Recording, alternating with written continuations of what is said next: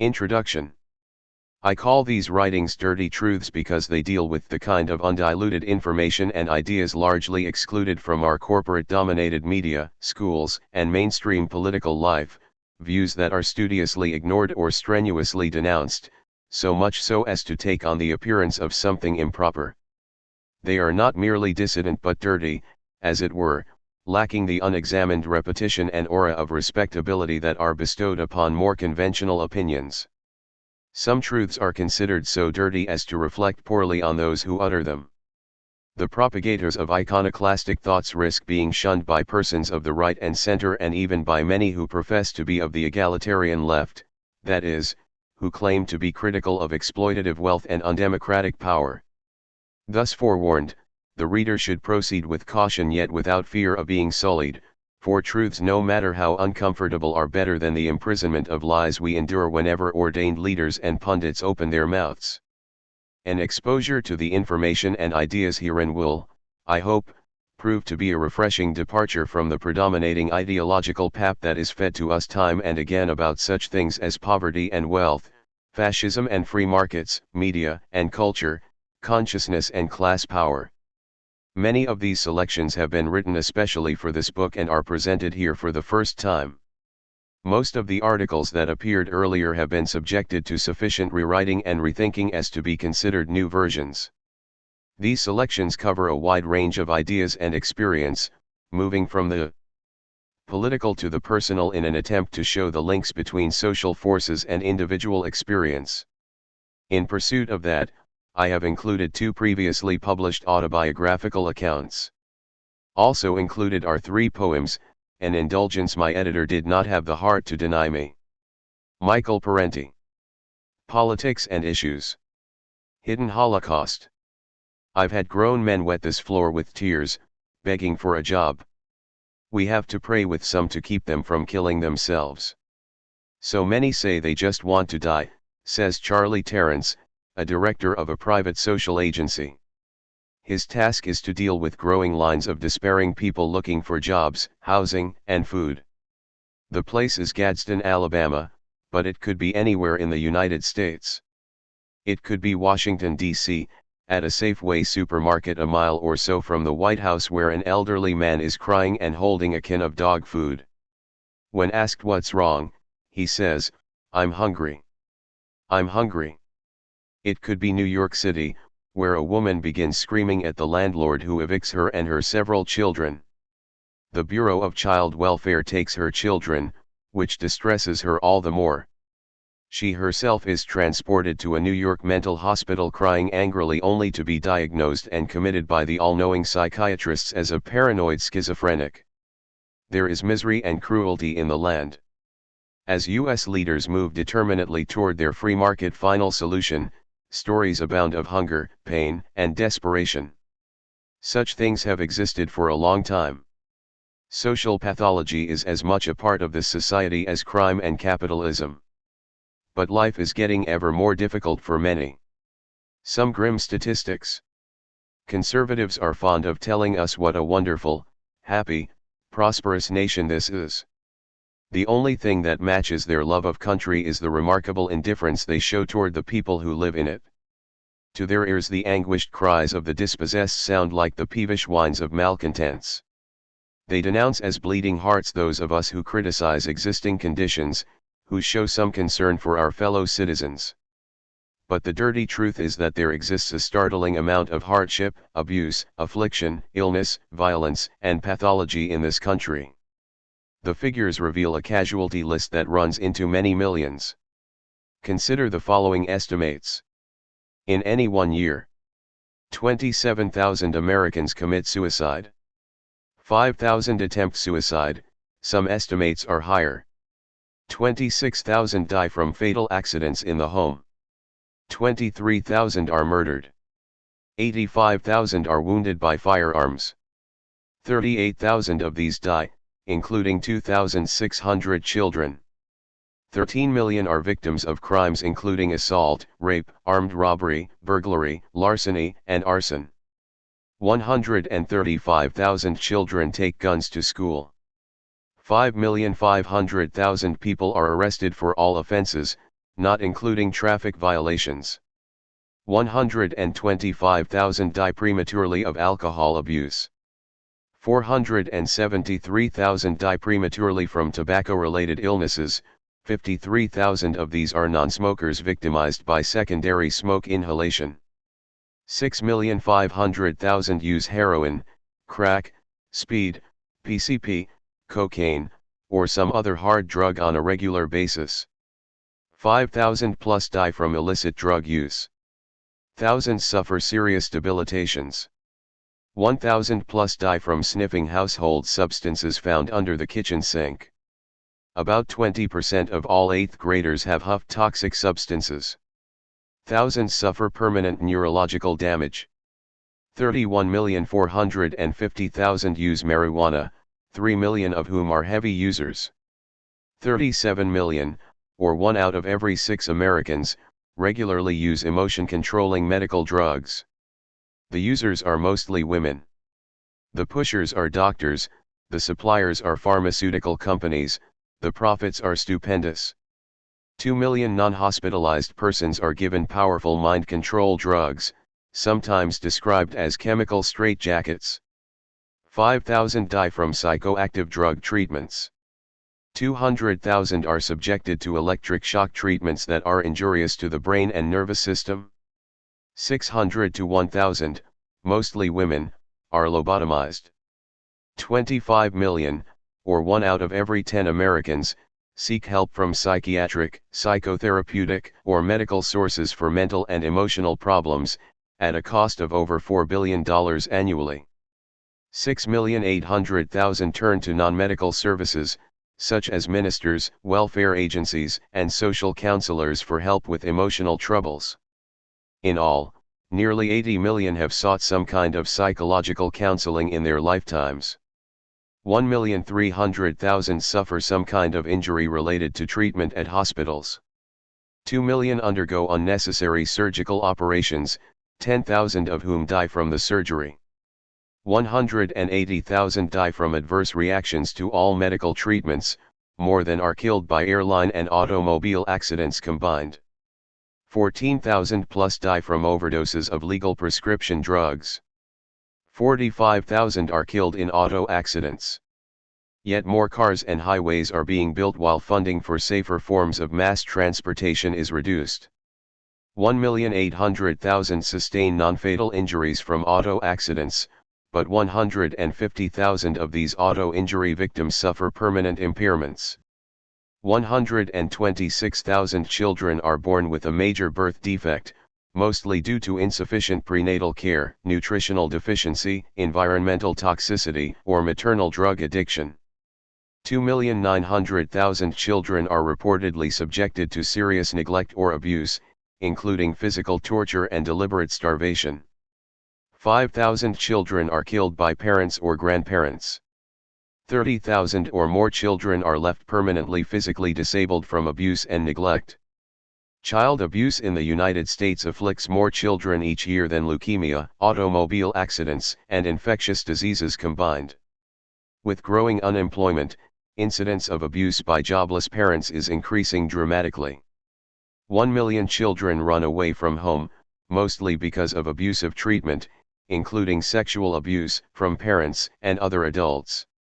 Of the many sexually abused children among runaways, 83% come from white families. 150,000 children are reported missing. 50,000 of these simply vanish. Their ages range from 1 year to mid-teens. According to the New York Times, some of these are dead. Perhaps half of the John and Jane Does annually buried in this country are unidentified kids. 900,000 children, some as young as 7 years old, are engaged in child labor in the United States, serving as underpaid farm hands, dishwashers, laundry workers, and domestics for as long as 10 hours a day in violation of child labor laws. 2 million to 4,000,000 women are battered. Domestic violence is the single largest cause of injury and second largest cause of death to U.S. women. 700,000 women are raped, 1 every 45 seconds. 5 million workers are injured on the job, 150,000 of whom suffer permanent work-related disabilities, including maiming, paralysis, impaired vision, damaged hearing, and sterility. 100,000 become seriously ill from work-related diseases, including black lung, brown lung, cancer, and tuberculosis. 14,000 are killed on the job, about 90% are men. 100,000 die prematurely from work-related diseases. 60,000 are killed by toxic environmental pollutants or contaminants in food, water, or air. 4,000 die from eating contaminated meat. 20,000 others suffer from poisoning by E. coli 0157H7, the mutant bacteria found in contaminated meat that generally leads to lifelong physical and mental health problems. A more thorough meat inspection with new technologies could eliminate most instances of contamination, so would vegetarianism. At present, 5,100,000 are behind bars or on probation or parole. 2,700,000 of these are either locked up in county, state, or federal prisons or under legal supervision. Each week 1,600 more people go to jail than leave. The prison population has skyrocketed over 200% since 1980. Over 40% of inmates are jailed on nonviolent drug-related crimes. African Americans constitute 13% of drug users but 35% of drug arrests, 55% of drug convictions and 74% of prison sentences. For non-drug offenses, African Americans get prison terms that average about 10% longer than Caucasians for similar crimes. 15,000 plus have tuberculosis, with the numbers growing rapidly. 10 million or more carry the tuberculosis bacilli, with large numbers among the economically deprived or addicted. 10 million people have serious drinking problems. Alcoholism is on the rise. 16 million have diabetes, up from 11 million in 1983 as Americans get more sedentary and sugar addicted. Left untreated, diabetes can lead to blindness, kidney failure, and nerve damage. 160,000 will die from diabetes this year. 280,000 are institutionalized for mental illness or mental retardation. Many of these are forced into taking heavy doses of mind control drugs. 255,000 mentally ill or retarded have been summarily released in recent years. Many of the deinstitutionalized are now in flop houses or wandering the streets. 3 million or more suffer cerebral and physical handicaps including paralysis, deafness, blindness, and lesser disabilities. A disproportionate number of them are poor. Many of these disabilities could have been corrected with early treatment or prevented with better living conditions. 2,400,000 suffer from some variety of seriously incapacitating chronic fatigue syndrome.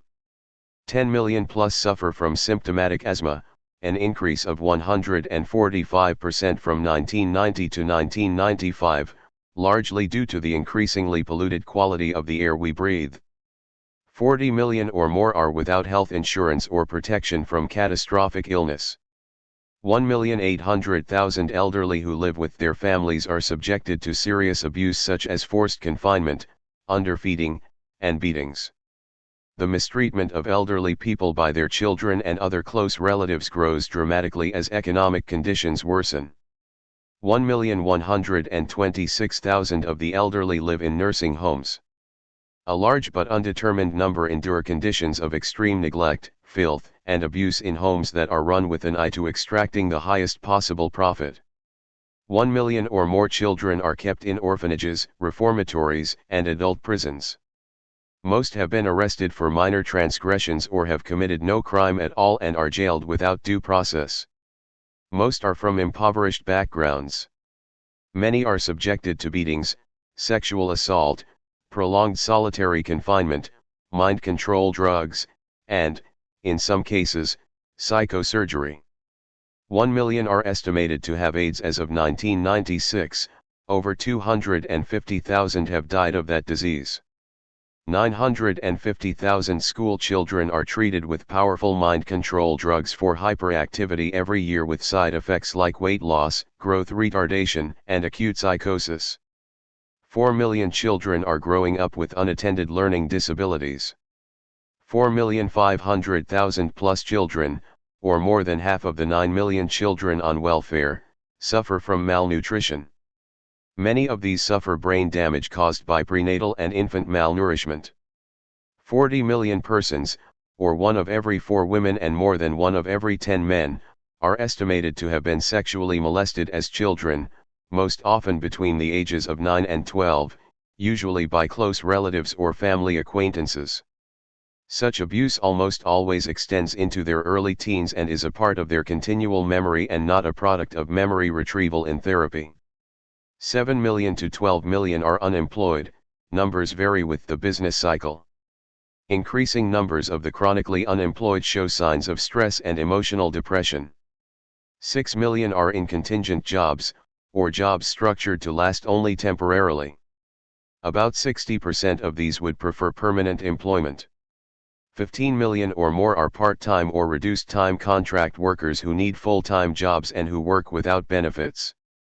3 million additional workers are unemployed but uncounted because their unemployment benefits have run out, or they never qualified for benefits, or they have given up looking for work, or they joined the armed forces because they were unable to find work.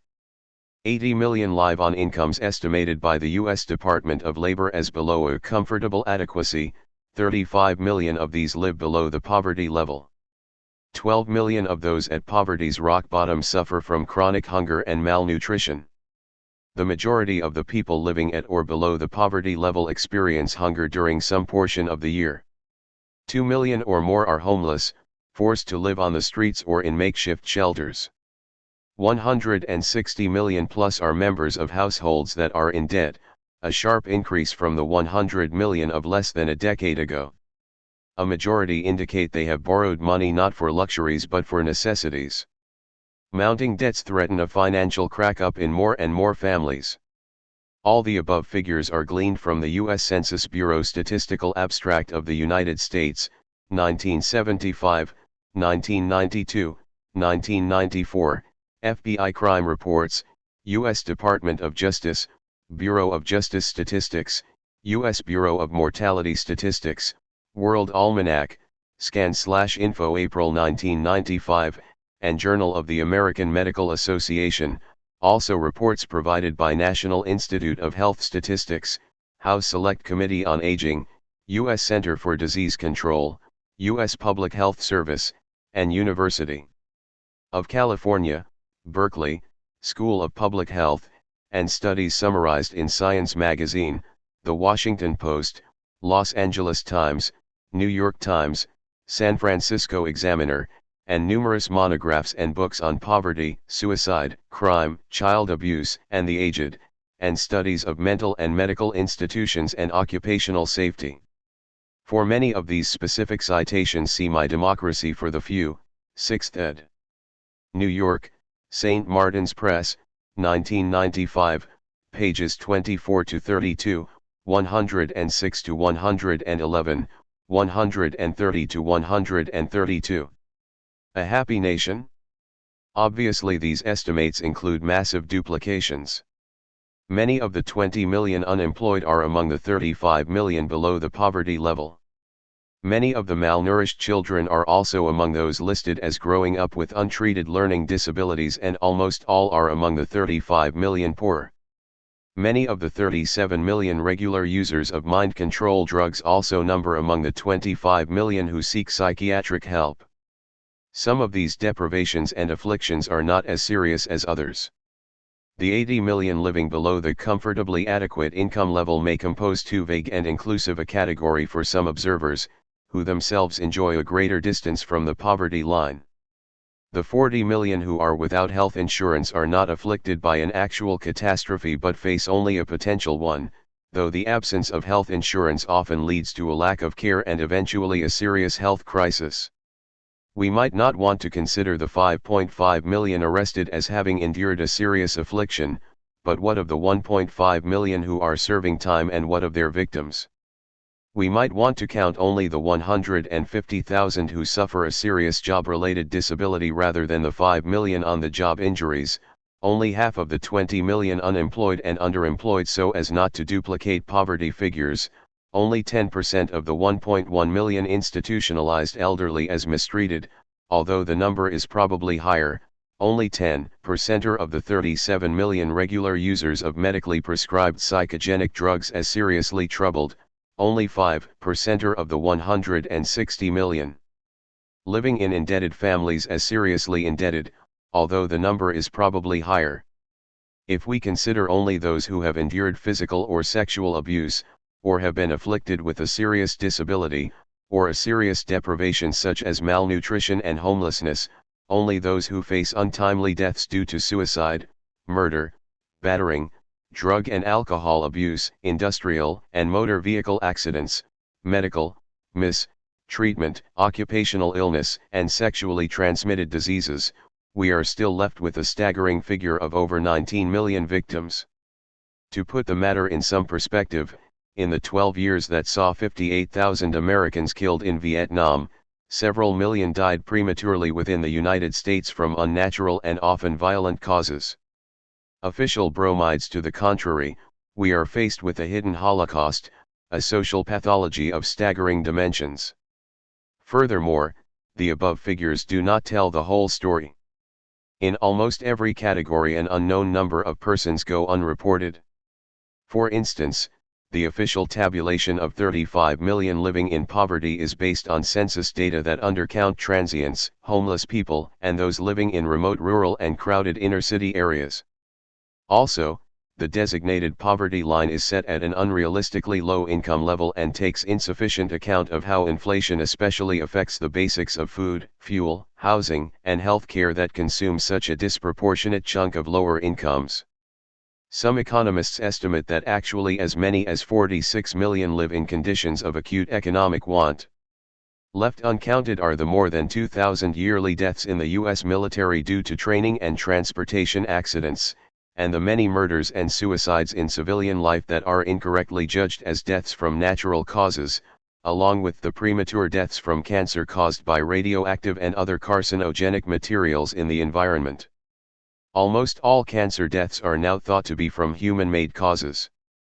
Fatality figures do not include the people who are incapacitated and sickened from the 1,000 potentially toxic additional chemicals that industry releases into the environment each year, and who die years later but still prematurely. At present there are at least 51,000 industrial toxic dump sites across the country that pose potentially serious health hazards to communities, farmlands, water tables, and livestock. One government study has concluded that the air we breathe, the water we drink, and the food we eat are now perhaps the leading causes of death in the United States. None of these figures include the unhappiness, bereavement, and long-term emotional wounds inflicted upon the many millions of loved ones, friends, and family members who are close to the victims. Public policy, personal pain. If things are so bad, why then has the U.S. mortality rate been declining? The decline over the last half-century has been due largely to the dramatic reduction in infant mortality and the containment of many contagious diseases, largely through improvement in public health standards. Furthermore, years of industrial struggle by working people, especially in the 20th century, brought a palpable betterment in certain conditions. In other words, as bad as things are now, in earlier times some things were even worse. For example, about 14,000 persons are killed on the job annually, but in 1916 the toll was 35,000, with the labor force less than half what it is today. The growth in health consciousness that has led millions to quit smoking, exercise more regularly, and have healthier diets also has reduced mortality rates, especially among those over 40. The 55-mile-per-hour speed limit and the crackdown on drunken driving contributed by cutting into highway fatalities. But the cancer death rate and other pathologies and life-diminishing conditions continue in an upward direction. Small wonder the climb in life expectancy has leveled off to a barely perceptible crawl in recent years. When compared to other nations, we discover we are not as number one-ish as we might think. The U.S. infant mortality rate is higher than in 13 other countries. And in life expectancy, 20-year-old U.S. males rank 36th among the world's nations, and 20-year-old females are 21st. The additional tragedy of these statistics is that most of the casualties are not inevitable products of the human condition, but are due mostly to the social and material conditions created by our profits before people corporate system. Consider a few examples. First, it may be that industrial production will always carry some kind of risk, but the present rate of attrition can be largely ascribed to inadequate safety standards, speed up, and lax enforcement of safety codes. Better policies can make a difference. In the chemical industry alone, regulations put out by the Occupational Safety and Health Administration, OSHA, at a yearly cost to industry of $140 per worker brought a 23% drop in accidents and sickness, averting some 90,000 illnesses and injuries. OSHA's resources are pathetically inadequate. It has only enough inspectors to visit each workplace once every 80 years. Workplace standards to control the tens of thousands of toxic substances are issued at the rate of less than 3 a year. Even this feeble effort has been more than business could tolerate. Under the Reagan and Bush administrations, OSHA began removing protections, exempting most firms from routine safety inspections, and weakening the cotton dust, cancer, and lead safety standards, and a worker's right to see company medical records. Second, it may be that in any society some children will sicken and die. But better nutrition and health care make a difference. The Women, Infants, and Children Nutrition Program, WIC, did cut down on starvation and hunger. On the other hand, years after passing a law making some 13 million children eligible for medical examination and treatment, Congress discovered that almost 85% of the youngsters had been left unexamined, causing, in the words of a House subcommittee report, unnecessary crippling, retardation, or even death of thousands of children. Third, it may be that medical treatment will always have its hazards, but given the way healthcare is organized in the United States, money often makes the difference between life and death. Many sick people die simply because they receive insufficient care or are treated too late. Health insurance premiums have risen astronomically and hospital bills have grown 5 times faster than the overall cost of living. Yet it is almost universally agreed that people are not receiving better care, only more expensive care, and in some areas the quality of care has deteriorated. Some physicians have cheated Medicaid and Medicare of hundreds of millions of dollars by consistently overcharging for services and tests, fraudulently billing for non-existent patients or for services not rendered, charging for unneeded treatments, tests, and hospital admissions, and most unforgivable of all, performing unnecessary surgery. Meanwhile, private health insurance companies make profits by raising premiums and withholding care. So people are paying more than ever for health insurance while getting less than ever. Fourth, it may be that automobile accidents are unavoidable in any society with millions of motor vehicles, but why have we become increasingly dependent on this costly, dangerous, and ecologically disastrous form of transportation? In transporting people, one railroad or subway car can do the work of 50 automobiles. Railroads consume 1/6 of the energy used by trucks to transport goods. These very efficiencies are what make railroads so undesirable to the oil and auto lobbies. For over a half-century, giant corporations like General Motors, Standard Oil of California, and Firestone Tires bought up most of the nation's clean and safe electric streetcar networks, dismantled them, and cut back on all public transportation, thereby forcing people to rely more and more on private cars. The monorail in Japan, a commuter train that travels much faster than any train, has transported some 3 billion passengers without an injury or fatality. The big oil and auto companies in the US have successfully blocked the construction of monorails here.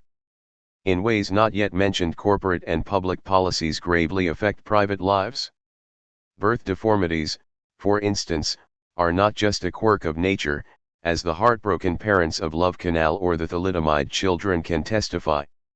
Many such defects are caused by fast buck companies that treat our environment like a septic tank. Unsafe products are another cause. There are hundreds of hair dyes, food additives, cosmetics, and medicines marketed for quick profits that have been linked to cancer, birth defects, and other illnesses.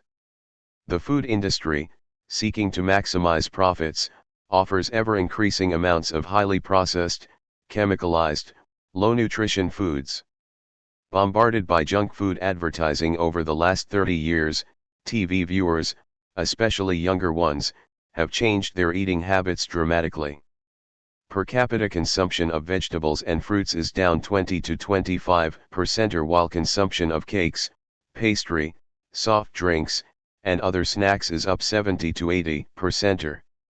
According to a U.S. Senate report, the increased consumption of junk foods may be as damaging to the nation's health as the widespread contagious diseases of the early part of the century.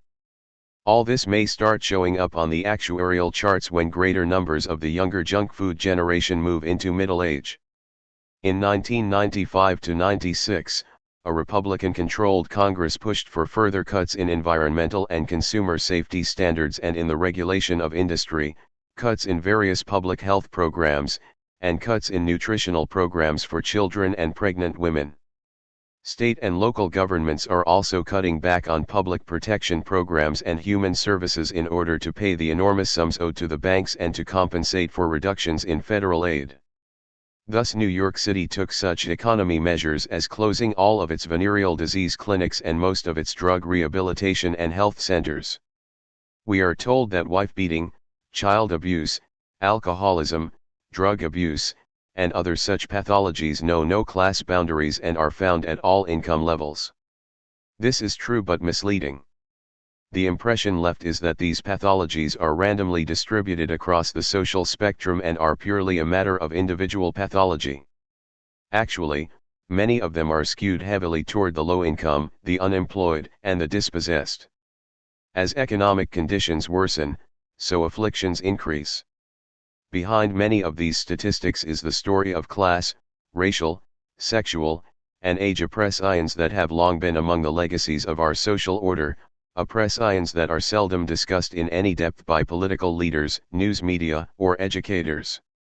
In addition, more and more middle-income people are hurting from the third-worldization of America, suffering from acute stress, alcoholism, job insecurity, insufficient income, high rents, heavy mortgage payments, high taxes, and crushing educational and medical costs.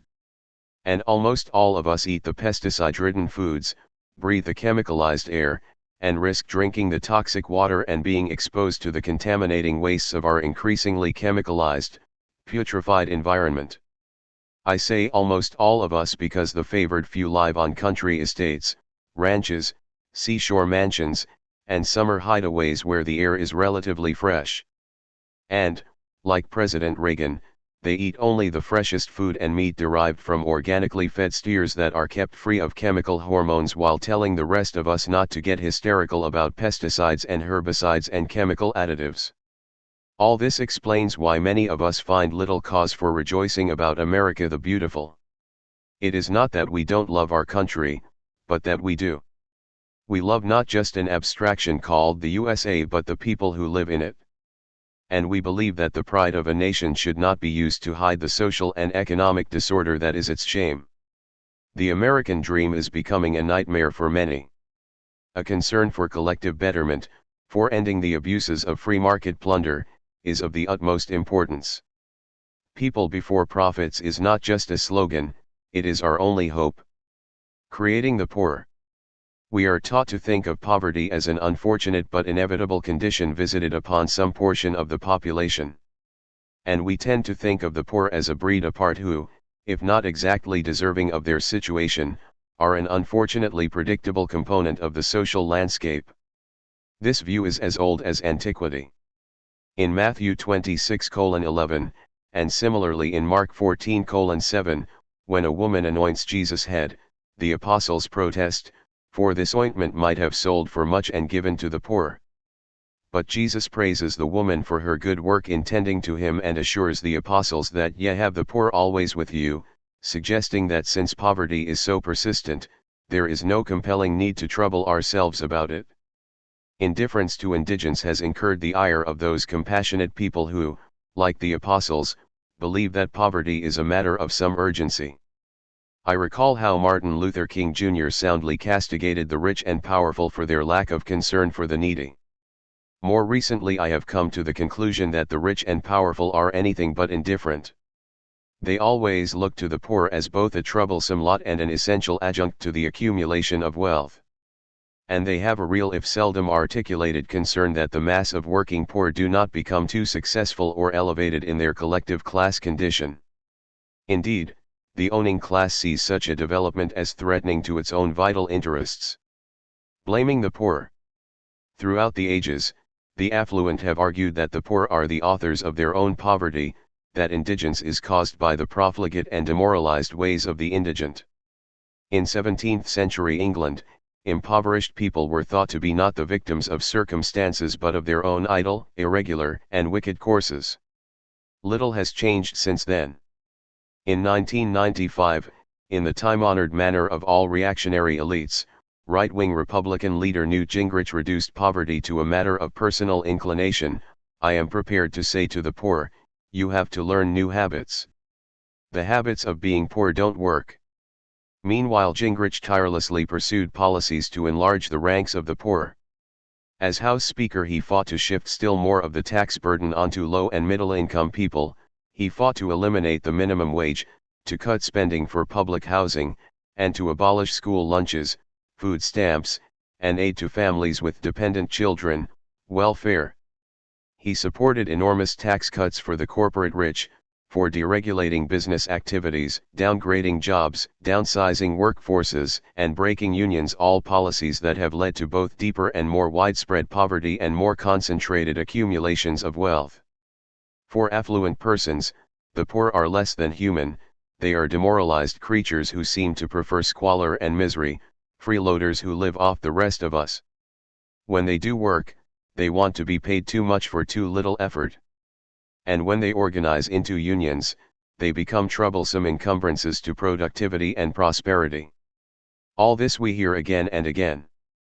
Some persons of modest means embrace the denigrating opinions about the poor circulated by political leaders and opinion makers. Yet, during the 1995 budget debate, there was no mass support for the mean-spirited cuts imposed by a Republican Congress.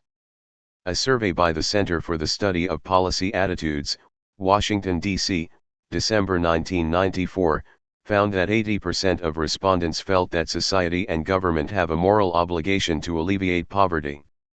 About the same number reject the right-wing argument that poverty is the outcome of inferior culture among the impoverished rather than material economic causes. But thanks to conservative disinformationists like Rush Limbaugh, who claims that 90% of government anti-poverty funds fail to reach the poor, respondents thought the programs were poorly administered with much waste. In fact, as economist Doug Henwood notes, the exact opposite is true. Only about 10% of the funds are spent on administrative costs, with the rest going to recipients. Another bit of conservative disinformation frequently mouthed by right-wing members of Congress and other commentators is that $5.3 trillion has been spent on welfare in the past 30 years, a bit of fiction that is seldom challenged by their poorly informed media hosts or liberal adversaries. In fact, the actual figure is less than a tenth of that, about $400 billion, or what the Pentagon spends in a year and a half.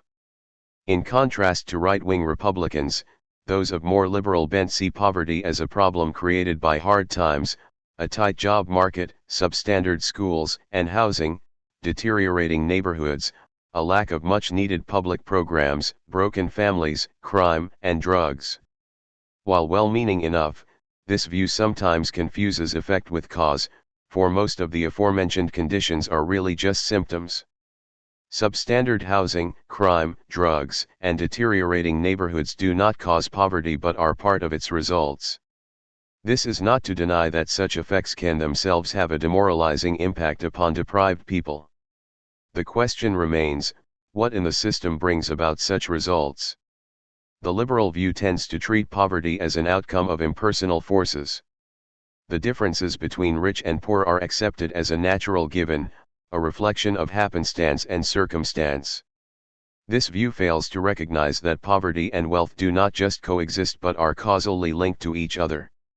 The notion propagated by conservatives and some liberals is that the more wealth accumulates in society, the better it is for all of us.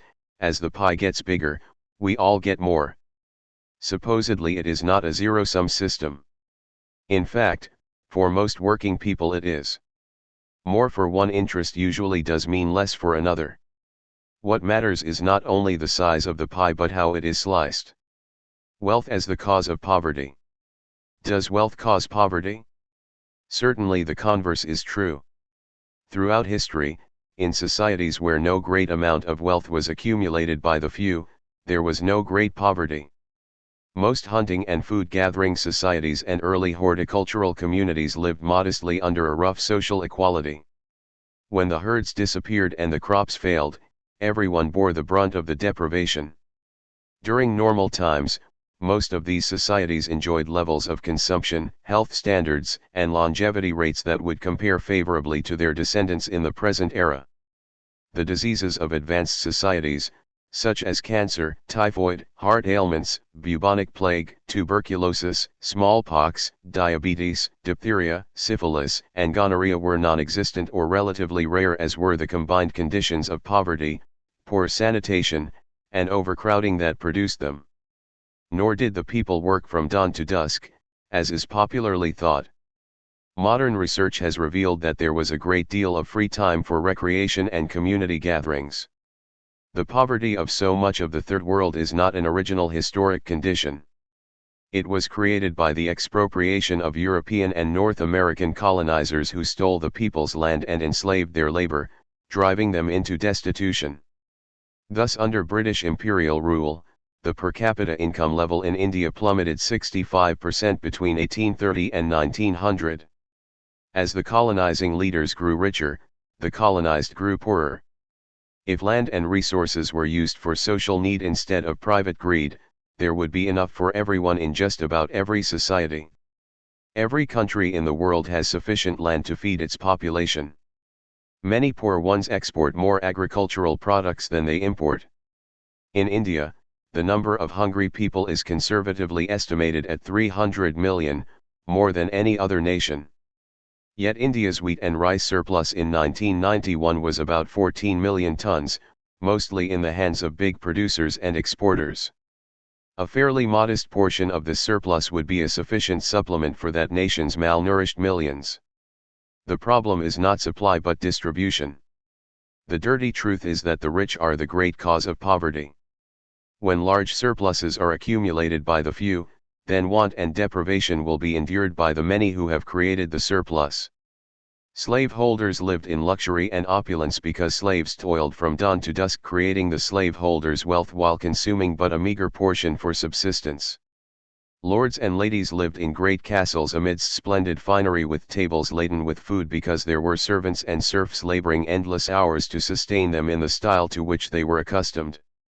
Today, wherever there are great land holdings and latifundios, so there will be landless, destitute peasants crowded onto the dusty infertile hills, forced to work the agribusiness fields for something close to starvation wages when work is to be had. Wherever there are rich factory owners and bankers who extract enormous profits from production and investment, so are there workers who put in long hours while paid but a small fraction of the value they produce. The correlation is not a mere coincidence. How else is wealth accumulated save from the labor of those who produce far more than they are allowed to consume? Did the slaveholders or feudal lords, who spent their days hunting, riding, fighting, feasting, and drinking, create the abundance they enjoyed? Do the big shareholders, who spend their time boating, traveling, partying, attending charity balls, or running for public office, create the fortunes that accumulate from their investments? In reality, class systems of accumulation are zero-sum. Those who toil at the lower rungs of the social ladder are not neglected or overlooked. They are harnessed into the toughest, meanest, least rewarding, lowest paying work. In the early 1960s we heard that the residents of Appalachia, one of the poorest regions in the United States, were a forgotten people left behind by history. In fact, Appalachia is a rich region, having produced vast fortunes for the Mellons, Morgans, and Rockefellers. Only its people are poor. But their poverty is not an accidental condition. It is directly linked to the wealth extracted from their land and labor. The people of Appalachia were driven from the choice lands by the coal companies. They were overworked and underpaid, thousands were killed or maimed in the mines or broken in health by harsh occupational conditions. Their unions were threatened and attacked and their lives put at risk by company gun thugs, Pinkertons, state militia, police, and the U.S. Army. Their community needs were regularly betrayed by local, state, and federal politicos and courts in the service of the big coal companies. The Appalachian poor are not forgotten by history. They long have been the focus of keen ruling class attentions, of strenuous deception, repression, and exploitation. Their poverty is not a natural or inevitable condition nor a reflection of their own lack of effort. When masses of people labor so hard and end up with so little at such a cost to their own well-being, while so much is accumulated by a privileged few, then it is time to stop blaming the poor and direct our critical attention to the politico-economic powers that systematically impoverish them. Wealth and labor. By now it should be clear that when talking about wealth, we should also talk about labor, for the two are interrelated. Where does wealth come from? First of all, from the natural resources of our planet, the land, minerals, forests, and seas, which offer valuable life-sustaining materials. The other source of wealth is the human labor that extracts and transmutes these materials into marketable products. What transforms a tree into a saleable commodity like timber is the labor that goes into harvesting it. Human labor also transforms the timber into lumber, another commodity, then into saleable furniture. Of itself, capital cannot create anything. It is the thing created by labor, the value accumulated by the living process of labor. It can only increase by being mixed with more labor. This is what is meant when people say they are putting their money to work. The value accumulated is preserved in the form of money, gold, stocks, and bonds. Of themselves, all these forms of wealth could not produce the book you now are reading, only human labor can do that. But what of productive capital such as machinery and technology, do they not produce value? Marx would argue that machines only transfer value that is created by living labor. To be sure, it is human labor that creates, maintains, and operates machinery and other such productive capital. The ruling powers present themselves as the creators of wealth, to whom we are beholden. They would have us think they produce the milk when all they do is skim the cream. Labor is the ultimate source of all commodity value. Adam Smith, one of capitalism's founding theorists, wrote in 1776, "Labor is alone the ultimate and real standard by which the value of all commodities at all times and places can be estimated and compared. It is their real price, money is their nominal price only." The first Republican president, Abraham Lincoln, said, "Labor is prior to and independent of capital. Capital is only the fruit of labor and could not have existed had not labor first existed. Labor is the superior of capital and deserves much the higher consideration." All of humanity can be categorized into three groups. Group A consists of that tiny portion of people who usually do not work because they do not have to. The people in Group A receive the bulk of their money from dividends on stock investments, interest payments on bonds and securities, the sale of appreciated holdings in commodity futures, real estate, and other ventures, rents on income property, payments on privately financed loans or mortgage notes that they hold as creditors, government business subsidies and other giveaways, royalties from oil and other mineral deposits, and various other investments. Some prominent tycoons who preside over vast financial empires may work, but they do so out of personal choice, not economic necessity. And the workday they put in does not explain the source of their immense wealth nor the pace at which it accumulates. The far greater portion of their fortune comes from the ownership of assets that directly or indirectly engage the labor of others. Most of humanity, Group B, consists of those who live principally off wages, salaries, bonuses, fees, commissions, and pensions. To be sure, Group B includes a wide income spread, from affluent professionals who have to work because they cannot live exclusively off their investment earnings, to working poor who have no net assets and endure real deprivations. Generally, what the people in Groups A and B have in common is that they both live principally off the labor of the people in Group B. Group C comprises the most desperate millions throughout the world who have been forced off the labor market and who live in absolute destitution. Their political function is to be castigated and scapegoated as social parasites. Their economic function is to provide a surplus of needy workers at home and abroad who help glut the labor market and depress wages. They make up what Marx called the reserve army of labor. Two studies conducted in 1995 respectively by the Rand Corporation and the Brookings Institution do their best to muddy our understanding of wealth in the United States. They find that individuals typically achieve affluence not from inheritance but by maintaining their health and working hard. Most of their savings comes from earnings and has nothing to do with inherited wealth, the researchers conclude. In typical social science fashion, the investigators prefigure their findings by limiting the scope of their data. Both studies fail to note that the capacity to achieve a high income is itself in large part due to inherited advantages, determined by the income level of one's parents. The socio-economic status of one's family is the greatest single determinant of one's own life chances. Those coming from the upper strata have a far better opportunity to maintain their health and develop their performance, attend superior schools, and achieve the advanced professional training, contacts, and influence needed to land the higher-paying positions. More significantly, neither the Rand nor Brookings study actually includes the rich, the people in Group A, the top 1 or 2% who control the lion's share of the nation's wealth largely through inheritance. Both studies instead concentrate on upper-middle-class professionals and managers, who are labeled as rich, which indicates that the researchers have no idea how rich the rich really are. The investigators explain that there is a shortage of data on the wealthiest Americans. Being such a tiny percentage, they're an extremely difficult part of the population to survey, admits James P. Smith, a Rand economist. That they're difficult to survey should not cause him or us to overlook the fact that their existence refutes the findings of these studies.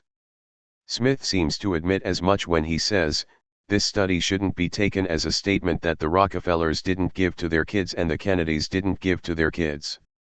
New York Times, July 25, 95, indeed, most of the really big money is inherited and by a portion of the population that is so minuscule as to be judged statistically insignificant by some economists. The growing gap.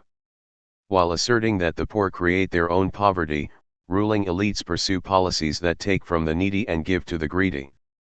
So we have lower wages and salaries for the people in Group B, with greater earnings for top corporate executives, shareholders, bondholders, and others in Group A, a growing and more regressive tax burden for Group B, with multibillion-dollar tax cuts for Group A, draconian reductions in human services for Groups B and C, but ever-increasing government services, protections, and contracts for big business in Group A. In the United States, most of the people living below the poverty level, including many homeless people, actually work. If they are poor, it is not because they are lazy but because they are being paid poverty wages while facing exorbitant rents, regressive taxes, and other high costs. In our society, the line between the poor and the working class is becoming increasingly blurred. High-paying blue-collar employment has all but disappeared. In its place are millions of new low-paying jobs. Often the wife in the family now brings in a second low income to make up for the male breadwinner's drop in earnings. In addition, numerous white-collar occupations have been eliminated or downgraded, including medical personnel, middle managers, technicians, and other professionals. When employees are desk-idled, they are also disempowered, being more replaceable and thus less able to negotiate conditions of employment. From 1990 to 1995, as profits achieved record levels and stock prices surged, the great mass of working people saw their wages stagnate or fall, while many of their benefits were reduced or eliminated. In the last 20 years, the real income of a U.S. male worker with a high school diploma plunged by 30%. Many have lost their health insurance, homes, and savings.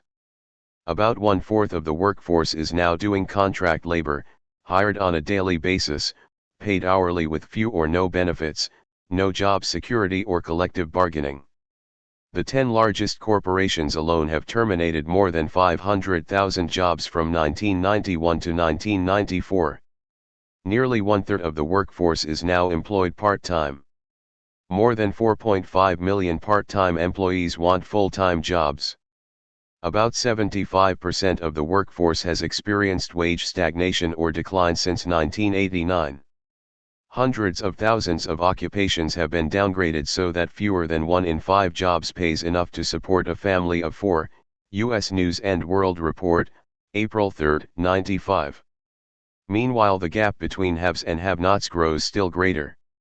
In the United States, between 1973 and 1994, corporate profits jumped 389% while real wages fell 21%.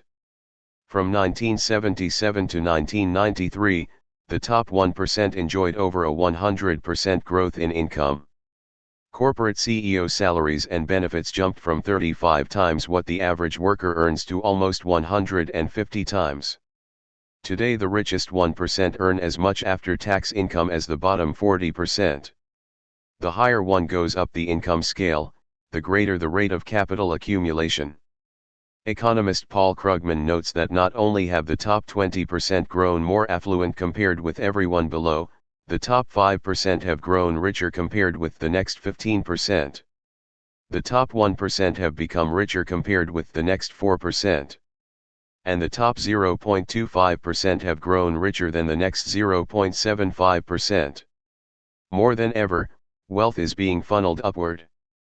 The causal relationship between accumulation at the top and decline among the lower strata is clearly demonstrated when various top corporate executives lay off thousands of workers, impose speed-ups and wage cuts on those remaining, and then with this increase in productivity and profit to show vote themselves record salaries, bonuses, and stock options. The leap in CEO and shareholder wealth comes directly at the expense of the workforce, keeping the poor in their place. When the poor try to fight for a larger slice of the pie, they are met with the full force of the capitalist state. All over this country, for decades on end, those African Americans, Latinos, and others who have exercised any kind of protest leadership in their communities have been railroaded into jail on trumped-up charges or murdered by the police or subjected to legal lynchings. Along with the surveillance and suppression by local, state, and federal agencies, social control is exercised by the mass trafficking in drugs, in which the police and other law enforcement agencies play an active role.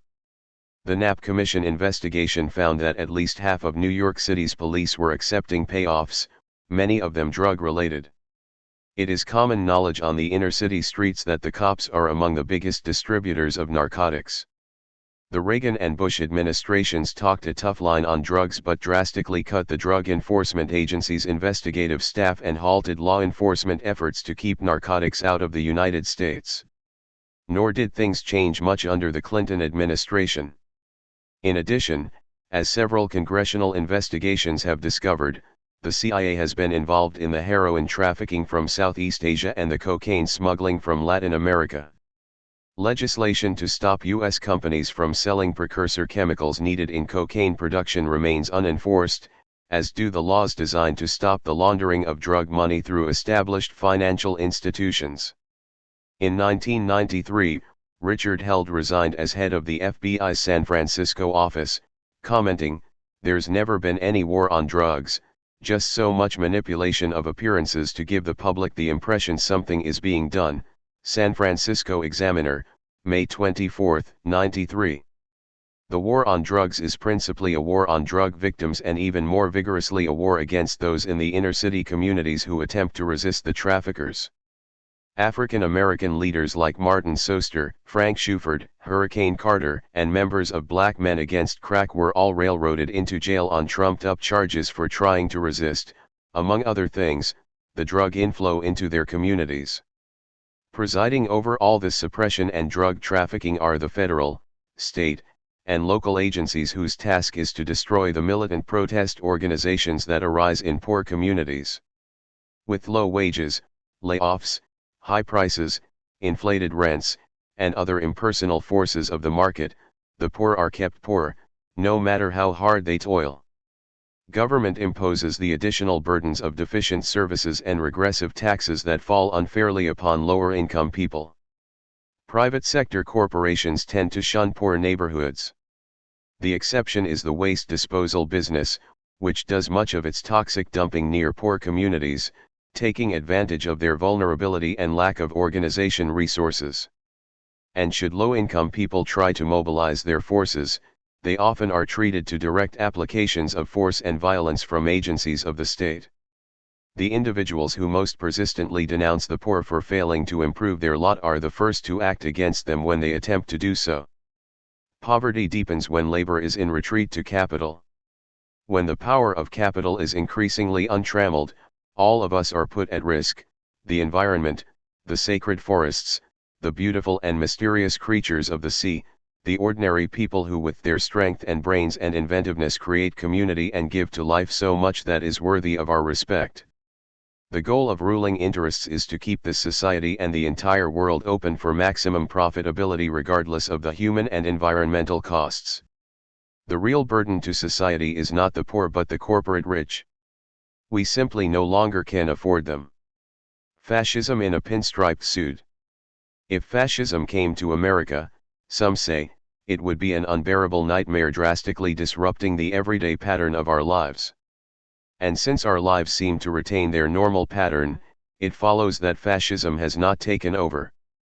In actuality, however, the fascist state, like all states, has no need to make nightmarish intrusions into the trivia of every citizen's life.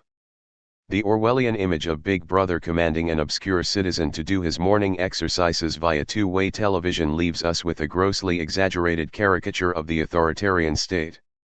Rather than alerting us to more realistic dangers, novels like 1984 cloud our vision with fanciful horrors of the future, thereby making the present look not all that bad in comparison and leaving us the more convinced that there is no cause for alarm.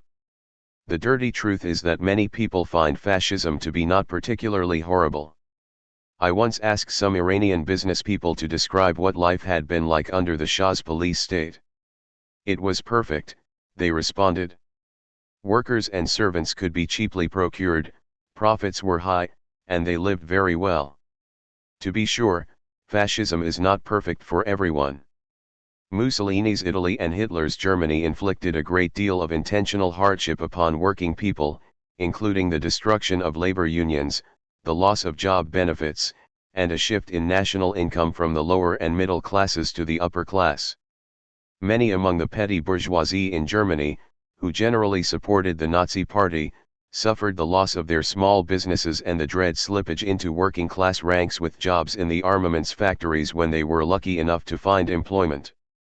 The number of Germans who lived in poverty and want increased substantially as wages were cut by as much as 40%. Those who equate fascism with the horrors of Auschwitz are correct in their moral condemnation but mistaken in their sense of sequence. The worst of Auschwitz did not come until the war years. As late as 1939, the Nazi state was still pursuing a policy of encouraging, and more often forcing, the emigration of Jews to other lands. Mass liquidation as a final solution was not seriously considered and was in fact opposed until Hitler's order came, sometime after March 1941, most historians believe. The concentration camp was never the normal condition for the average Gentile German. Unless one was Jewish, or poor and unemployed, or actively leftist or otherwise openly anti-Nazi, Germany from 1933 until well into the war was not a nightmarish place. All the good Germans had to do was obey the law, pay their taxes, give their sons to the army, avoid any sign of political heterodoxy, and look the other way when unions were busted and troublesome people disappeared. Since many Middle Americans already obey the law, pay their taxes, give their sons to the army, are themselves distrustful of political heterodoxy, and applaud when unions are broken and troublesome people are disposed of, they probably could live without too much personal torment in a fascist state. Some of them certainly seem eager to do so. Orwell's imaginings to the contrary: what is so terrifying about fascism is its normality, its compatibility with the collective sentiments of substantial numbers of normal persons, though probably never a majority in any society. We might do well to stop thinking of fascism as being a simple either-or condition. The political system of any one country encompasses a variety of uneven and seemingly incongruous institutional practices. To insist that fascism does not obtain until every abomination of the Nazi state is replicated and every vestige of constitutional government is obliterated is to overlook, at our peril, the disturbingly anti-democratic, authoritarian manifestations inherent in many states that call themselves democracies. In 1971, Bertram Gross and I got into a debate on this point. Gross argued that fascism was a possible but future thing in the United States. It could happen here. I argued that fascistic features already inhered in the state structure of most capitalist democracies, including this one. We each wrote an article outlining our positions, he in social policy, I in transactions. Years later he wrote Friendly Fascism, a book in which he adopted my argument. In a subsequent panel he said my article convinced him, though I looked in vain in his book for a citation. Selective repression. It is sometimes argued by those who deny the imminence of American fascism that we are more free today than ever before. One's ability to accept such reassurance partly depends on the class conditions and life chances that one confronts. The affluent individual whose views fit into that portion of the American political spectrum known as the mainstream, from rightist Republican to centrist Democrat, and whose political actions are limited to the standardized forms of participation in formal discussion, television viewing, newspaper reading, and voting, is apt to dismiss the contention that America is fascistic. But those who oppose the existing political orthodoxy and who find themselves under surveillance and subjected to the intimidations, harassments, and sanctions of the U.S. national security state have a less sanguine view.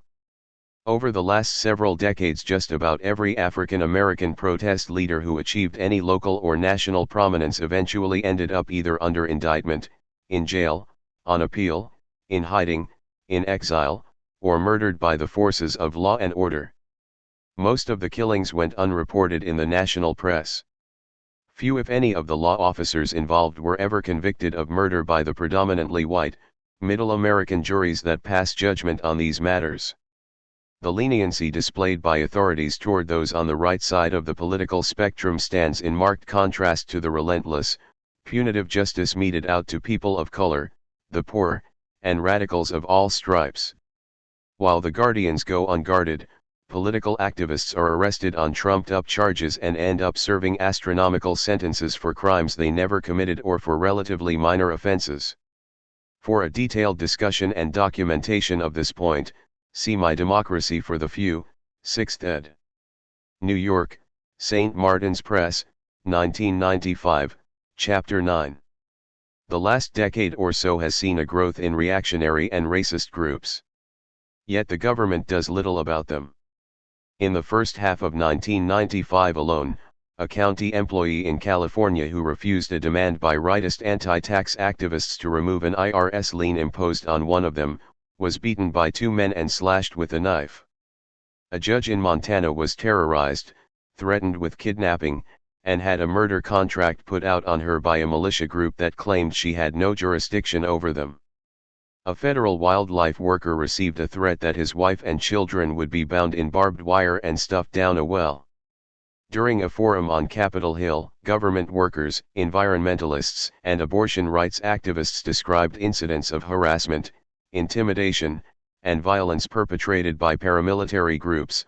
Washington Post, July 13, 1995. A number of these groups are financed by shady individuals of affluent means. In 1995, the Republican-controlled Congress refused to hold hearings on these paramilitary groups. Meanwhile, the Justice Department has done next to nothing about the menacing arms caches, threats, and openly violent actions these organizations have delivered upon others. At the same time, however, the government's repressive mechanism is geared up against leftist dissenters. The FBI and local police red squads are once again spying, burglarizing, disrupting, and otherwise targeting various organizations that work for social justice, peace and disarmament, or environmentalism. During the 1980s, almost 200 organizations were labeled, not communist fronts as during the repressive McCarthy era of the 1950s, but terrorist fronts, including Martin Luther King Jr.'s own Southern Leadership Conference and various church and student organizations. President Clinton lifted not a finger to undo this new roundup list, and in 1995 supported a repressive counter-terrorist act that gives the president the power to arrest and detain without benefit of evidence or trial or even formal charges individuals deemed to be aiding any group designated as terrorist by the president. The bill passed the Senate by a large majority but was voted down by the House. Political law. In the last 2 decades, one of the fastest growing markets has been in guns, clubs, helmets, bulletproof vests, and other items of domestic warfare sold to law enforcers, and the fastest growing area of public employment has been police and prison guards. The prison populations in most states have grown exponentially, mostly with small-time drug users.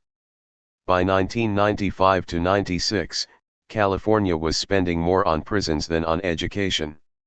This is not to assume that the police are busy fighting crime. For all their new equipment and personnel, they do little if anything to stop the big drug traffickers, slumlords, sweatshop operators, mobsters, corrupt politicians, spouse beaters, child abusers, rapists, muggers, hate-mongers, and others who prey off the most vulnerable among us. The real function of the police is social control. Their job is to keep in line those elements that might prove potentially troublesome to the powers that be. Take a look at the TV documentary cop shows that are in such abundant supply. What repeatedly comes across is how the police deal not with the victimizers but the victims, the down and outs and panhandlers, the homeless, the poor and unemployed, the prostitutes, illegal immigrants, alcoholics and drug addicts, victims who are represented as criminals to the viewing audience. The social control function of law enforcement operates on 3 levels within inner-city communities and among potentially troublesome populations. First, there is the street-level repression provoked and perpetrated by too many police officers, who use their badges and guns as a cover for venting their racist animosities and personal distortions. All this is a matter of public record, with case after case of police brutality and case after case of settlements. And for every brutality victim who wins damages, there are many who never make it into court. Second, there is the mass trafficking in narcotics, in which the police play an active role as distributors along with federal agencies, such as the CIA, that are linked directly to overseas traffickers. This too is a matter of public record, with findings by 3 different congressional committees and sworn testimony by pilots who have flown narcotics and weapons shipments for the CIA. On the third level are the coordinated systematic efforts by federal, state, and local authorities to undermine community protest organizations, because the powers that be prefer demoralized, divided, disorganized, and drug-ridden populations to people who are politicized and who mobilize for collective action and radical change. Members of various African American and Latino groups, such as the Young Lords, the Black Panthers, Brown Berets, Black Men Against Crack, and the Crips and Bloods, after these gangs became politicized, can testify that when they were involved in crime they had less trouble from the police than when they became politically mobilized against drugs, police brutality, and exploitative social relations within the inner-city communities. In attacks conducted jointly by local authorities and federal agents, Black Panther offices across the country were raided and destroyed, their funds stolen, and their occupants arrested or shot. At least 34 Panthers perished in the repression of the 1970s. Hundreds of others were incarcerated, many on trumped-up charges. Some, like Geronimo Pratt, are still in prison over 20 years later. These 3 levels of political repression operate symbiotically with each other. The racist cops and the drug traffickers get an implicit green light from higher up, and the officials are served in their larger agenda by the racist cops and the drug pushers. In addition, the police themselves are often politicized, identifying with the right-wing application of the law, taking their encouragement from the pronouncements of elected officials who pander to popular fears about crime. Familiarity and the moderate center.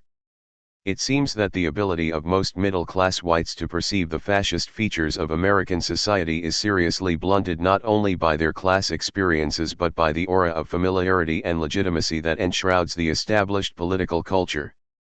In making comparisons between their society and others, they tend to employ a double standard. Thus the organized forms of police violence in America are seen as isolated, aberrant happenings on the infrequent occasions they are publicized rather than as inherent manifestations of our social order. But the same practices in certain other lands are treated as predictable components of totalitarian systems. The Nazi invasion of Poland is fascism in action, the American invasion of Vietnam is a blunder or at worst an immoral application of power. The indoctrination of children in Nazi Germany into the myths and rituals of the nation-state is seen as characteristic of fascism, but our own grade school indoctrination replete with flag salutes, national anthems, and history books espousing the myths of American superiority is education for citizenship. Many social arrangements and happenings that would evoke strongly negative sentiments if defined as products of a totalitarian state become, by their proximity and cultural familiarity, no cause for alarm when practiced at home. The political mainstream is frequently characterized, by those who occupy it, as a democratic force fighting a war on two fronts against the extremes of right and left. However, a closer reading of history tells us that the center has been more inclined to make common cause with the right against the left rather than oppose both with equal fervor. Far from being a blameless victim when fascism emerges triumphant, the center is an accomplice. In Germany, as early as 1918, the Social Democratic leader Ebert entered an alliance with Field Marshal von Hindenburg in order to fight Bolshevism. Throughout the Weimar Republic, as Franz Neumann records in his book, Behemoth, every law aimed supposedly against both communists and National Socialists Nazis was invariably enforced against the Socialist Party and the entire left, but rarely against the right. Those leftists who were critical of the illegal rearmament of Germany found themselves charged and tried for treason, while rightist assassins and putschists were either not prosecuted at all or were dealt with lightly. The collusion between center and right is understandable. Despite their differences in emphasis and methods, differences that are not always to be dismissed as insignificant, the center and right share a common commitment to the ongoing corporate class structure, and conservative institutional authority. While capable of extensive repressive actions at home and abroad, centrists continue to think of themselves as incapable of the extremism ascribed to the right and left. Indeed, the very linear model they apply to politics, extreme left/left/center/right/extreme right, like any line or spectrum, can extend itself at both ends to allow for limitless extremes but makes no spatial provision for an extreme center. The extreme, according to Webster's, is the utmost part, the utmost limit, an extremity. Therefore, the very notion of an extreme center is a contradiction in terms. The extremes of the center on a linear political spectrum, to the extent they can be imagined, are nothing more than the beginnings of a moderate left and moderate right. But extreme has another meaning, to quote Webster's, an excessive or immoderate degree, condition, or measure. Implicit in the second definition is the image of the intransigent, dogmatic, and violent extremist, and in common political parlance the second meaning is often conflated with the first so that the linear relationship, the spectrum, takes on a moral quality of its own. By virtue of a pun, then, the center becomes incapable of political extremism.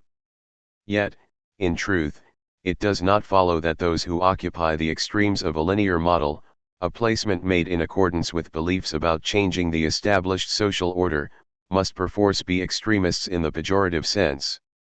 Those of us designated as extreme leftists actually want rather moderate and civil things, a clean environment, a fair tax structure, use of social production for social needs, expansion of public sector production, serious cuts in a bloated military budget, affordable housing, decently paying jobs, equal justice for all, and the like. There is nothing morally extreme about such things. They are extreme only in the sense of being extremely at odds with the dominant interests of the status quo. In the face of such gross injustice and class privilege, considerations of social justice and betterment take on the appearance of extreme measures. Nor does it follow that those who occupy the center of any political spectrum are thereby incapable of the kind of brutal, repressive, destructive, intransigent actions usually associated with fascist extremists. It was not the John Birch Society that tried to bomb Indochina into the Stone Age, nor was it the American Nazi Party that perfected napalm and put thalidomide in the defoliants used throughout Indochina. And today it is not the skinheads and Klan that maintain the death squads and other homicidal operations throughout so much of the Third World.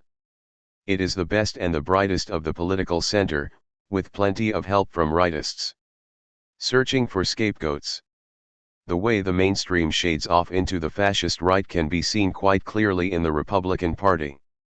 The GOP socio-economic agenda is not much different from the kind pushed by Mussolini and Hitler: break the labor unions, depress wages, impose a rightist ideological monopoly over the media, abolish taxes for the big corporations and the rich, eliminate government regulations designed for worker and consumer safety and environmental protection, plunder public lands, privatize public enterprises, wipe out most human services, and liberal bait and race bait all those opposed to such measures. Regarding that last point, one of the main tactics of fascism is to direct the legitimate grievances of the populace toward irrelevant foes: Jews, communists, gypsies, labor unions. So today, in the United States, we witness middle Americans beset by real economic difficulties and social frustrations as taxpayers, wage earners, and citizens, but too well indoctrinated and too committed to the conventional social order to make any realistic indictment of the multinational corporate system. They are told that the military and the big corporations are the mainstays of Americanism. And they are invited to turn their anger toward irrelevant and often imaginary foes, such as African Americans, Latinos, Jews, the poor, welfare chiselers, immigrants, feminists, gays, advocates of legal abortions, atheists, the supposedly liberal media and other cultural elites, whoever they are, the hidden United Nations army that is secretly occupying the USA, and various real and imagined violators of law and order. While US rulers and the corporate-owned major media regularly ignore the legitimate and pressing grievances of socially deprived groups, there seems no limit to the sympathetic attention they give to angry Klan members, troubled Nazis, and anguished militiamen, almost all of whom are rightist, racist, and armed to the teeth. And rarely if ever do they invite the public to consider whether it actually is the welfare mothers or illegal immigrants who bring us record deficits, war, swollen military budgets, high taxes, poverty, urban blight, inflation, crime, unemployment, and environmental devastation. As when fascism first emerged in Italy and Germany, the center shows a tender tolerance for the ultra-right while seeking to exercise an intimidating and repressive control over the left. Not surprisingly, many of the same people who support these autocratic, statist measures against democratic dissenters are the first to deny that fascism is a threat in the United States. But growing numbers of us have lost our skepticism. What we fear is not the cataclysm but the drift. In fact, it is less a drift toward fascism than a concerted push by the purveyors of state power. Not only do the higher circles attack the standard of living of the populace, they attack the democratic rights that enable us to launch any kind of counterattack to defend ourselves from being plunged into third worldism. In the final analysis, the danger of fascism comes not from the handful of skinheads or militia but from the various enforcement agencies of the national security state, those who would divest us of whatever remains of our livelihoods and democratic rights under the guise of doing what is best for America. Rollback. For years U.S. political and economic leaders saw themselves in mortal combat with communist nations for the allegiance of peoples at home and abroad. Time and again, the argument was made that U.S. workers enjoyed a higher standard of living than their opposite numbers who lived under communism. Statistics were rolled out to show that Soviet workers had to toil many more hours than our workers to buy various consumer goods.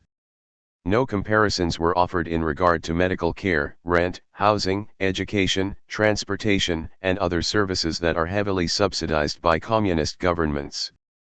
The pressure of being in competition with an alternative economic system set limits on how thoroughly Western politico-economic leaders dared to mistreat their working populations. To maintain an appearance of capitalism with a human face, corporate leaders occasionally were compelled to make substantive concessions. All sorts of important victories were won in the better organized sectors of the workforce: the 8-hour day, seniority rights, a minimum wage, social security, unemployment and disability insurance, vacation and health benefits, a guaranteed annual wage, maternity leave, and the like. The concern about communism also helped the civil rights struggle.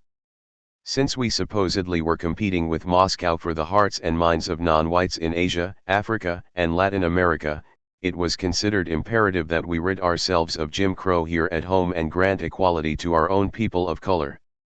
Many of the arguments made against segregation were couched in just that amoral opportunistic rhetoric, not racial equality for its own sake but because it would improve America's image in the Cold War. The Third World comes home. The overthrow of communism in the Soviet Union and other Eastern European nations caused much rejoicing among the higher circles in this country. Except for a few minor holdouts like Cuba and North Korea, multinational corporate capitalism now seemed to have its grip on the entire globe. Yet, an impatient plaint soon could be detected in conservative publications.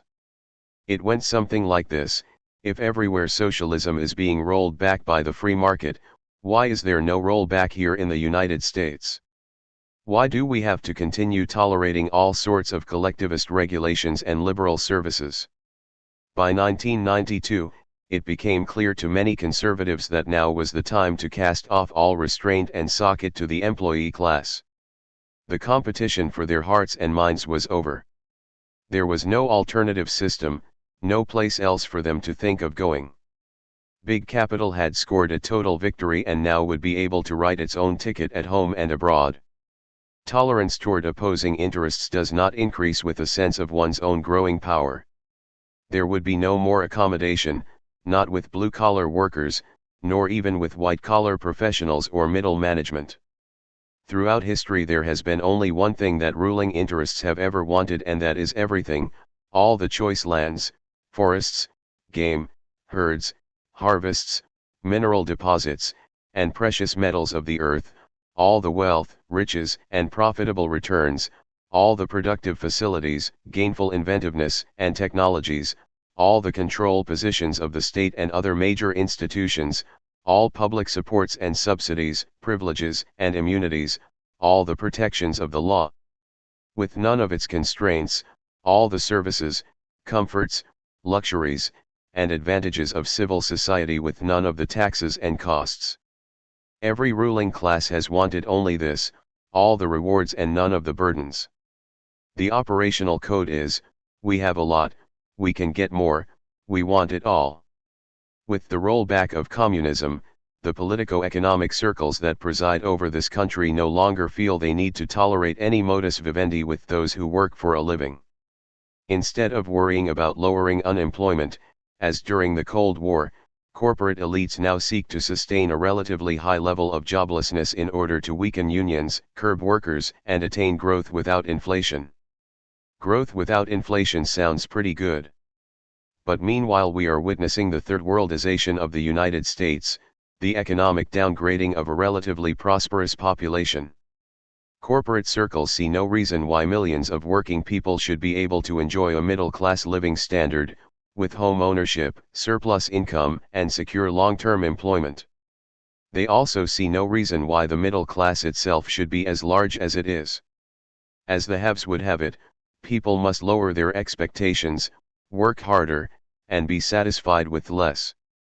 The more they get, the more they will expect and be able to demand, until we will end up with a social democracy or worse. Better to keep them down and hungry with their noses to the grindstone.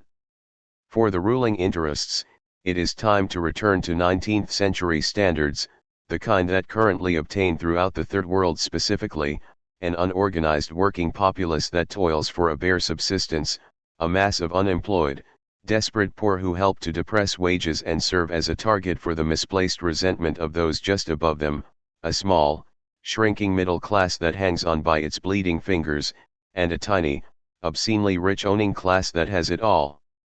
The haves are pulling out the stops.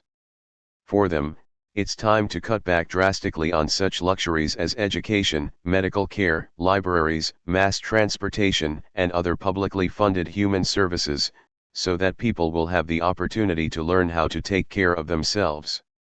Time to do away with unions, business regulations, minimum wage laws, occupational safety, consumer safety, environmental protections, and taxes on investment income. All these things cut into profits. Every dollar that goes into the public sector is one less for the private sector. And the haves want it all. The reactionary offensive in the United States is being replicated throughout most of Western Europe, Canada, Australia, and New Zealand, where we witness repeated moves toward deregulation and privatization and an upward redistribution of income. While the overthrow of communism in Eastern Europe and the decline of social democratic and communist parties in Western industrial countries has been hailed by some commentators as the end of class struggle and even the end of history, the global corporate elites are in fact waging class war more determinedly than ever. The Fourth World comes to the Third World. Along with the decline in working and living conditions in the United States and other Western nations, there has come an economic collapse in many Third World nations. This development too has been accelerated by the collapse of communism. During the Cold War era, U.S. policymakers sought to contain communism by ensuring the economic growth and stability of anti-communist regimes. But Third World development began to threaten U.S. corporate profitability. By the late 1970s, governments in Brazil, Mexico, Taiwan, South Korea, and other nations were closing off key sectors of their economies to U.S. investment.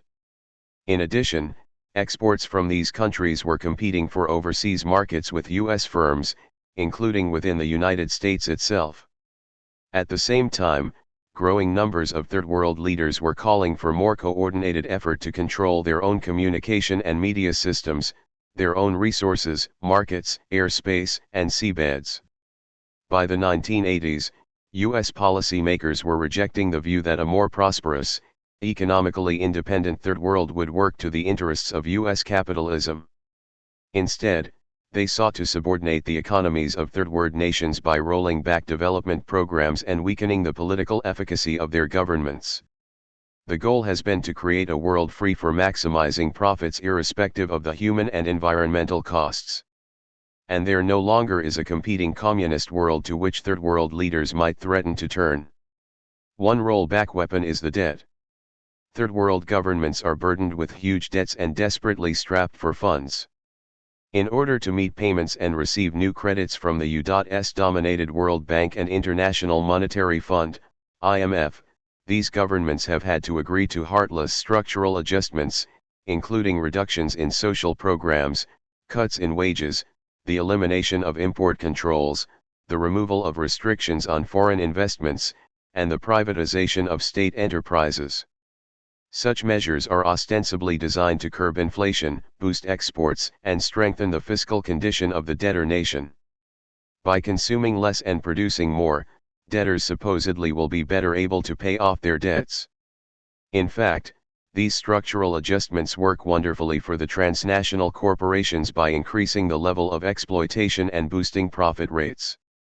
They also leave the economies and peoples of these various countries measurably worse off. Domestic industries lose out to foreign investors. There is a general deindustrialization as state enterprises fall by the wayside or are handed over to private owners to be milked for profits. Many small farmers lose their import protections and subsidies and are driven off the land. Unemployment and poverty increase along with hunger, malnutrition, and various attendant epidemics and diseases. In time, Third World countries like the Philippines, Brazil, and Mexico slip deeper into the desperately absolute poverty of what has been called the Fourth World, already inhabited by countries like Haiti and Zaire. Thus, in the first 10 months of 1995, malnutrition in Mexico City increased sixfold. As many as 1/5 of Mexico's 90 million people are now considered severely undernourished, while the incidence of cholera, dengue, and other diseases related to malnutrition is nearly 10 times higher in 1995 than in the previous year. The Mexican public health system that began to improve markedly in recent years is now at the point of complete collapse, with overcrowded, underfinanced, and understaffed hospitals no longer able to provide basic medicines. Much of this thanks to financial restructuring. As a further blow, the richer industrial nations, following the United States' lead, have been making substantial cuts in non-military foreign aid to poor countries. These include sharp reductions in funds for education, environmental protection, family planning, and health programs.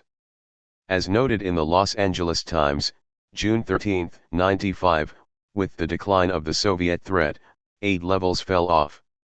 Measured as a percentage of gross national product, the United States gives the least assistance of all industrialized nations, less than 0.02%.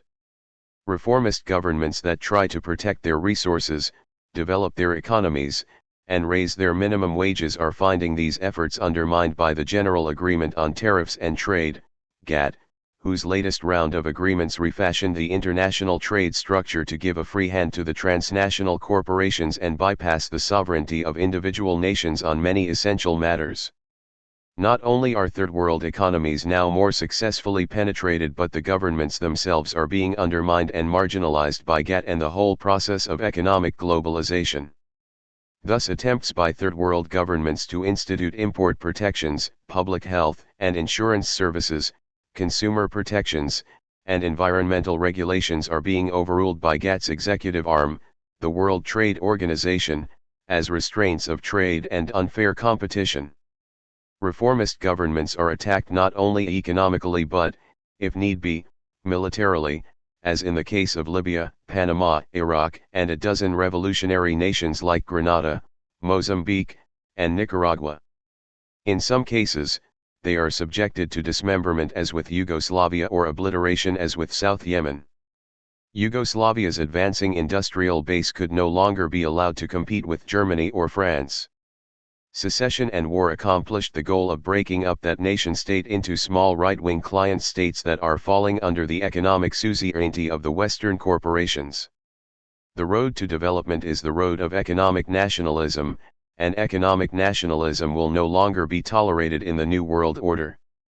The nations of the world face a comprehensive, cohesive strategy pursued by U.S. politico-economic elites, whose goal has been to create a world free for maximizing profits irrespective of the human and environmental costs.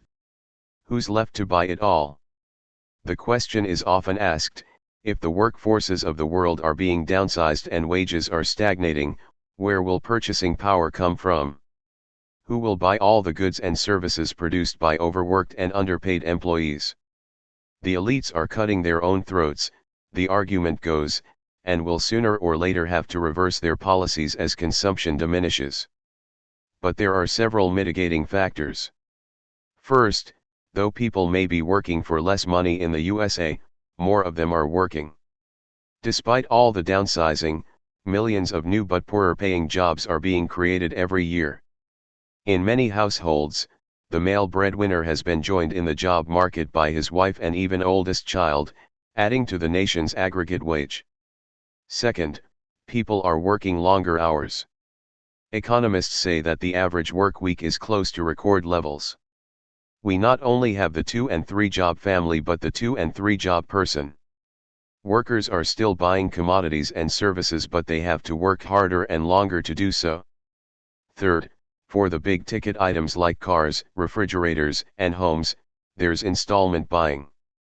The consumer debt is climbing precipitously. Those with lots of extra money need to do something with it, so they lend it to those in need at a price. Among those in need is the government itself. Deficit spending converts savings into consumption and consumption into investment profits. And on it goes. Fourth, demand is increasing among the rich and the very rich. Even during recent recession years, the sales of jewelry, antiques, artwork, executive apartments, mansions, vacation homes, yachts, luxury cars, and fabulous excursions abroad boomed among upper-class clientele. Fifth, there will always be some sort of middle class that buys an ample share of goods and services. In the United States there are some 10 million professionals, upper and middle corporate managers, government bureaucrats, small investors, and small but successful entrepreneurs who do well enough. Even in an impoverished country like India, with a population of about 900 million, there are some 80 million who might be designated as middle class, constituting a consumer market numerically larger than in most other countries. Sixth, it should be noted that the present forced economic decline in the United States started from an exceptionally high level of prosperity. With downsizing, the pie may expand at a slower rate or even get a little smaller, but if the people at the top get a larger and larger slice, they are not much troubled about sluggish demand. Guidance from above. While they plunder the planet and impoverish the world's population, those at the top proffer a good deal of stern advice for those who fight back. To give only one example, in April 1995, one of the world's leading ruling class mouthpieces, Pope John Paul II, resplendent in embroidered white robes and a gold-encrusted mitre, used his Easter Sunday address to denounce selfishness and the desire for power and all who are tempted to place their hope in weapons. New York Times, April 17, 95. Was he referring to the brutal right-wing plutocrats and militarists who rule and ruin so many nations? Or the CIA-supported bloodletting forces that have slaughtered hundreds of thousands in Mozambique, Angola, Nicaragua, Afghanistan, Guatemala, and scores of other countries? Or the corporate elites who regularly plunder and pollute the planet? No, not an unkind word for any of them. Instead, the Pope pointed the accusing finger at the Kurds, Palestinians, and indigenous populations of Latin America, those who number among the poorest and most cruelly dispossessed people in the world. If we are to believe John Paul, it is they who should relinquish the use of force, rid themselves of selfishness, and turn to dialogue as the only way to promote reciprocal acceptance. Suffering no material miseries of his own, the Pope is able to counsel an admirable forbearance to those who do. In this respect, he differs little from other prominent members of his advantaged class, a class that is not much troubled by the many at home and abroad who are increasingly racked by hardship and want. Those who pretend to be our leaders are running the crudest scam in history. There will be hope for the world only when people begin to see that the conditions they face are not the outgrowth of happenstance or hard times but the result of concerted and intentional rapacity, the creation of poverty by wealth, the creation of powerlessness by the powerful. Making the world safe for hypocrisy. Why has the United States government supported counterinsurgency in Colombia, Guatemala, El Salvador, and many other places around the world, at such a loss of human life to the populations of those nations? Why did it invade tiny Grenada and then Panama? Why did it support mercenary wars against progressive governments in Nicaragua, Mozambique, Angola, Ethiopia, Afghanistan, Indonesia, East Timor, Western Sahara, South Yemen, and elsewhere? Is it because our leaders want to save democracy? Are they concerned about the well-being of these defenseless peoples? Is our national security threatened? I shall try to show that the arguments given to justify U.S. policies are false ones. But this does not mean the policies themselves are senseless. American intervention may seem wrong-headed but, in fact, it is fairly consistent and horribly successful. The history of the United States has been one of territorial and economic expansionism, with the benefits going mostly to the U.S. business class in the form of growing investments and markets, access to rich natural resources and cheap labor, and the accumulation of enormous profits. The American people have had to pay the costs of empire, supporting a huge military establishment with their taxes, while suffering the loss of jobs, the neglect of domestic services, and the loss of tens of thousands of American lives in overseas military ventures. The greatest costs, of course, have been borne by the peoples of the Third World who have endured poverty, pillage, disease, dispossession, exploitation, illiteracy, and the widespread destruction of their lands, cultures, and lives. As a relative latecomer to the practice of colonialism, the United States could not match the older European powers in the acquisition of overseas territories. But the United States was the earliest and most consummate practitioner of neo-imperialism or neocolonialism, the process of dominating the politico-economic life of a nation without benefit of direct possession. Almost half a century before the British thought to give a colonized land its nominal independence, as in India, while continuing to exploit its labor and resources, and dominate its markets and trade, the United States had perfected this practice in Cuba and elsewhere. In places like the Philippines, Haiti, and Nicaragua, and when dealing with Native American nations, U.S. imperialism proved itself as brutal as the French in Indochina, the Belgians in the Congo, the Spaniards in South America, the Portuguese in Angola, the Italians in Libya, the Germans in Southwest Africa, and the British almost everywhere else. Not long ago, U.S. military forces delivered a destruction upon Vietnam, Laos, and Cambodia that surpassed anything perpetuated by the older colonizers. And today, the U.S. counterinsurgency apparatus and surrogate security forces in Latin America and elsewhere sustain a system of political assassination, torture, and repression unequaled in technological sophistication and ruthlessness. All this is common knowledge to progressive critics of U.S. policy, but most Americans would be astonished to hear of it. They have been taught that, unlike other nations, their country has escaped the sins of empire and has been a champion of peace and justice among nations. This enormous gap between what the United States does in the world and what Americans think their nation is doing is one of the great propaganda accomplishments of the dominant political mythology.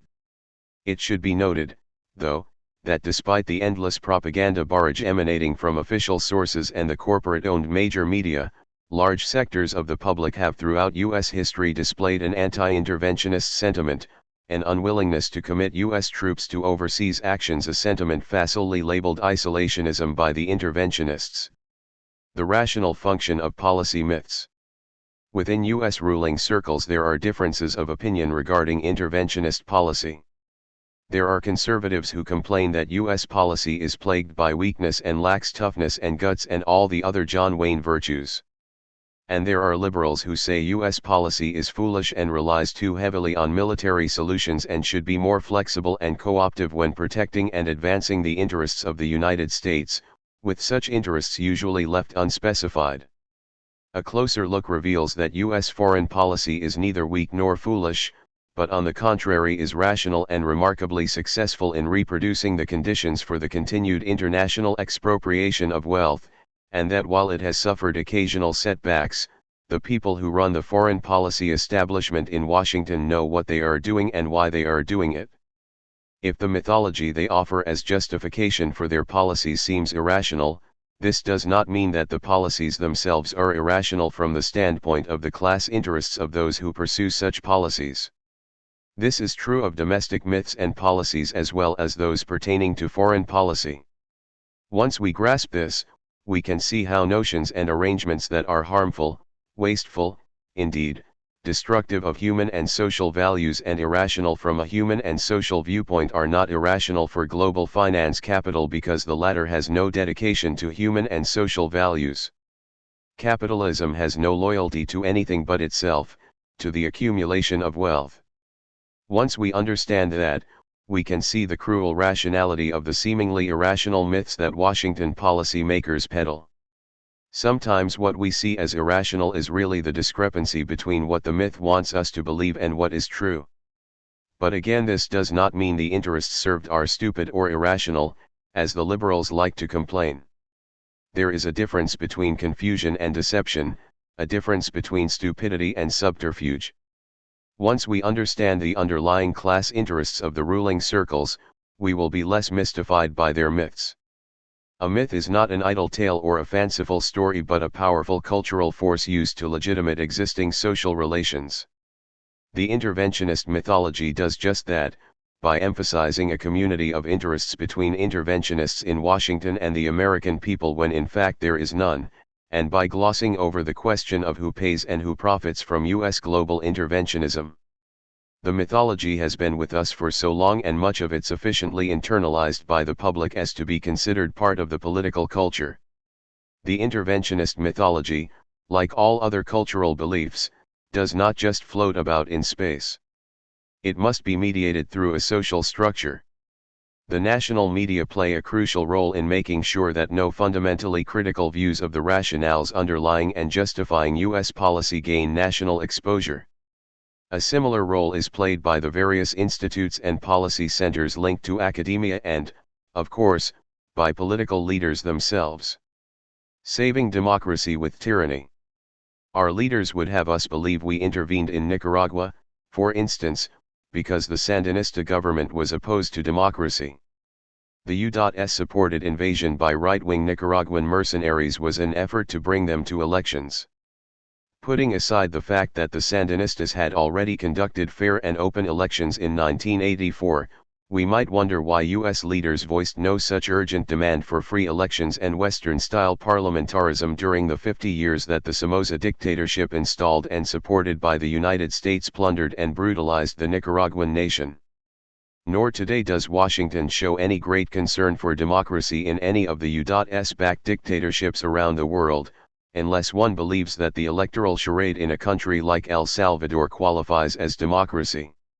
If anything, successive U.S. administrations have worked hard to subvert constitutional and popularly accepted governments that pursued policies of social reform favorable to the downtrodden and working poor.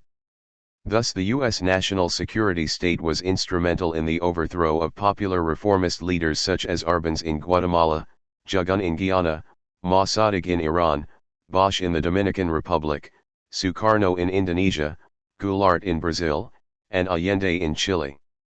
And let us not forget how the United States assisted the militarists in overthrowing democratic governments in Greece, Uruguay, Bolivia, Pakistan, Thailand, and Turkey. Given this record, it is hard to believe that the CIA trained, armed, and financed an expeditionary force of Somocista thugs and mercenaries out of a newly acquired concern for Western-style electoral politics in Nicaragua. In defense of the undemocratic way U.S. leaders go about saving democracy, our policy makers offer this kind of sophistry: we cannot always pick and choose our allies. Sometimes we must support unsavory right-wing authoritarian regimes in order to prevent the spread of far more repressive totalitarian communist ones. But surely, the degree of repression cannot be the criterion guiding White House policy, for the United States has supported some of the worst butchers in the world: Batista in Cuba, Somoza in Nicaragua, the Shah in Iran, Salazar in Portugal, Marcos in the Philippines, Pinochet in Chile, Zia in Pakistan, Evren in Turkey, and even Pol Pot in Cambodia.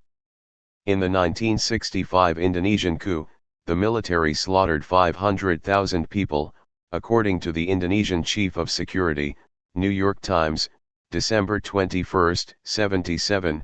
Some estimates run twice as high, but this did not deter U.S. leaders from assisting in that takeover or from maintaining cozy relations with the same Jakarta regime that subsequently perpetuated a campaign of repression and mass extermination in East Timor.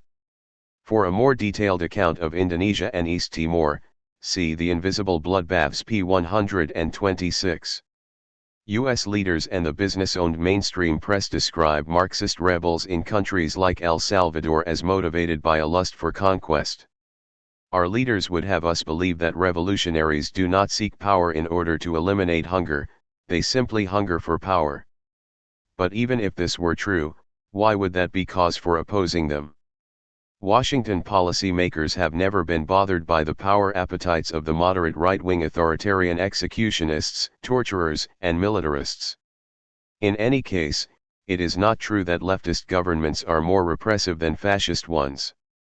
The political repression under the Sandinistas in Nicaragua was far less than what went on under Somoza. The political repression in Castro's Cuba is mild compared to the butchery perpetrated by the free-market Batista regime. And the revolutionary government in Angola treats its people much more gently than did the Portuguese colonizers. Furthermore, in a number of countries successful social revolutionary movements have brought a net increase in individual freedom and well-being by advancing the conditions for health and human life, by providing jobs and education for the unemployed and illiterate, by using economic resources for social development rather than for corporate profit, and by overthrowing brutal reactionary regimes, ending foreign exploitation, and involving large sectors of the populace in the task of rebuilding their countries. Revolutions can extend a number of real freedoms without destroying those freedoms that never existed under prior reactionary regimes. Who threatens whom? Our policymakers also argue that right-wing governments, for all their deficiencies, are friendly toward the United States, while communist ones are belligerent and therefore a threat to U.S. security. But, in truth, every Marxist or left-leaning country, from a great power like the Soviet Union to a small power like Vietnam or Nicaragua to a mini-power like Grenada under the New Jewel movement, sought friendly diplomatic and economic relations with the United States. These governments did so not necessarily out of love and affection for the United States, but because of something firmer, their own self-interest. As they themselves admitted, their economic development and political security would have been much better served if they could have enjoyed good relations with Washington. If U.S. leaders justify their hostility toward leftist governments on the grounds that such nations are hostile toward us, what becomes the justification when these countries try to be friendly? When a newly established revolutionary or otherwise dissident regime threatens U.S. hegemonic globalists with friendly relations, this does pose a problem. The solution is to 1. Launch a well-orchestrated campaign of disinformation that heaps criticism on the new government for imprisoning the butchers, assassins, and torturers of the old regime and for failing to institute Western electoral party politics. 2. Denounce the new government as a threat to our peace and security. 3. Harass and destabilize it and impose economic sanctions. And 4. Attack it with counter-revolutionary surrogate forces or, if necessary, U.S. troops. Long before the invasion, the targeted country responds with angry denunciations of U.S. policy. It moves closer to other outlawed nations and attempts to build up its military defenses in anticipation of a U.S.-sponsored attack. These moves are eagerly seized upon by U.S. officials and media as evidence of the other country's antagonism toward the United States, and as justification for the policies that evoke such responses. Yet it is difficult to demonstrate that small countries like Grenada and Nicaragua are a threat to U.S. security. We remember the cry of the hawk during the Vietnam War: if we don't fight the Viet Cong in the jungles of Indochina, we will have to fight them on the beaches of California. The image of the Vietnamese getting into their PT boats and crossing the Pacific to invade California was, as Walter Cronkite noted at the time, a grievous insult to the U.S. Navy. The image of a tiny ill-equipped Nicaraguan army driving up through Mexico and across the Rio Grande in order to lay waste to our land is equally ludicrous.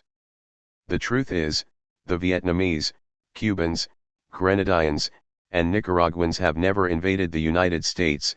It is the United States that has invaded Vietnam, Cuba, Grenada, and Nicaragua, and it is our government that continues to try to isolate, destabilize, and in other ways threaten any country that tries to drop out of the global capitalist system or even assert an economic nationalism within it. Remember the Red Menace. For many decades of Cold War, when all other arguments failed, there was always the Russian bear. According to our Cold Warriors, small leftist countries and insurgencies threatened our security because they were extensions of Soviet power. Behind the Little Reds there supposedly stood the giant Red Menace. Evidence to support this global menace thesis was sometimes far-fetched. President Carter and National Security Advisor Brzezinski suddenly discovered a Soviet combat brigade in Cuba in 1979 which turned out to be a non-combat unit that had been there since 1962. This did not stop President Reagan from announcing to a joint session of Congress several years later, Cuba is host to a Soviet combat brigade. In 1983, in a nationally televised speech, Reagan pointed to satellite photos that revealed the menace of 3 Soviet helicopters in Nicaragua. Sandinista officials subsequently noted that the helicopters could be seen by anyone arriving at Managua Airport and, in any case, posed no military threat to the United States. Equally ingenious was the way Reagan transformed a Grenadian airport, built to accommodate direct tourist flights, into a killer attack Soviet forward base, and a 20-foot deep Grenadian inlet into a potential Soviet submarine base. In 1967, Secretary of State Dean Rusk argued that U.S. national security was at stake in Vietnam because the Vietnamese were puppets of Red China, and if China won in Vietnam, it would overrun all of Asia, and this supposedly would be the beginning of the end for all of us. Later we were told that the Salvadoran rebels were puppets of the Sandinistas in Nicaragua, who were puppets of the Cubans, who were puppets of the Russians.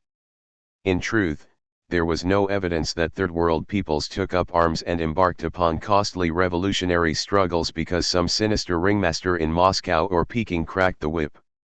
Revolutions are not push-button affairs, rather, they evolve only if there exits a reservoir of hope and grievance that can be galvanized into popular action. Revolutions are made when large segments of the population take courage from each other and stand up to an insufferable social order. People are inclined to endure great abuses before risking their lives in confrontations with vastly superior armed forces. There is no such thing as a frivolous revolution, or a revolution initiated and orchestrated by a manipulative cabal residing in a foreign capital. Nor is there evidence that once the revolution succeeded, the new leaders placed the interests of their country at the disposal of Peking or Moscow. Instead of becoming the willing puppets of Red China, as our policy makers predicted, Vietnam found itself locked in combat with its neighbor to the north. And, as noted earlier, almost every Third World revolutionary country has tried to keep its options open and has sought friendly diplomatic and economic relations with the United States.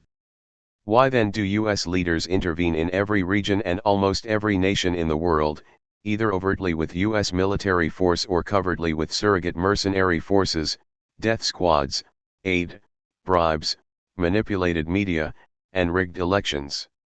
Is all this intervention just an outgrowth of a deeply conditioned anti-communist ideology? Are U.S. leaders responding to the public's long-standing phobia about the Red Menace?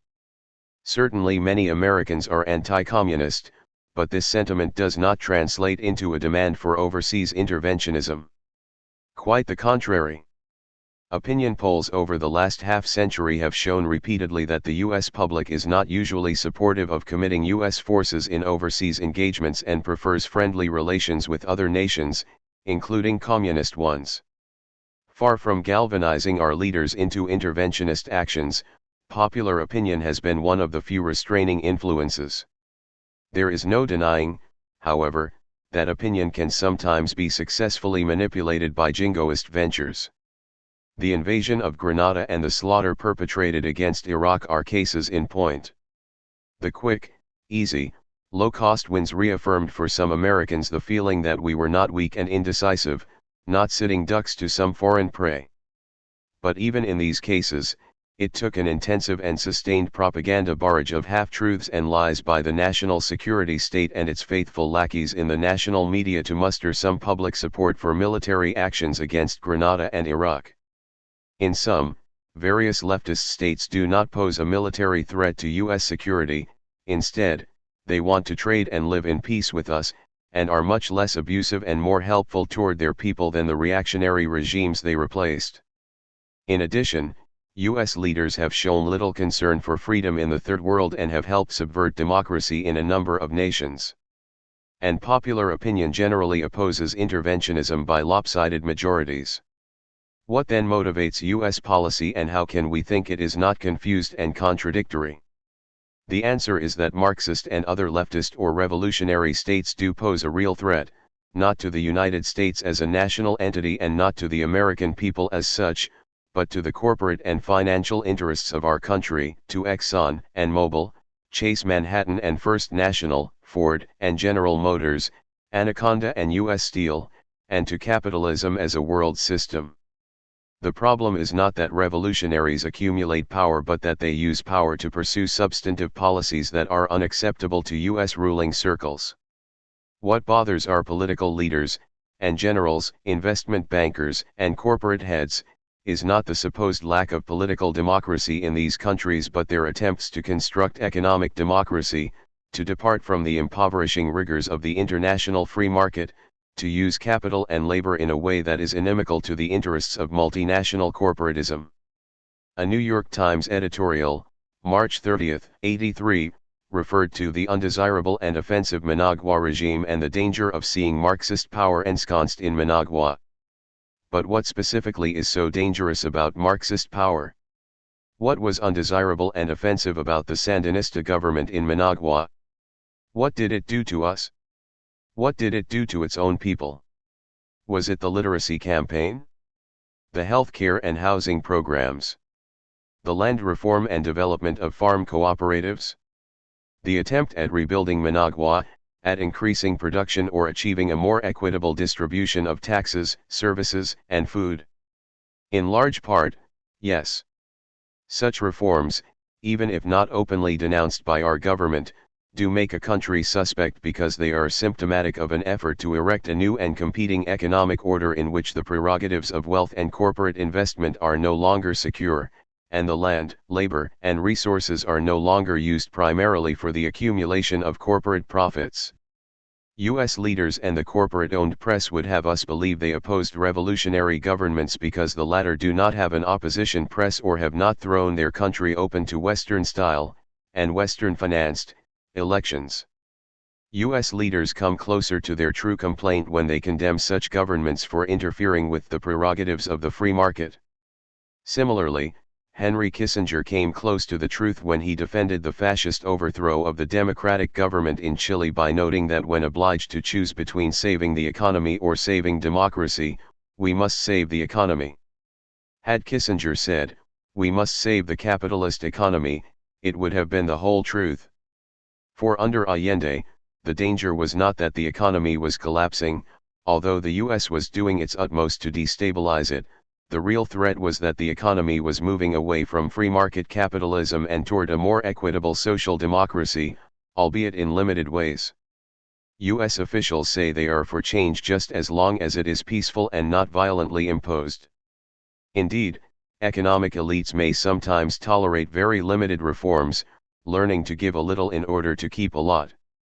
But judging from Chile, Guatemala, Indonesia, and a number of other places, they have a low tolerance for changes, even peaceful ones, that tamper with the existing class structure and threaten the prerogatives of corporate and landed wealth. To the rich and powerful it makes little difference if their interests are undone by a peaceful transformation rather than a violent upheaval. The means concern them much less than the end results. It is not the violent in violent revolution they hate, it is the revolution. Third world elites seldom perish in revolutions. The worst of them usually manage to make it to Miami, Madrid, Paris, or New York. They dread socialism the way the rest of us might dread poverty and hunger.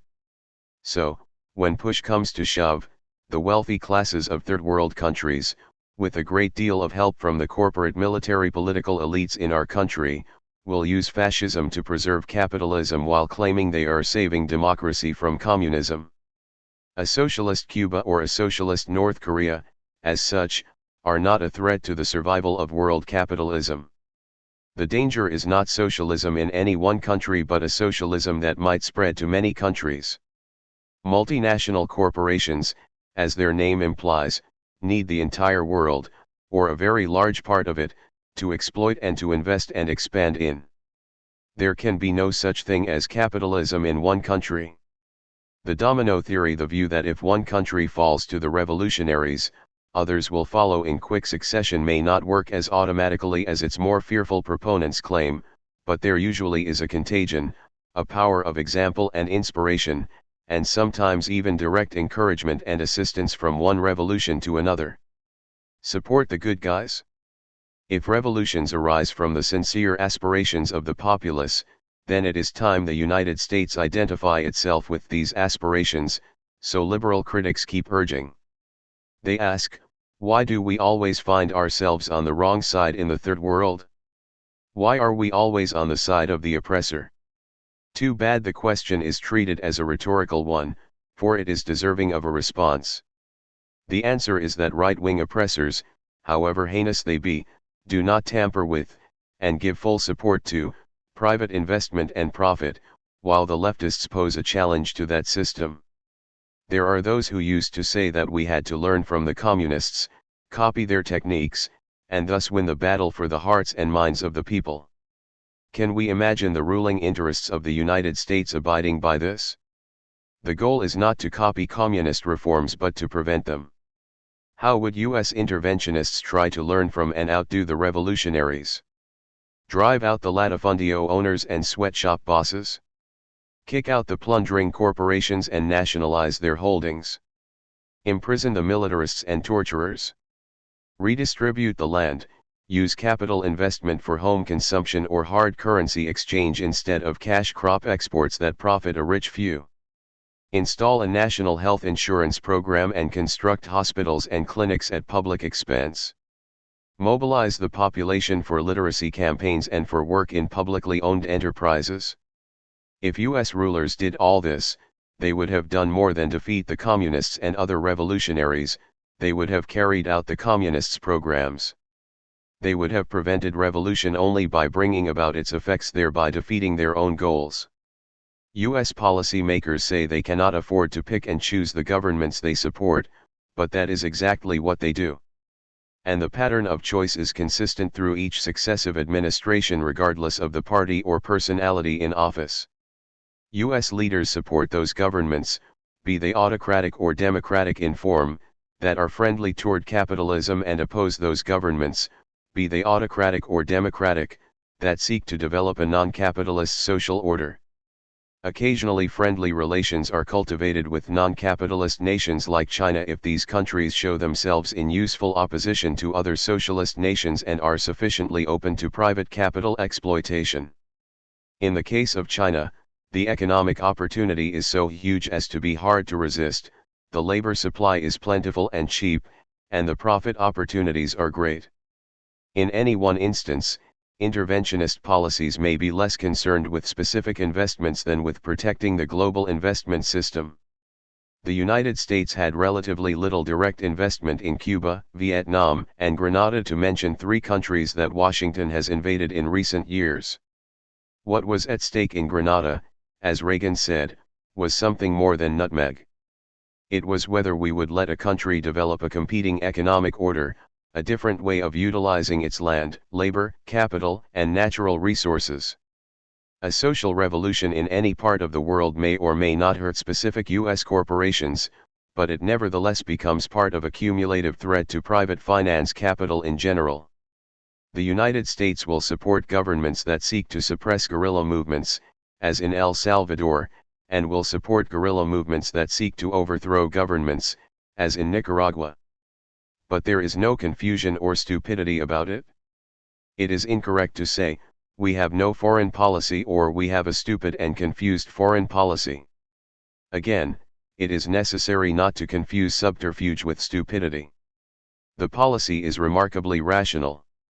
Its central organizing principle is to make the world safe for the multinational corporations and the free market capital accumulation system. However, our rulers cannot ask the US public to sacrifice their tax dollars and the lives of their sons for Exxon and Chase Manhattan, for the profit system as such, so they tell us that the interventions are for freedom and national security and the protection of unspecified US interests.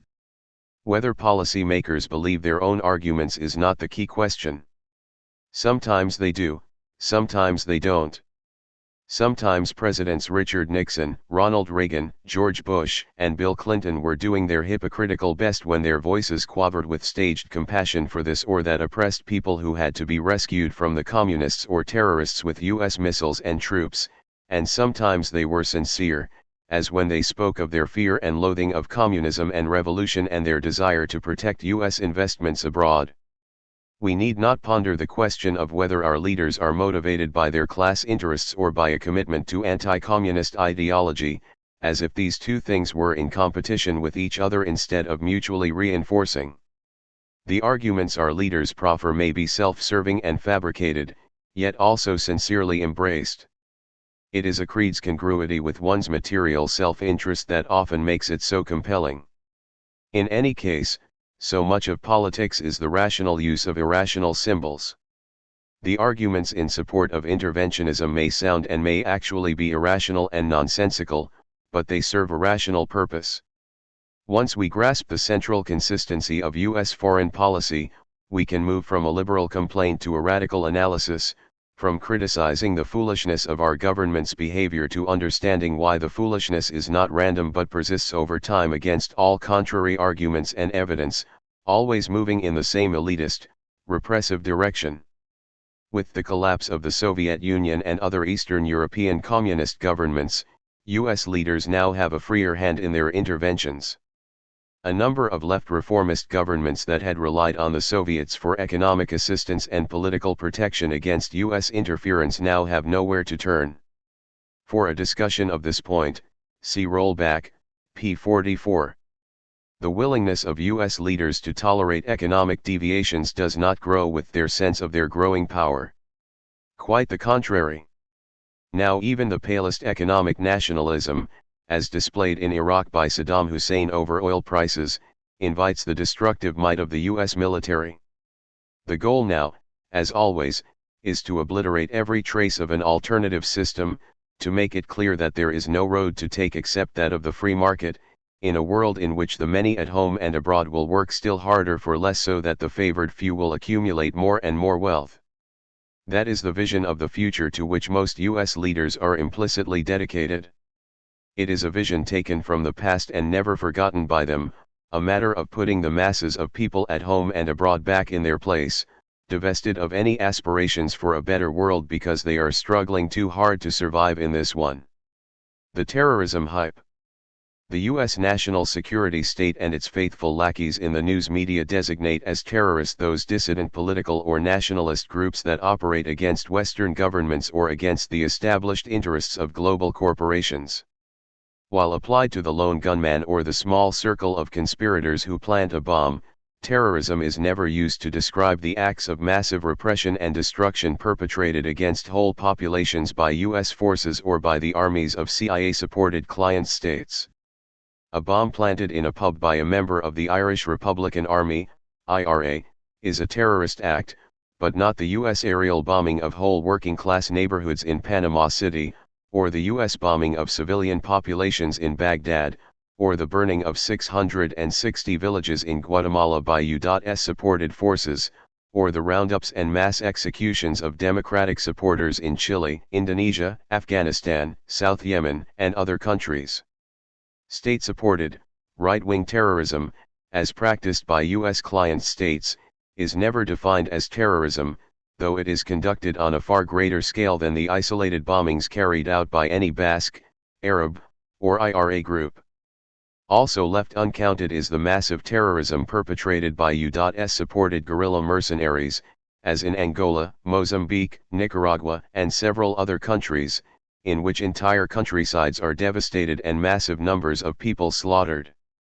The larger terrorism. As critics of U.S. interventionism have pointed out, what is reported as terrorism in the press is retail terrorism. What goes unnoted is wholesale terrorism, the massive U.S.-backed, state-supported kind. By any measure other than the peculiar one used by Washington policymakers and propagandists, the U.S. national security state is the greatest purveyor of terrorism in the world today and has been for some time.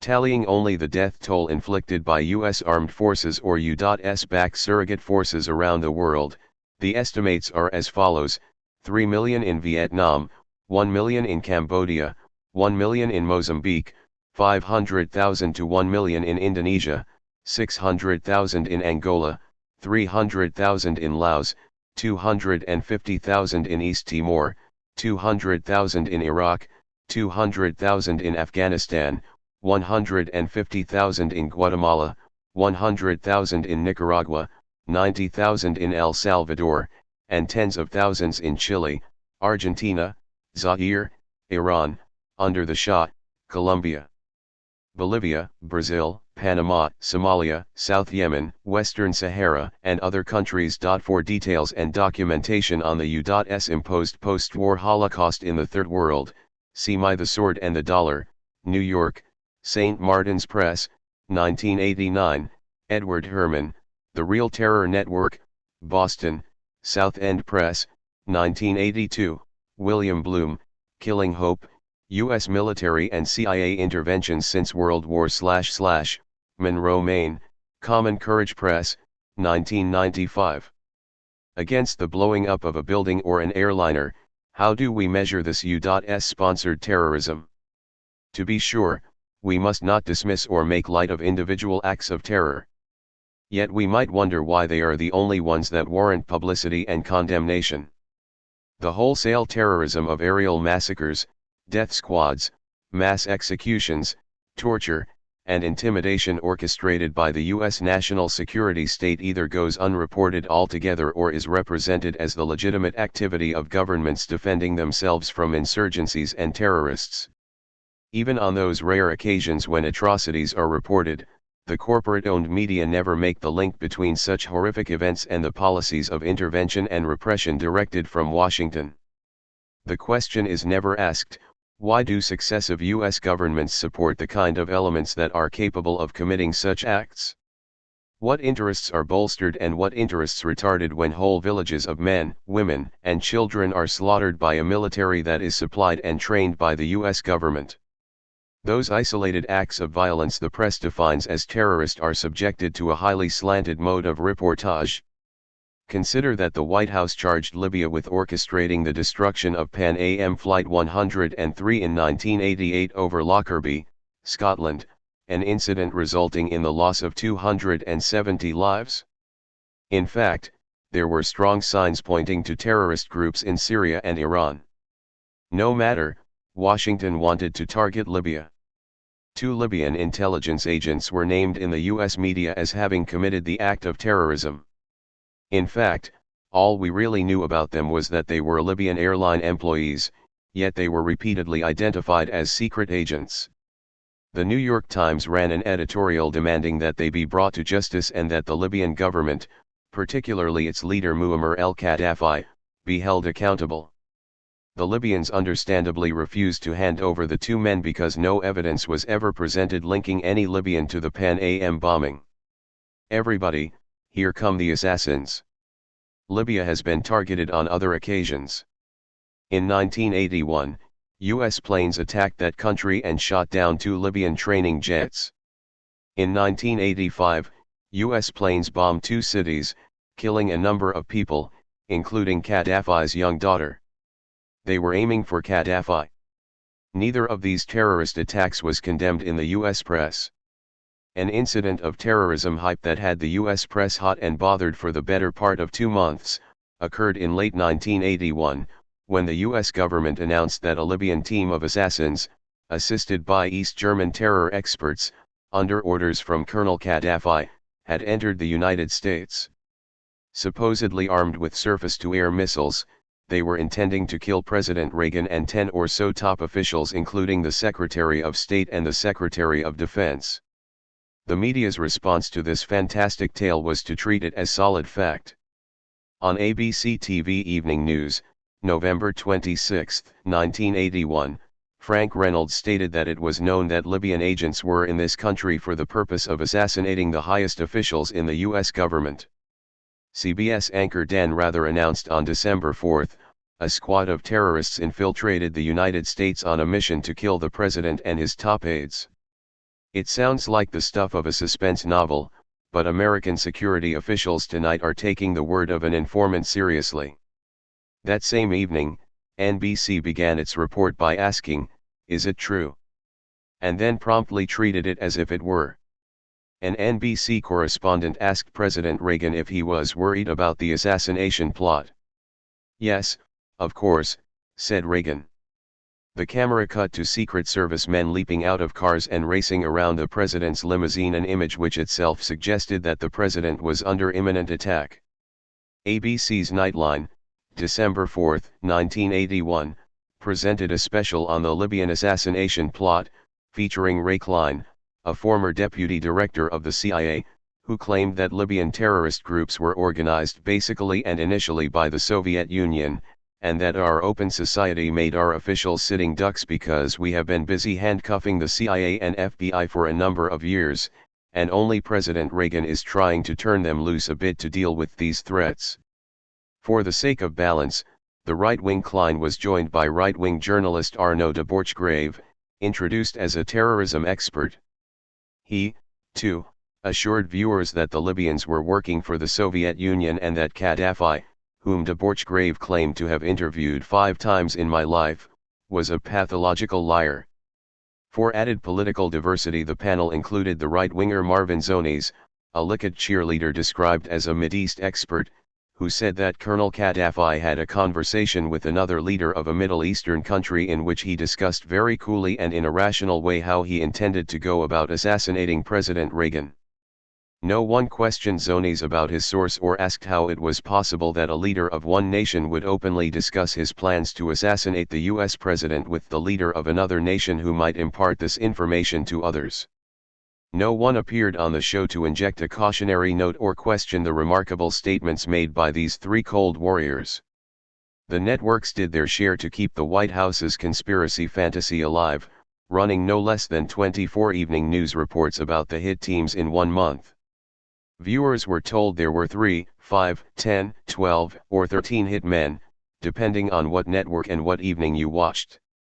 The assassins had entered the US from Canada, ABC, CBS, from Mexico, CBS, and not from Mexico, ABC. The hit squad was composed of 3 Libyans, ABC, NBC, 3 Iranians, CBS, NBC, 2 Iranians, ABC, and 3 Syrians, NBC. All 3 networks agreed that there was 1 Palestinian, 1 Lebanese, and 1 East German. By the 3rd week there was said to be 2 hit squads. Never before had assassins received such advanced billing. It should have been enough to deter all but the wildest publicity hounds among them. The national media were filled with accounts of FBI agents fanning out across the country to hunt the assassins and heavily armed security teams roosting on the White House roof. In addition, there was film footage of Libyan soldiers firing Soviet missile launchers to shoot down helicopters such as the one the president used.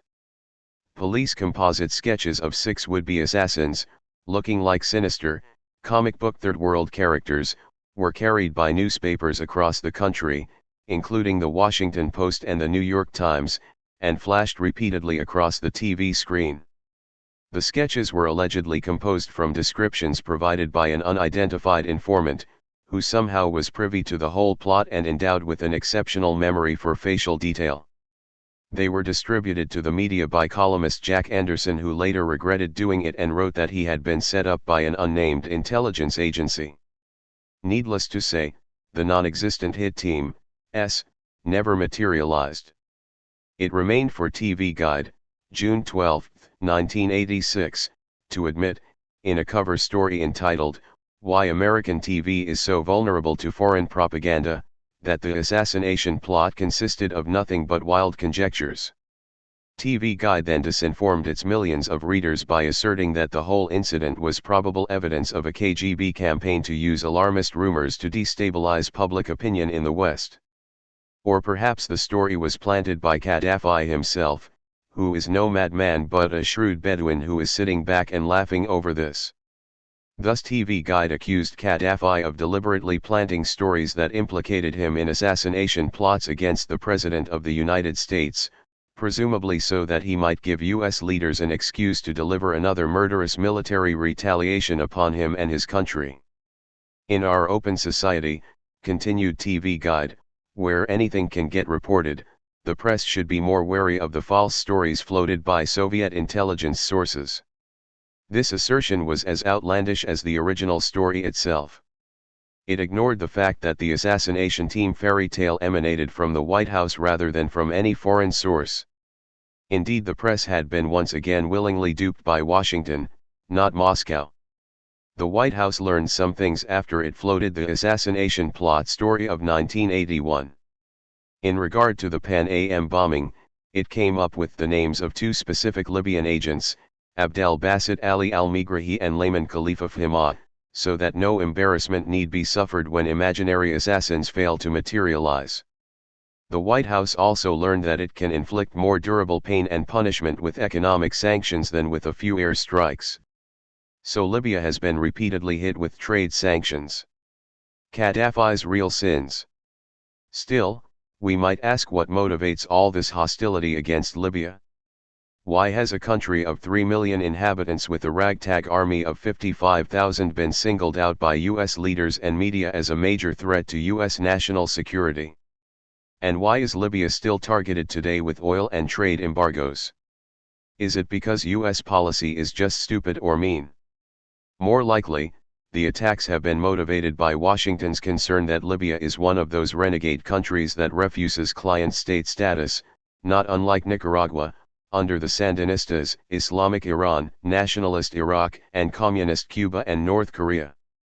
There are countries that do not want to be an integrated part of the global free market system. They do not want to open their land, labor, markets, and natural resources to US investors, saying in effect, "Come on in, it's all yours." There are no occupational safety laws, no corporate taxes, no environmental standards, no limit to what you can carve out of our land at outrageously low prices, no minimum wage, no real labor unions. And if the workers or peasants get out of line, our police and military, who are trained and equipped by your military, will take care of them, for there are no constitutional protections either. You give us oligarchs a generous cut and the rest is all yours. You make this society safe for us and we will open it completely to you. The nations that refuse this contract with America run the risk of being targeted as terrorist states. After Gaddafi took power in the 1969 Colonel's Rebellion, he nationalized Libya's oil industry and set about transforming a country that resembled Saudi Arabia into a more egalitarian society, using a larger portion of its capital and labor for popular needs rather than corporate profits, building health clinics, schools, and public housing, and implementing massive reforestation programs.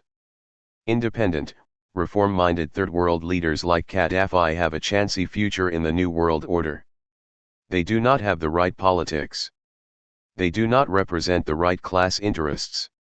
For that reason we, the American people, ought to get to know more about what they are doing and find out how we too can produce leaders who do not worship at the altar of global free market corporate capitalism, dangerous leaders who put public need before private greed.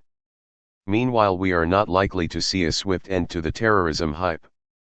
Indeed, in 1995, President Clinton sponsored the Omnibus Counterterrorism Act, which the U.S. Senate passed by a vote of 91-8.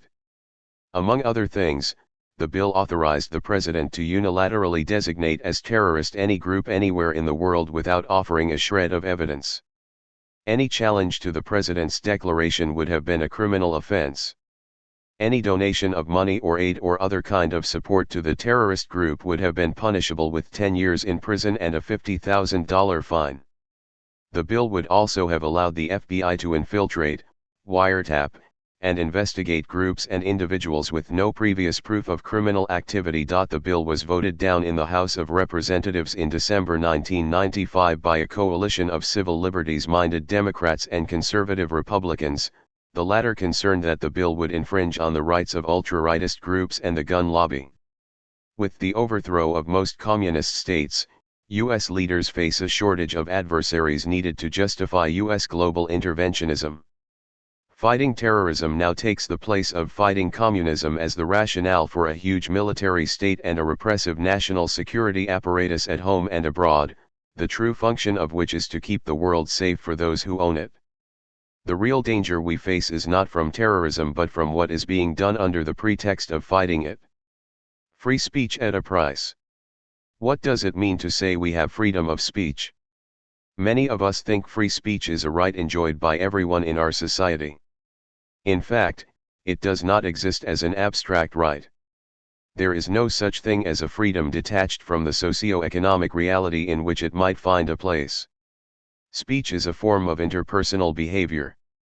This means it occurs in a social context, in homes, workplaces, schools, and before live audiences or vast publics via the print and electronic media.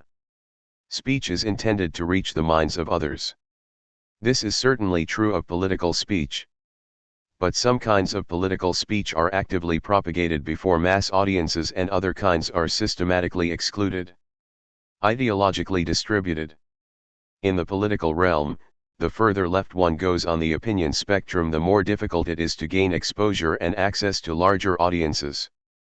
Strenuously excluded from the increasingly concentrated corporate-owned media are people on the left who go beyond the conservative liberal orthodoxy and speak openly about the negative aspects of big capital and what it does to people at home and abroad. Progressive people, designated as the left, believe that the poor are victims of the rich and the prerogatives of wealthy and powerful interests should be done away with. They believe labor unions should be strengthened and the rights of working people expanded, the environment should be rigorously protected, racism, sexism, and homophobia should be strenuously fought, and human services should be properly funded. Progressives also argue that revolutionary governments that bring social reforms to their people should be supported rather than overthrown by the U.S. national security state, that U.S. sponsored wars of attrition against reformist governments in Vietnam, Nicaragua, Angola, and a dozen other countries are not mistakes but crimes perpetrated by those who would go to any length to maintain their global privileges. To hold such opinions is to be deprived of any regular access to the major media. In a word, some people have more freedom of speech than others. People who take positions opposing the ones outlined above are known as conservatives or right-wingers. Conservative pundits have a remarkable amount of free speech. They favor corporations and big profits over environmental and human needs, see nothing wrong with amassing great wealth while many live in poverty, blame the poor for the poverty that has been imposed upon them, see regulations against business as a bureaucratic sin, and worship at the altar of the free market. They support repressive U.S. interventions abroad and pursue policies opposed to class, gender, and racial equality. Such rightists as Rush Limbaugh, William F. Buckley Jr., John McLaughlin, George Will, and Robert Novak enjoy much more exposure to mass audiences than left liberals and populists like Jim Hightower, Jerry Brown, or Ralph Nader. And all of them, conservatives and liberals, enjoy more exposure than anyone on the more radical or Marxist left. It is the economic power of the rich corporate media owners and advertisers that provides right-wingers with so many mass outlets, not the latter's wit and wisdom. It is not public demand that brings them on the air, it is private corporate owners and sponsors. They are listened to by many not because they are so appealing but because they are so available. Availability is the first and necessary condition of consumption. In this instance, supply does not merely satisfy demand, supply creates demand. Hence, those who align themselves with the interests of corporate America will have more freedom of expression than those who remain steadfastly critical. Point 1. People on the left are free to talk to each other, though sometimes they are concerned their telephones are tapped or their meetings are infiltrated by government agents and provocateurs, as has so often been the case over the years. Leftists are sometimes allowed to teach in universities, but they usually run into difficulties regarding what they say and write, and they risk being purged from faculty positions. Point 2. Leftists are free to work for labor unions, but they generally have to keep their politics carefully under wraps, especially communists. People on the left can even speak publicly, but usually to audiences that seldom number more than a few hundred. And they are free to write for progressive publications, which lack the promotional funds to reach mass readerships, publications that are perennially teetering on the edge of insolvency for want of rich patrons and corporate advertisers. 1. For further discussion of this, see The Liberal Media Myth, p. 97. 2. For an account of my own experiences with repression in academia, see Struggles in Academe, p. 235. In sum, free speech belongs mostly to those who can afford it. It is a commodity that needs to be marketed like any other commodity. And massive amounts of money are needed to reach mass audiences. So when it comes to freedom of speech, some people have their voices amplified tens of millions of times, while others must cup their hands and shout at the passing crowd. The freedom of power. We are taught to think of freedom as something antithetical to power. And there is something to this. The people's hard-won democratic rights do sometimes act as a restraint on the arbitrary power of rulers. But to secure our freedom we have to mobilize enough popular power to check state power. In other words, freedom and power are not always antithetical, they are frequently symbiotic. If one has no power, one has very little freedom to protect one's interests against those who do have power. Our freedoms are realities only so far as we have the democratic power to make them so. People on the left have freedom only to the extent they have rallied their forces, have agitated, educated, and organized strikes, boycotts, and demonstrations, and have fought back against the higher circles. They have no freedom to reach mass audiences because popular power and iconoclastic opinion have not penetrated the corporate citadels that control the mass communication universe. We were never given what freedoms we do have, certainly not by the framers of the Constitution. Recall that the Bill of Rights was not part of the original Constitution. It was added after ratification, as 10 amendments. When Colonel Mason of Virginia proposed a Bill of Rights at the Constitutional Convention in Philadelphia in 1787, it was voted down almost unanimously. Massachusetts abstained. Popular protests, land seizures by the poor, food riots, and other disturbances made the men of property who gathered in Philadelphia uncomfortably aware of the need for an effective central authority that could be sufficiently protective of the propertied classes. But such popular ferment also set a limit on what the framers dared to do. Belatedly and reluctantly they agreed during the ratification struggle to include a Bill of Rights, a concession made under threat of democratic agitation and in the hope that the amendments would ensure ratification of the new Constitution. So the Bill of Rights was not a gift from that illustrious gaggle of rich merchants, land and currency speculators, and slave holders known as our Founding Fathers. It was a product of class struggle. The same was true of the universal franchise. It took mass agitation from the 1820s to the 1840s by workers and poor farmers to abolish property qualifications and win universal white male suffrage. Almost a century of agitation and struggle was necessary to win the franchise for women. And a bloody civil war and subsequent generations of struggle were needed to win basic political rights for African Americans, a struggle still far from complete. During the early part of the 20th century a nationwide union movement in this country called the Industrial Workers of the World, the Wobblies, struggled for the betterment of working people in all occupations. To win gains, the Wobblies had to organize, that is, they had to be able to speak out and reach people. To speak out, they had to confront the repressive tactics of local police who would beat, arrest, and jail their organizers.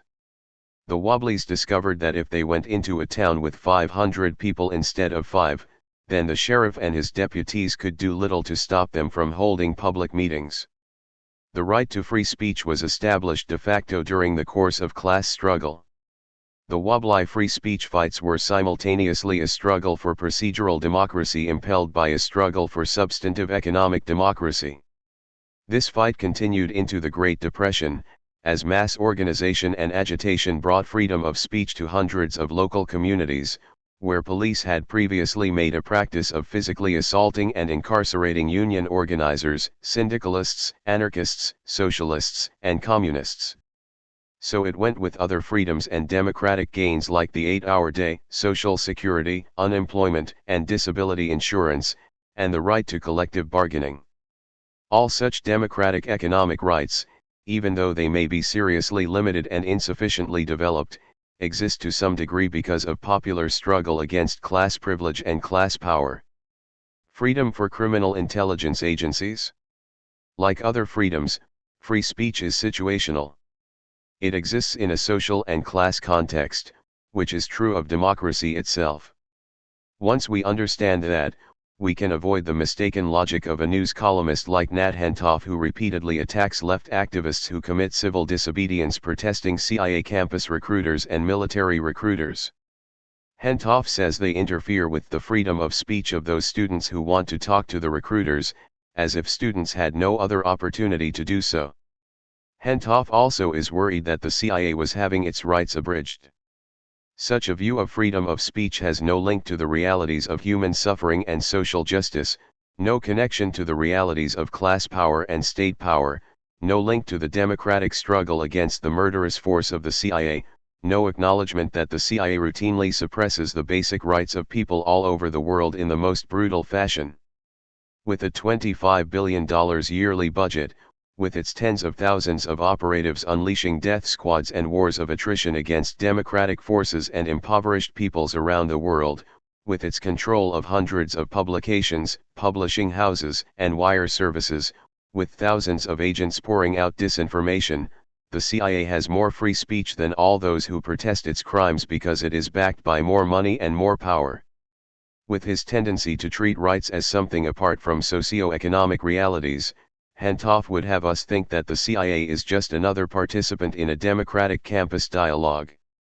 In fact, the CIA is itself one of the greatest violators of free speech both at home and abroad. Those who take the one-dimensional Hentoff approach say nothing about the freedom of speech that millions might gain by shutting down the CIA and all such agencies of violence and repression, nothing about the lives that would be saved and the freedom salvaged in third-world countries that feel the brunt of the CIA onslaught. By coercively limiting CIA recruitment, the campus demonstrators made a statement that goes beyond discourse and becomes part of the democratic struggle. By dramatically through direct confrontation questioning the CIA's legitimacy on college campuses and thereby challenging, even in a small way, its ability to promote oppressive political orders around the world, the demonstrators were expanding the realm of freedom, not diminishing it. Of course, this has to be measured against the violations these same protesters commit, specifically the inconveniencing of some upper and upper-middle class students who don't want to have to travel off campus in order to ask CIA recruiters about pursuing a career of political crime. This latter right seems to weigh more heavily in Hentoff's mind than all the attendant misdeeds perpetrated by the CIA. If we take Hentoff's position, there can be no direct actions, no civil disobedience by the powerless against the established powerful because these would constitute infringements on the recruitment efforts of the CIA. Hentoff's failure to deal with the context of power and wealth in free speech issues leaves him in the ridiculous position of defending the CIA's freedom of speech and worse, its freedom of action. It is the same position that led to the overthrow of the fairness doctrine. The corporate media bosses were being limited in their free speech because they had to grant it to others. Struggle for more democracy. If the Reagan-Bush-Clinton years have taught us anything, it is that our freedoms are neither guaranteed nor secure unless we agitate and show our strength. If democratic struggle has taught us anything, it is that our rights are not things that must be preserved. Rather, they must be vigorously used and expanded. As with the physical body, so with the body politic, our capacities are more likely to grow if exercised and developed. Freedom of speech needs less abstract admiration and more militant exercise and application. Use it or lose it. Democracy is not a precarious fragile gift handed down to us like some Grecian urn. Rather, it is a dynamically developing process that emerges from the struggle between popular interests and the inherently undemocratic nature of wealthy interests. Rather than fear an excess of democracy, a term used by, among others, Harvard political scientist and Cold War apologist Samuel P. Huntington, as do some of our media pundits and Mandarin academics, we must struggle for more popular power, more victories for labor and human services, more victories against racism, sexism, and militarism, and against capitalism's apparent willingness to destroy the environment. And we need to muster more opposition to U.S. interventions around the world. On U.S. interventionism, see Making the World Safe for Hypocrisy, p. 55. We must push for more not-for-profit economic development, more democratic ownership of productive forces and services, more ideological variety and dissidence in the mainstream media, more listener-controlled access to radio and television stations.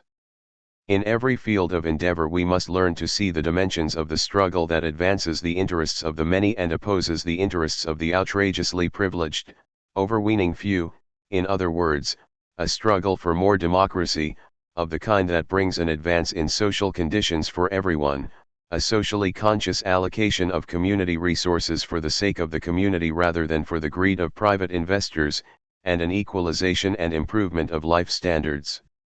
That in effect brings less freedom for the CIA and the interests it serves but more freedom for the rest of us. Essential to such an agenda is a freedom of speech that is not limited to media moguls and their acolytes but is available to persons of all ideological persuasions. Term limits, Trick or treat. There is much urgent talk about the need to limit incumbency in the U.S. Congress, most of it coming from the right. In California and a number of other states, things went further than talk. The liberal leadership of the state legislature was forced out of office after voters passed a proposition limiting assembly tenure to 6 years and Senate tenure to 8 years. During the 1990 campaign, President Bush and Vice President Quayle made a point of journeying to California to support term limits. Unfortunately, a number of people of progressive persuasion are standing shoulder to shoulder with the right-wingers on this issue. The appeal is understandable. Term limits supposedly would rid the Congress of entrenched oligarchs who long ago sold their souls to the moneyed interests. Competition would improve the quality of candidates and limit the influence of PACs. Infusions of fresh blood would also bring fresh and creatively progressive ideas and a more democratic performance. A conservative scheme. If all that were true, why would right-wingers like George Bush, Dan Quayle, and George Will favor term limits and a swifter turnover of congressional occupants? Is it because they are desirous of seeing the entrenched moneyed interests rooted and a more democratic and progressive Congress emerging? I suspect they have a different agenda. Conservatives have nothing against incumbency when it is their people who are filling the slots. Some conservatives, most notably President Nixon and, more vehemently, President Reagan during his last days in office, have wanted to abolish the 22nd Amendment, which places a 2-term limit on presidential incumbents. Conservatives feel they have the inside track on the presidency for several reasons. First, the defection of the South into the GOP column has given the Republicans a built-in head start in the Electoral College, the very same head start once enjoyed by the Democratic Party when the South was solidly Democratic. Second, the Electoral College gives 2 extra votes to each state regardless of population, thereby padding the number of electors claimed by numerous smaller and more conservative states. Third, and most important of all, it takes hundreds of millions of dollars to win a presidential nomination and election. The presidency has been priced out of the reach of any progressives. The decline of grassroots party organizations and the domination of national campaigns by television has only increased the need for big money and decreased popular input. No wonder the Republicans would like to get rid of term limits in regard to the presidency. To my knowledge, no conservative has uttered a word favoring a constitutional amendment that would limit the terms of Supreme Court justices or federal judges. Judges must be independent from politically partisan pressures, they argue, so that they may remain judiciously objective in their judgments. The dirty truth is that the judiciary was thoroughly packed during the Reagan and Bush administrations with hundreds of relatively young, conservative ideologues, who will be handing down decisions into the 3rd decade of the next century. The Clinton appointees to the federal courts are mostly people of conventional or unpronounced political orientation, who are more or less at home with the conservatives on most issues. Why do many conservatives, who see nothing wrong with limitless terms for presidents and lifelong appointments for judges, want limited terms for Congress? As far as I know, only one prominent conservative, Pat Buchanan, has come out for term limits for federal judges, as of October 1995. And he does not push the issue very strongly. Ronald Reagan gave us the answer. Just before leaving office he commented that the executive and judiciary are fine but the legislature still remains a problem. He meant that a substantial liberal political formation still survived in Congress. These liberals occasionally favor the Democratic interest over moneyed interests. They call, albeit weakly, for taxing the rich. They have passed, watered down, laws for occupational safety, public housing, public transportation, clean air, clean water, and bigger cuts in military spending. They support at least minimum levels of human services for the indigent and stricter regulations of the banking industry, the timber industry, and other plunderers. And many of them keep getting re-elected. Though pitifully inadequate in terms of what is really needed, all this is enough to annoy any right-winger. For decades political scientists pointed out that the congressional seniority system allowed for the entrenchment of conservatives of both parties. They presided like petty tyrants over their committee satrapies and accumulated power over the legislative process by virtue of being repeatedly elected. For decades such criticisms were ignored. Today the seniority system isn't what it used to be, but it is still operative. And for the first time, when liberals, and even some left progressives like Ron Dellums and John Conyers moved into committee chairs, suddenly the issue of incumbency was targeted by conservatives and publicized in the national media. It became an issue for the corporate mainstream media because it had become a conservative crusade. An amateur Congress. With term limitations, we will be faced with a rotating amateur Congress, one perpetually populated by freshmen and sophomores, who must leave office after their second or third stint, facing off against a well-entrenched national security state, a large professional bureaucracy, and corporate lobbyists who are elected by no one but who will be far more experienced and long-lived than the term-limited legislators. The legislative amateurs will still need large sums of money to get elected and will be even more vulnerable than before to powerful professional lobbyists. They will also be increasingly dependent on congressional staffers, who are elected by no one. And when one recalls that it takes many years and sometimes decades of struggle to pass major legislation that could offer some protection of public interests, we might wonder who in Congress will be able to stick around long enough to see things through. I suspect that is why conservatives suddenly became so enthusiastic about rotation of legislative office. A more rapid turnover would wipe out any potential seniority of the Democratic liberals in Congress and would pit short-term transient legislators against an entrenched and increasingly conservative state power. Unlike some liberals, people like Reagan and Bush do not treat process and performance as if existing in a social vacuum. They are keenly aware of how ongoing institutional arrangements advance or retard their political interests. They understand power because they have so much of it and have so much to protect with it.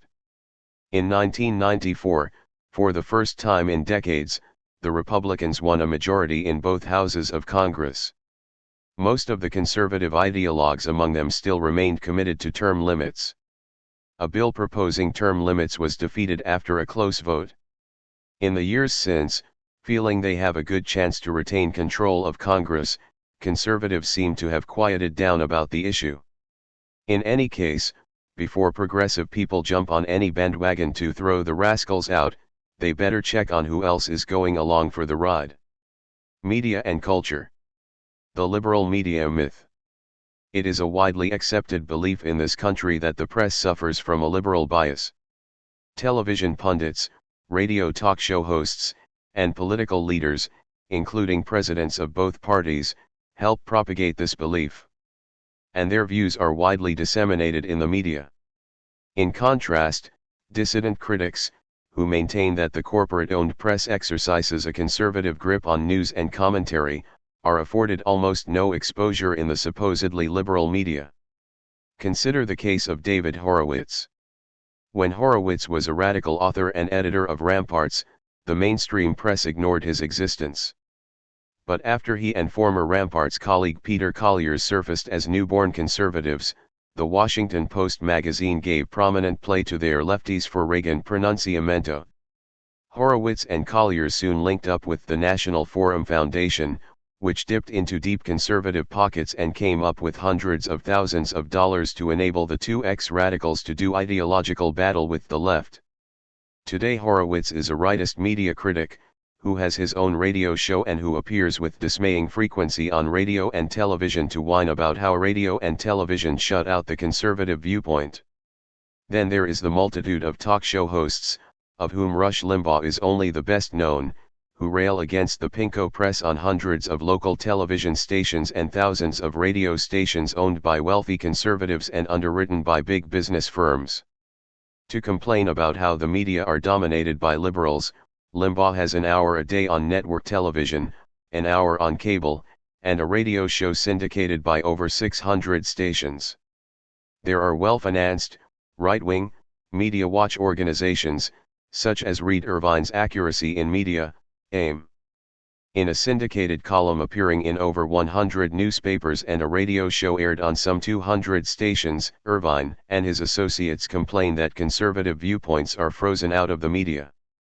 Many left critics would like to be frozen out the way Aim, Limbaugh, and Horowitz are.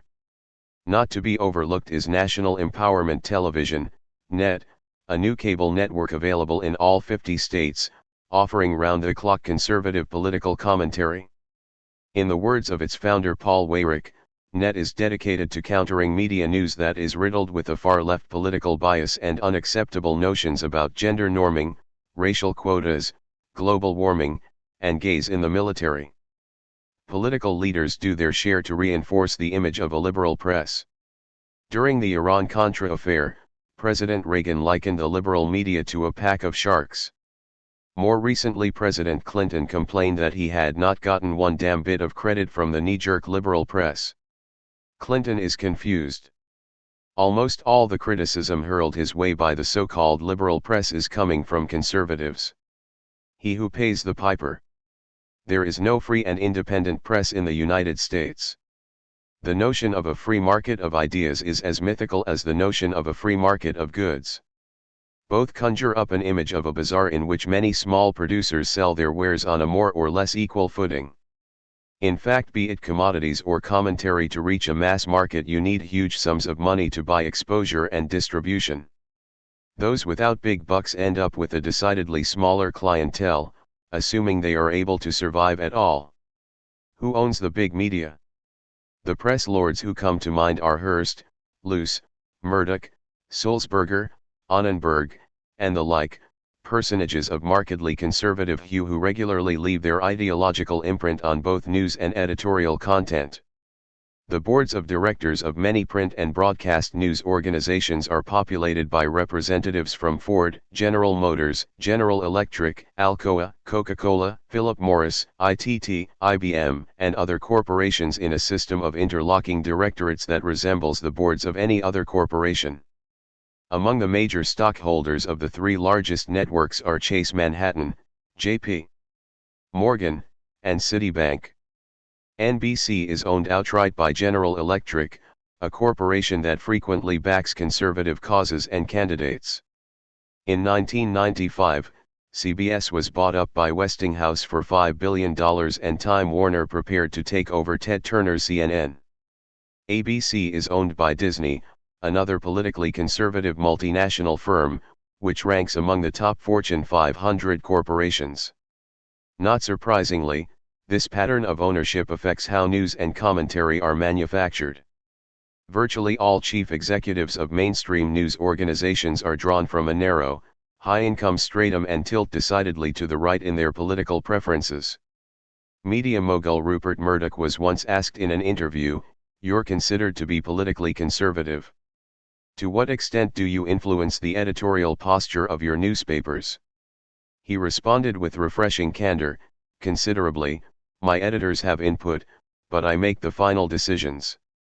In 1995, Disney bought ABC and all other capital cities media holdings for $19 billion, then wasted no time moving the network's editorial policies still further to the right, firing one remaining liberal editor and populist commentator, Jim Hightower, and forcing ABC to recant its expose of how cigarette manufacturers manipulate nicotine levels to increase addiction. Corporate advertisers exercise an additional conservative influence on the media. They cancel accounts not only when stories reflect poorly on their product but when they perceive liberal tendencies creeping into news reports and commentary. As might be expected from business-dominated media, the concerns of labor are regularly downplayed. Jonathan Tasini, head of the National Writers Union, studied all reports dealing with workers' issues carried by ABC, CBS, and NBC Evening News during 1989, including child care and minimum wage. It came to only 2.3% of total coverage. No wonder one survey found that only 6% of business leaders thought the media treatment accorded them was poor, while 66% said it was good or excellent. Religious media manifest the same gross imbalance of right over left. The fundamentalist media featuring homophobic, sexist, reactionary, televangelists like Pat Robertson comprise a $2 billion a year industry, controlling about 10% of all radio outlets and 14% of the nation's television stations. In contrast, the Christian left lacks the financial backing needed to gain major media access. The petroleum broadcasting system. A favorite conservative hallucination is that the public broadcasting system is a leftist stronghold. In fact, more than 70% of PBS's primetime shows are funded wholly or mostly by four giant oil companies, earning it the sobriquet of petroleum broadcasting system. PBS's public affairs programs are underwritten by General Electric, General Motors, Metropolitan Life, PepsiCo, Mobil, Paine-Webber, and the like. One media watchdog group found that corporate representatives constitute 44% of program sources about the economy. Activists account for only 3%, while labor representatives are virtually shut out. Guests on National Public Radio, NPR, and PBS generally are as ideologically conservative as any found on commercial networks. Even frontline and bill movers listening to America's favorite GOP targets use Republicans far more frequently than Democrats. Conservatives like Horowitz make much of the occasional muckraking documentary that is aired on public television. But most PBS documentaries are politically nondescript or centrist. Progressive works rarely see the light of day. Documentaries like Faces of War, revealing the brutality of the U.S.-backed counterinsurgency in El Salvador, building bombs, on nuclear weapons proliferation, cover-up, on the Iran-Contra conspiracy, deadly deception, an Academy Award-winning critique of General Electric and the nuclear arms industry, and Panama Deception, an Academy Award-winning expose of the U.S. invasion of Panama, were, with a few local exceptions, denied broadcast rights on both commercial and public television. A rightist perspective dominates commentary shows like NBC's McLaughlin Group, PBS's One-on-One, with McLaughlin as host, CNBC's McLaughlin Show, with Guess Who, PBS's Firing Line with William F. Buckley, CNN's Evans and Novak and Capital Gang, and ABC's This Week with David Brinkley. The spectrum of opinion on such programs, as on the pages of most newspapers, ranges from far right to moderate right or center, in a display of false balancing. Facing Pat Buchanan on CNN's Crossfire, Michael Kinsley correctly summed it up: Buchanan is much further to the right than I am to the left. On foreign affairs, the press's role as a cheerleader of the national security state and free market capitalism seems almost without restraint. Virtually no favorable exposure has ever been given to indigenous Third World revolutionary or reformist struggles or to protests at home and abroad against U.S. overseas interventions. The media's view of the world is much the same as the view from the State Department and the Pentagon.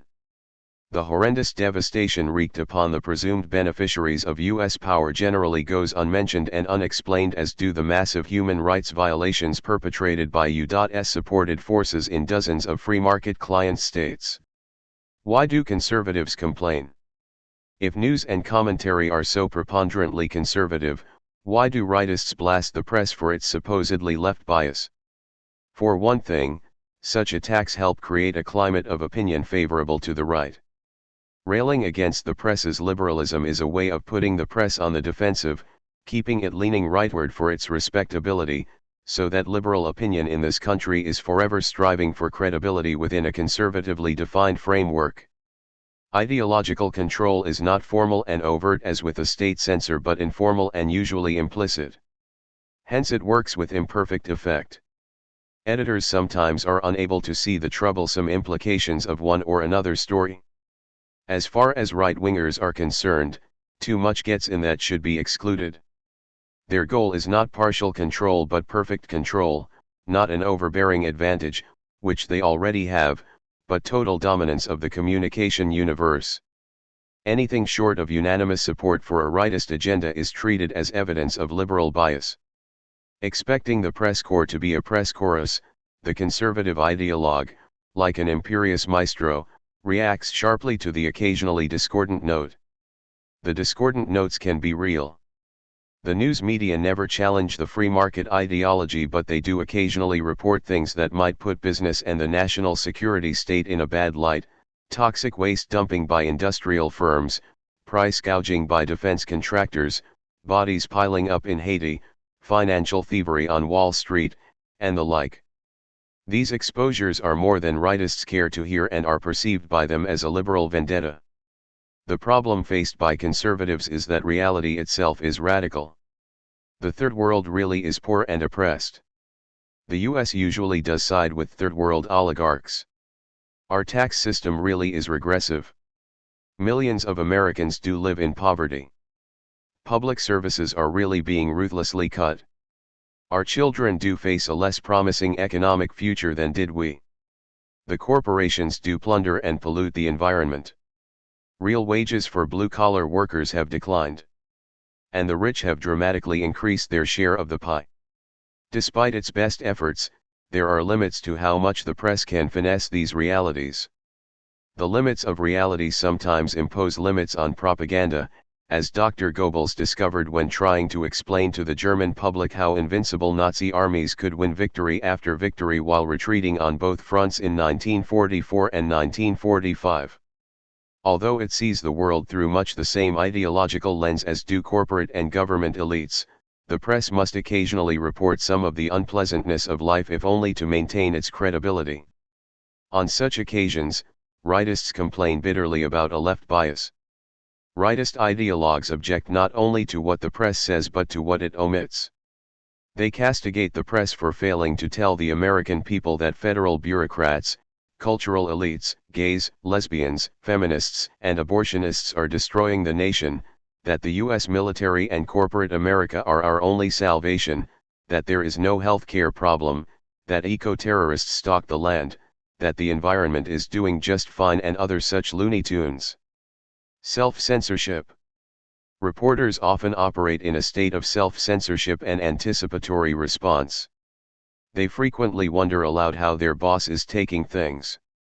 They recall instances when superiors have warned them not to antagonize big advertisers and other powerful interests. They can name journalists who were banished for turning in the wrong kind of copy. Still, most news people treat these incidents as aberrant departures from a basically professional news system and insist they owe their souls to no one.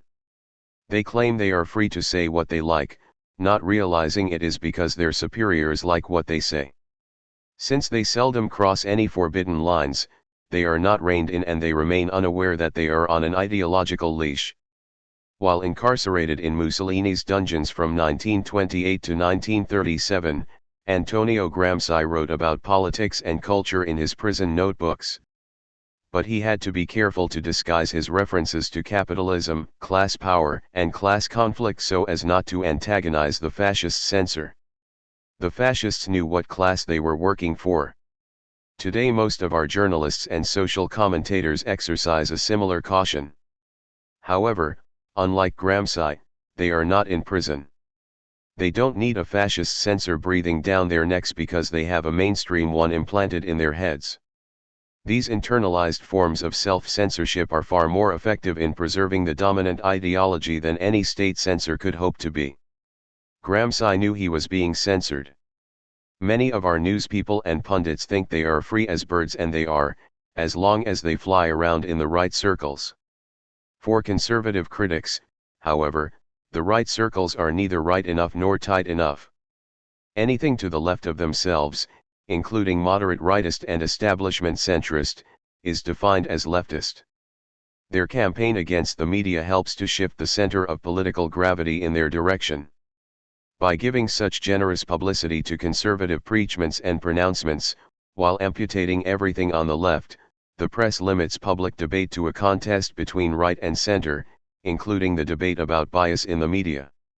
On the American political scene, the center is occupied by conservative Democrats like Bill Clinton, who are happy to be considered the only alternative to the ultra-right.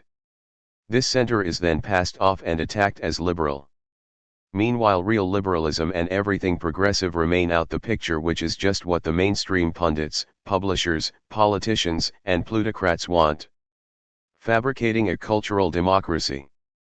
In the United States and most other countries, the movie and television entertainment industry is controlled by transnational corporations.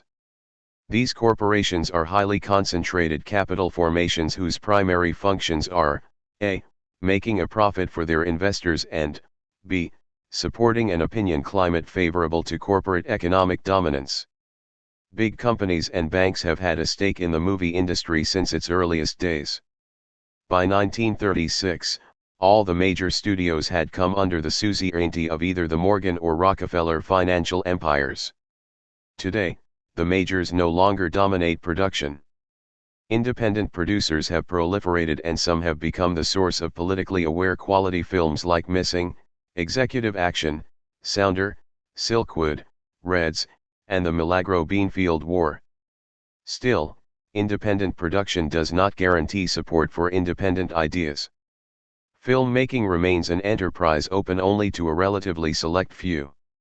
In 1995, the average cost of producing a movie was over $35 million, not counting promotional expenses which sometimes equal production costs.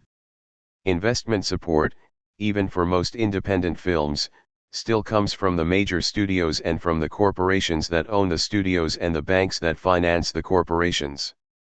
Not all that much has changed since the days of the Hollywood mogul. The major studios still finance the promotion and distribution of films. An independent usually has no way of gaining access to a national audience without dealing with the majors. Hundreds of films are made that never are released because the majors decide they lack commercial viability, or because they contain controversial political content. Sometimes it is a combination of both, as industry bigwigs presume to equate political controversy with lack of commercial appeal. What is true of films is equally true of television. The three networks CBS, ABC, and NBC enjoy a dominant position, selling over 86% of all TV advertising intended for a national audience. To the extent that their hegemony is challenged, it is by other highly financed networks like Fox, owned by billionaire reactionary Rupert Murdoch. The dramatic giant mergers of 1995 make it still clearer that our free and independent entertainment media are in the grip of ever more concentrated wealthy conservative interests. The mass media are class media. Nothing too critical. Do the big owners and advertisers determine the media's ideological content? Isn't this done by politically liberal directors, script writers, actors, and you, the viewing audience? An investigation of the hundreds of films and television shows offered each year suggests that a truly leftist movie or teleplay, offering a class analysis of power and wealth, is something rarely to be expected from the major media. While persons of left persuasion often have worked in the film industry, they rarely have been able to insert much, if any, of their politics into the movies they created. Films that deviate from the mainstream political credo usually have to be toned down, rewritten, and larded with stars in order to be funded. Once made, they are accorded limited publicity and distribution, as was true of Reds, Maduan, and Bertolucci's 1900. The Dissident Romero, the story of the Salvadoran archbishop who was murdered by a death squad, was denied funding by major studios and networks. It saw the light of day only because funds were forthcoming from sympathetic Catholic agencies, and even then it received scant distribution. Television scripts that offer a critical perspective fare no better. For years, TV's biggest advertiser, Procter & Gamble, imposed an editorial policy on its shows that read in part, "There will be no material that may give offense either directly or by inference to any commercial organization of any sort. There will be no material on any of our programs which could in any way further the concept of business as cold, ruthless, and lacking all sentimental or spiritual motivation. Members of the armed forces must not be cast as villains. If there is any attack on American customs, it must be rebutted completely on the same show." Television shows are often pre-screened by advertisers. Eastman Kodak noted, "In programs we sponsor on a regular basis, we do preview all scripts before the airing of the program. If we find a script is offensive, we will withdraw our commercials from the program." The TV movie Shootdown, which showed that the Korean passenger plane shot down over the Soviet Union had been intentionally sent that way by U.S. authorities to test Soviet defense responses, was subjected to drastic cuts. According to the show's producer Leonard Hill, NBC censors played the role of Grand Inquisitor. It was quite a relentless interrogation, and it turned into a war of attrition. And the TV movie Roe vs. Wade, dealing with the struggle for safe, legal abortions, was subjected to 17 rewrites because network censors did not want the final product to seem too pro-choice. Ideological sanitizers. On one of the rare occasions it has acknowledged the existence of media censorship, the New York Times, November 27, 88, noted that while network production and standards departments have reduced their policing of sexual and other cultural taboos, the network censors continue to be vigilant when it comes to overseeing the political content of television films. Censorship is far more widespread than the few publicized incidents suggest.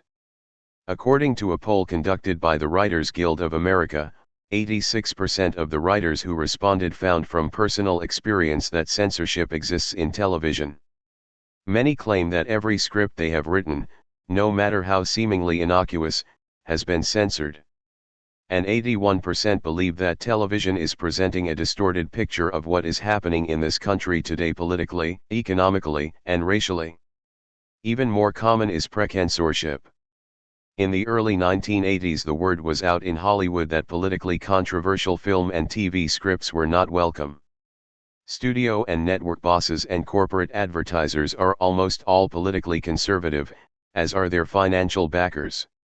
By defining beforehand what are the saleable subjects, media chiefs predetermine the kind of scripts they will get.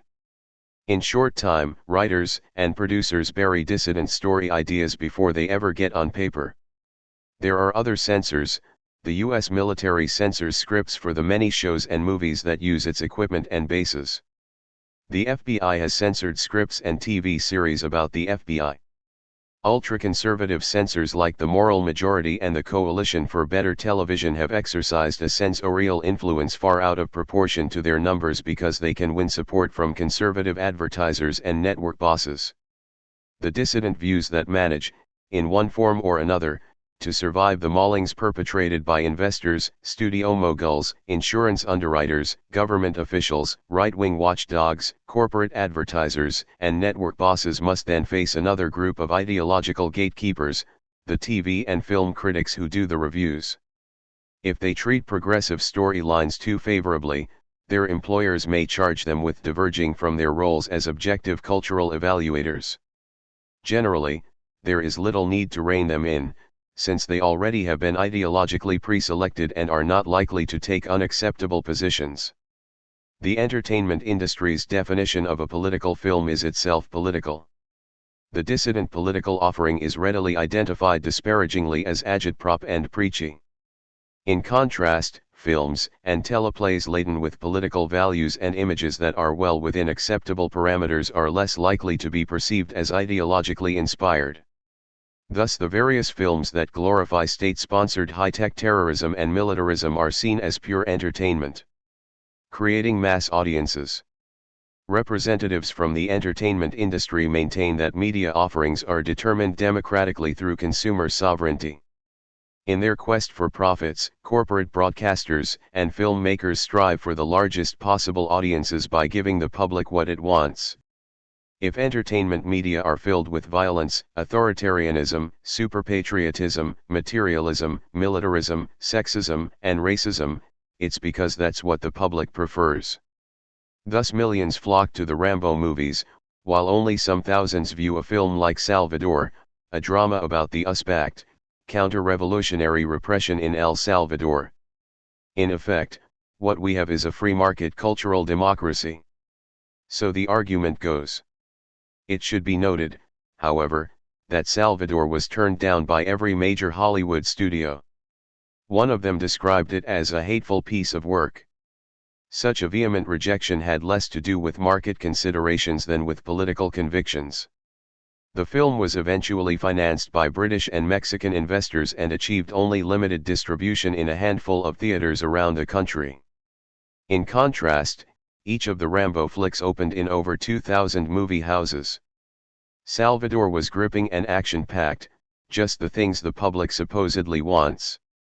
Is it really the public that is not interested in seeing films like Salvador or Romero, Burn, 1900, Gaijin, and other such well-made politically dissident movies? Or is it that, given their conservative ideological biases, studio bosses and financial backers are not interested in producing and distributing them? The entertainment industry does not merely give the people what they want, it is busy shaping those wants. If a Rambo film had a naturally vast audience, it would not be necessary to spend $20 million on a pre-release publicity hype.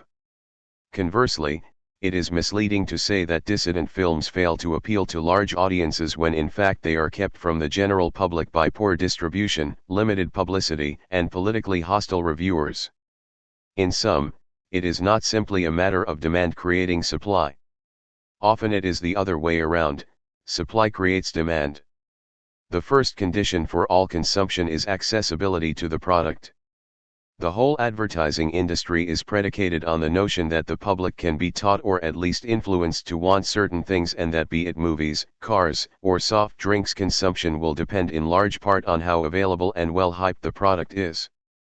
Primetime TV shows, along with movies that open in every shopping mall in America, win large audiences not because there is a spontaneous wave of popular demand carrying them to the top, but because there is a lot of strenuous pulling from the top. Giving people what they want is too simple an explanation of what the media do. Shows that are ideologically conservative will sometimes get vigorous publicity and distribution no matter what their box office draw. The Pentagon/John Wayne production of The Green Berets, a movie filled with militaristic and super-patriotic hype, appeared at the height of the protests against the Vietnam War when there was no great public demand for that kind of film.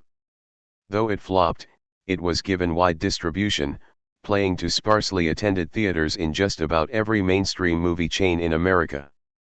Likewise, shoot MUPs like Cobra, Rambo 3, and The Deadpool were box office disappointments despite multimillion-dollar publicity campaigns. This suggests that even people who have been conditioned to consume junk begin to tire of the same old junk. What does the public want? Media production involves a lot more than just satisfying the public. The first audience a producer must please consists of the show's financial backers, its would-be corporate sponsors, and studio and network bosses. Because most movies and television series are completed before they are shown to the public, they cannot be altered to reflect audience feedback. Letters from individual viewers are usually not considered representative of the general public. Market research and rating services also are not that helpful, since they seldom tell anything about reactions to specific content. The only direct feedback is from the people who preside over the productive process, hardly a representative sample of the public. Those who claim to give us what we like do everything they can to make us like what they give.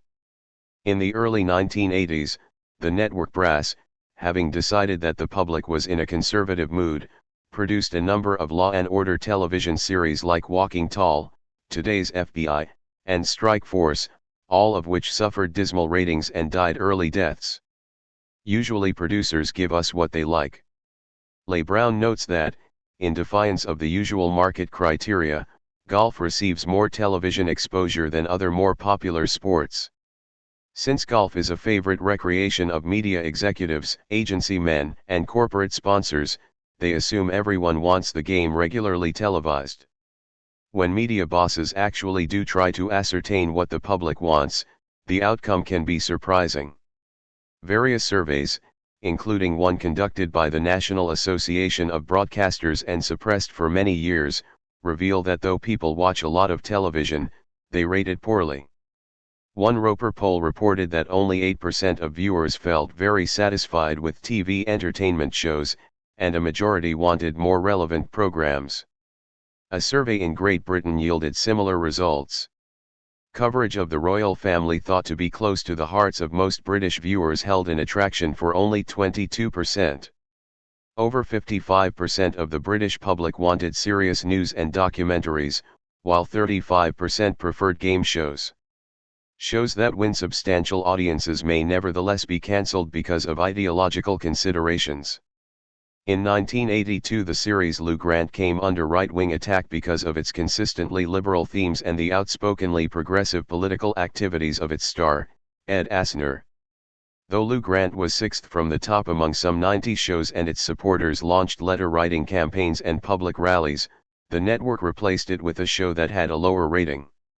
Media bosses tell us that most people desire to escape reality, not confront it.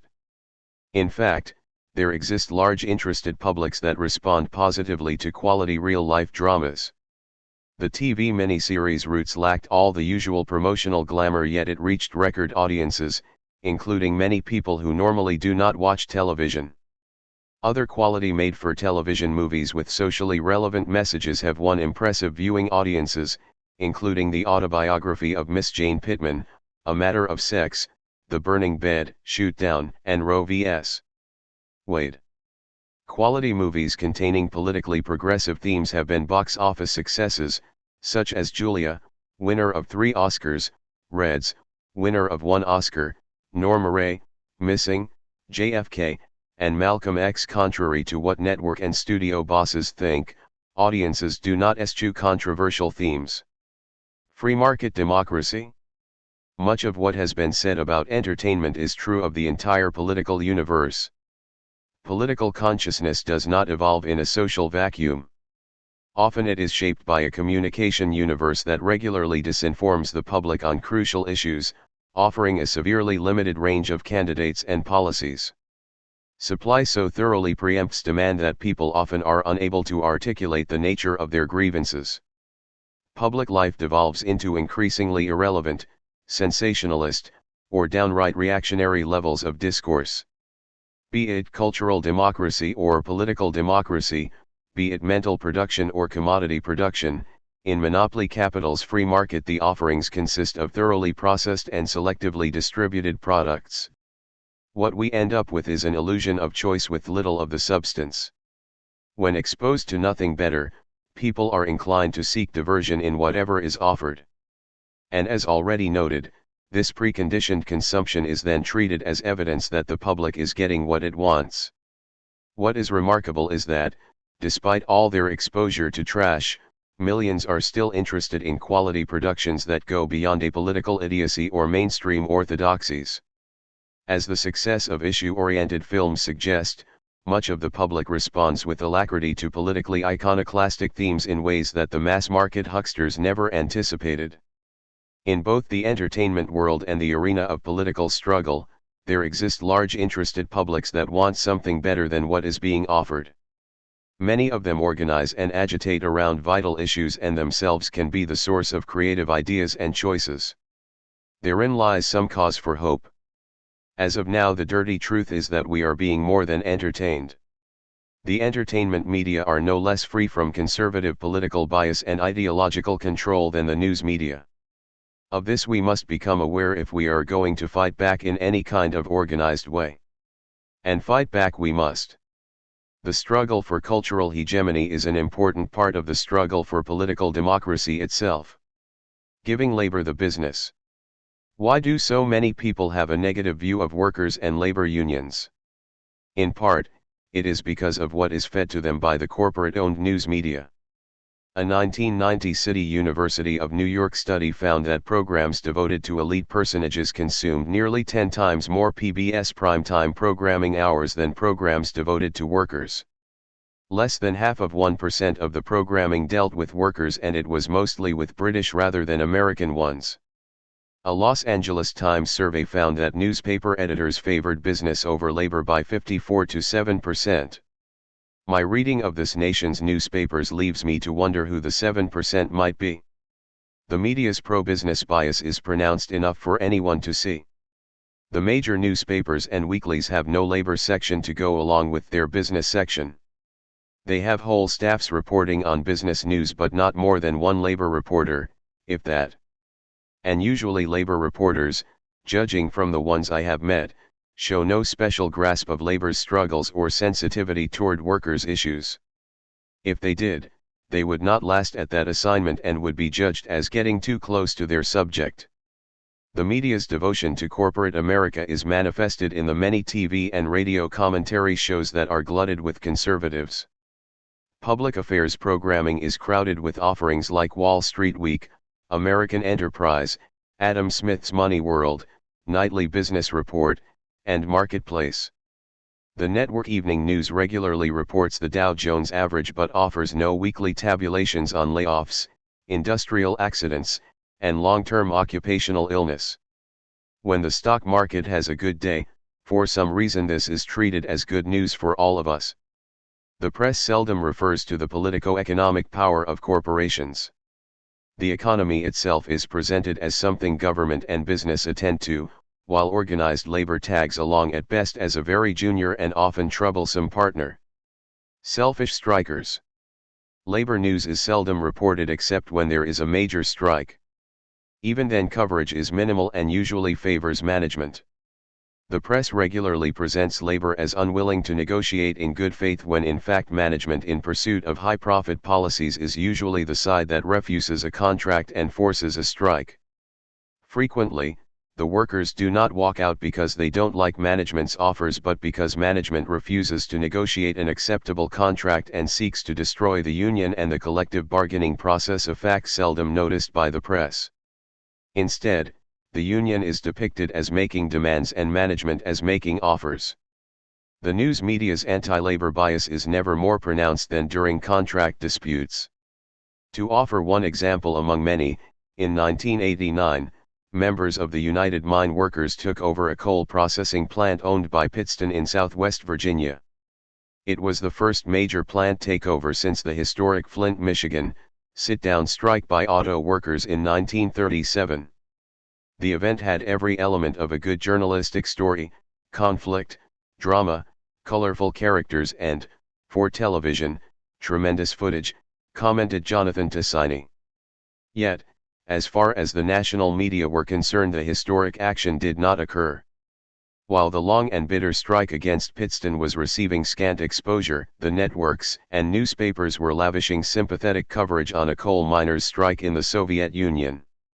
During a 9-day period, the Soviet miners received a total of over 37 minutes of prime-time news coverage on the major networks. Contrasts were made between the living standards of Soviet bosses and coal miners, something the media never thought of doing in regard to the Pittston owners and miners. The Soviet strikers also were portrayed glowingly as fighters for self-betterment and social justice, a kind of representation never accorded U.S. workers. Finally, in July of 1989, CBS's weekly television news show 48 Hours did devote an entire hour to the Pittston strike. Reporters interviewed company executives who said they wanted to resume production but they couldn't get the union to cooperate. Scabs said they wanted to work and didn't need a union to tell them what to do. They spoke at length of threats and mistreatment from strikers. State troopers were portrayed as neutral peacekeepers just doing their job, clearing the roads as they arrested strikers who tried to keep replacement workers, scabs and strike breakers, from entering the mines. In a show of balanced reportage, CBS also interviewed strikers who said they were struggling for a contract and had to stick together until victory was theirs. Strikers were shown at home, at rallies, and on the picket lines. Never were they shown telling the viewers what the strike was about, what actually was at stake. Missing from the entire program was any reference to the issues, the content of the conflict. Why were the miners striking? Not once did CBS mention that Pittston wanted to make deep cuts in wages and benefits. Nor did CBS mention that Pittston was facing serious charges of unfair labor practices. A few such pertinent facts would have put the whole conflict in a different light. As presented by the network, the strike seemed to be a mindless contest of wills, pitting the stubborn, shrill, and rather foolish miners against patient, soft-spoken managers who only wanted to resume production, neutral police who only wanted to keep the peace, and replacement workers, scabs, who only wanted the freedom to work without union interference. Likewise, national coverage of the 1990 Greyhound bus strike offered little opportunity for the public to ascertain what was on the minds of striking workers. Company officials were afforded ample opportunity to comment, but union leaders and rank-and-file drivers received almost no exposure. Management's offer consisted of a moderate wage increase and drastic cuts in benefits which taken together amounted to a real wage deduction. Yet the press treated management's proposal, riddled as it was with selective arithmetic, as a generous one. The union's proposals were accorded almost no media attention. Management was depicted as using replacement workers to rebuild its fleet and maintain services for the public when in fact it was trying to break the strike and destroy the union. Throughout the strike, the images were of a besieged, responsible management versus violent, angry strikers, the latter showing a selfish indifference to the disruptive effects their strike was having on the economy and the public. The media's anti-labor biases should come as no surprise. Media owners themselves are among the most exploitative, anti-union employers and strike breakers. Over the years, the Washington Post, the Los Angeles Herald-Examiner, the New York Daily News, CBS, NBC, and numerous other news organizations have been locked in bitter strikes that ended with unions being seriously weakened or totally crushed. As Washington Post owner Katharine Graham is reportedly fond of saying, unions interfere with freedom of the press. When not on strike, unions and workers practically vanish from the national media. Issues that concern them: occupational safety, declining real wages, seniority, job security, underemployment, health benefits, workplace racism and sexism, consumer safety, affordable housing, tax reform, and human services are routinely ignored or given paltry exposure. Taboo topics. The media treat labor management disputes as isolated incidents having no linkage to larger economic forces. Strikes are treated as aberrant disruptions of normal life, not as systemic conflicts endemic to industrial capitalism. The mutual support that strikers provide for each other and the aid that unions sometimes extend to other unions is usually ignored by the news media. During past coal strikes there was almost nothing on how farmers were bringing food to the miners. By ignoring instances of worker solidarity and mutual assistance within and between occupations, the press denies the class dimensions of the strike and underplays the support strikers have among other sectors of the public. While the media will talk about management, they have little to say about capital, little about the enormous wealth accumulated by owners. The billions paid out in stock dividends and interest on bonds represent a hugely inequitable upward distribution of the productive earnings of labor, a transfer of wealth from those who work to those who live mostly off those who work. Such exploitative arrangements go unnoticed or are implicitly accepted as the natural order of things. Nor is the media much bothered by the damage done to labor and job opportunities in general as big companies export jobs to cheap third-world labor markets, where the margin of profit is several times higher than at home. Also left untouched are the anti-union biases written into the laws. Under the National Labor Relations Act of 1935, employees won the right to organize and bargain collectively. Union membership grew dramatically. But the passage of the Taft-Hartley Law in 1947 and various right-to-work laws passed by the states imposed drastic restrictions on strikes, boycotts, and labor organizing, resulting in a decline in union membership from 35% of the workforce in 1950 to 15% today. Union busting has become a major industry with more than 1,000 consulting firms teaching companies how to prevent workers from organizing and how to get rid of existing unions. Lacking adequate support from the pro-business Clinton administration, a bill that would have protected striking workers from being permanently replaced by scabs failed to win congressional approval. Most of these anti-labor developments go unheralded in the pro-business media.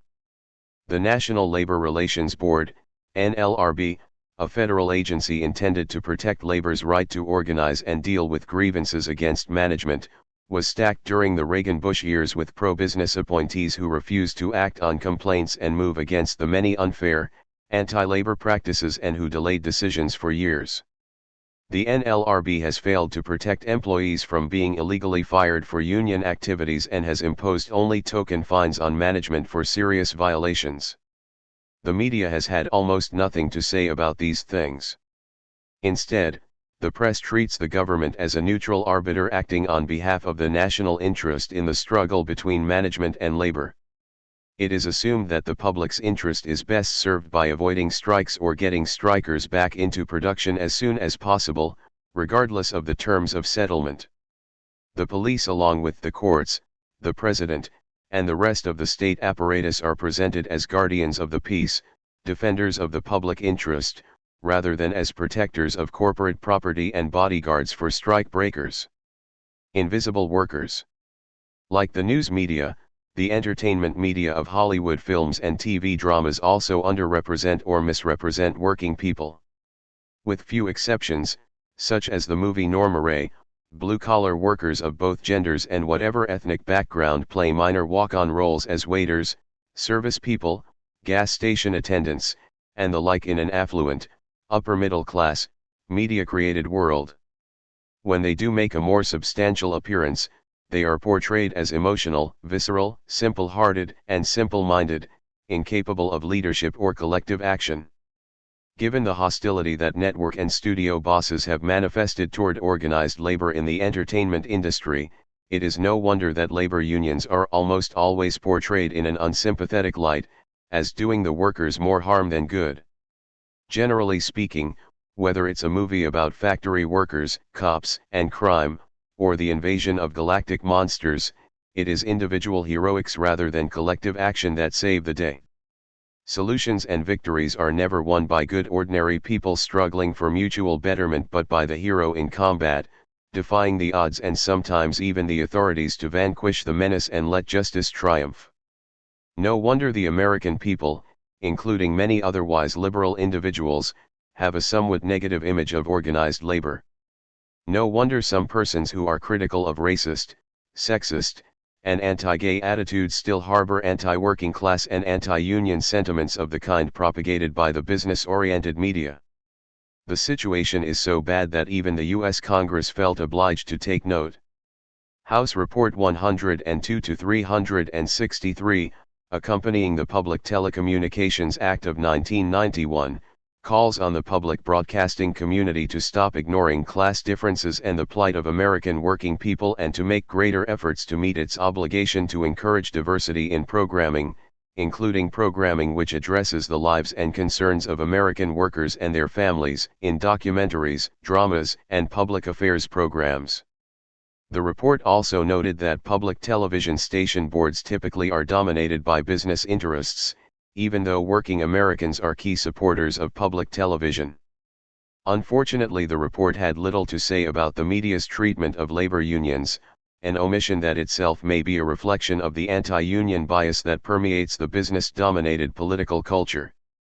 With its monopoly over mass communication, business has been able to present a largely unchallenged picture of big labor as an avaricious and narrowly self-interested force that does itself, the economy, and the public no good, driving up prices with its incessant demands, serving only itself while creating costs that must be passed on to the rest of us.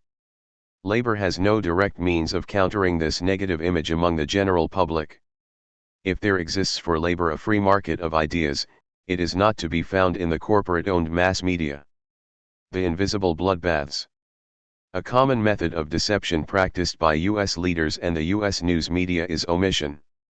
Rather than outright lying, rather than twisting and embellishing the truth, leaders and their faithful flacks in the mainstream media frequently just ignore or greatly downplay events that might prove too troublesome for officialdom and too edifying for the U.S. public. This is especially true when it comes to matters relating to the national security state. Reports can appear now and then in the news regarding an irresponsible business firm, a catastrophic oil spill too large to keep hidden, a corrupt banker or broker, an incident of sexism in the armed services, and so forth. Out of bounds are the fundamental questions about the use of state power in the service of corporate class interests at home and abroad. Critical discussions of global capitalism and what it is doing to the world are not likely to be countenanced by either U.S. leaders or the corporate-owned media. The various methods of U.S. interventionism in other countries include both the overt forms of military invasion and the covert actions of the CIA and other counterinsurgency agencies. They include everything from bribes and rigged elections to death squads and mass slaughter. The purpose of these actions is to eliminate individual leaders, political parties, social movements, and governments that in any way challenge the existing global politico-economic arrangements that advocate egalitarian social change, be it toward a social democracy or socialism or even a conservative economic nationalism that strives for some kind of independent development. Acceptable Holocaust. Consider the case of Indonesia.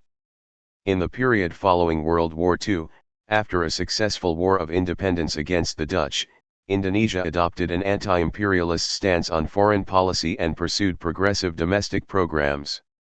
Among President Ahmed Sukarno's supporters was the Indonesian Communist Party, PKI. One of the largest communist parties in the world, with a broad political organization right down to the village level, the PKI built schools, libraries, clinics, cooperatives, and daycare centers. It sponsored literacy and health programs, and encouraged democratic participation by villagers and others. When the Indonesian army overthrew Sukarno in 1965, it embarked upon a campaign to eradicate the PKI and the entire left, slaughtering about 500,000 people, some estimates are as high as 1 million, in what was the greatest genocidal action since the Nazi Holocaust.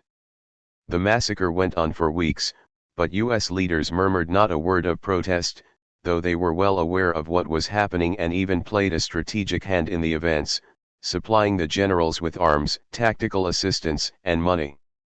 It was over 2 months before the story broke in the US press, in Time, December 17, 65, which gave a matter-of-fact account of the massacres, complete with a description of rivers clogged with bodies. A month later the New York Times carried a relatively brief report. Spotty accounts appeared elsewhere over the ensuing weeks.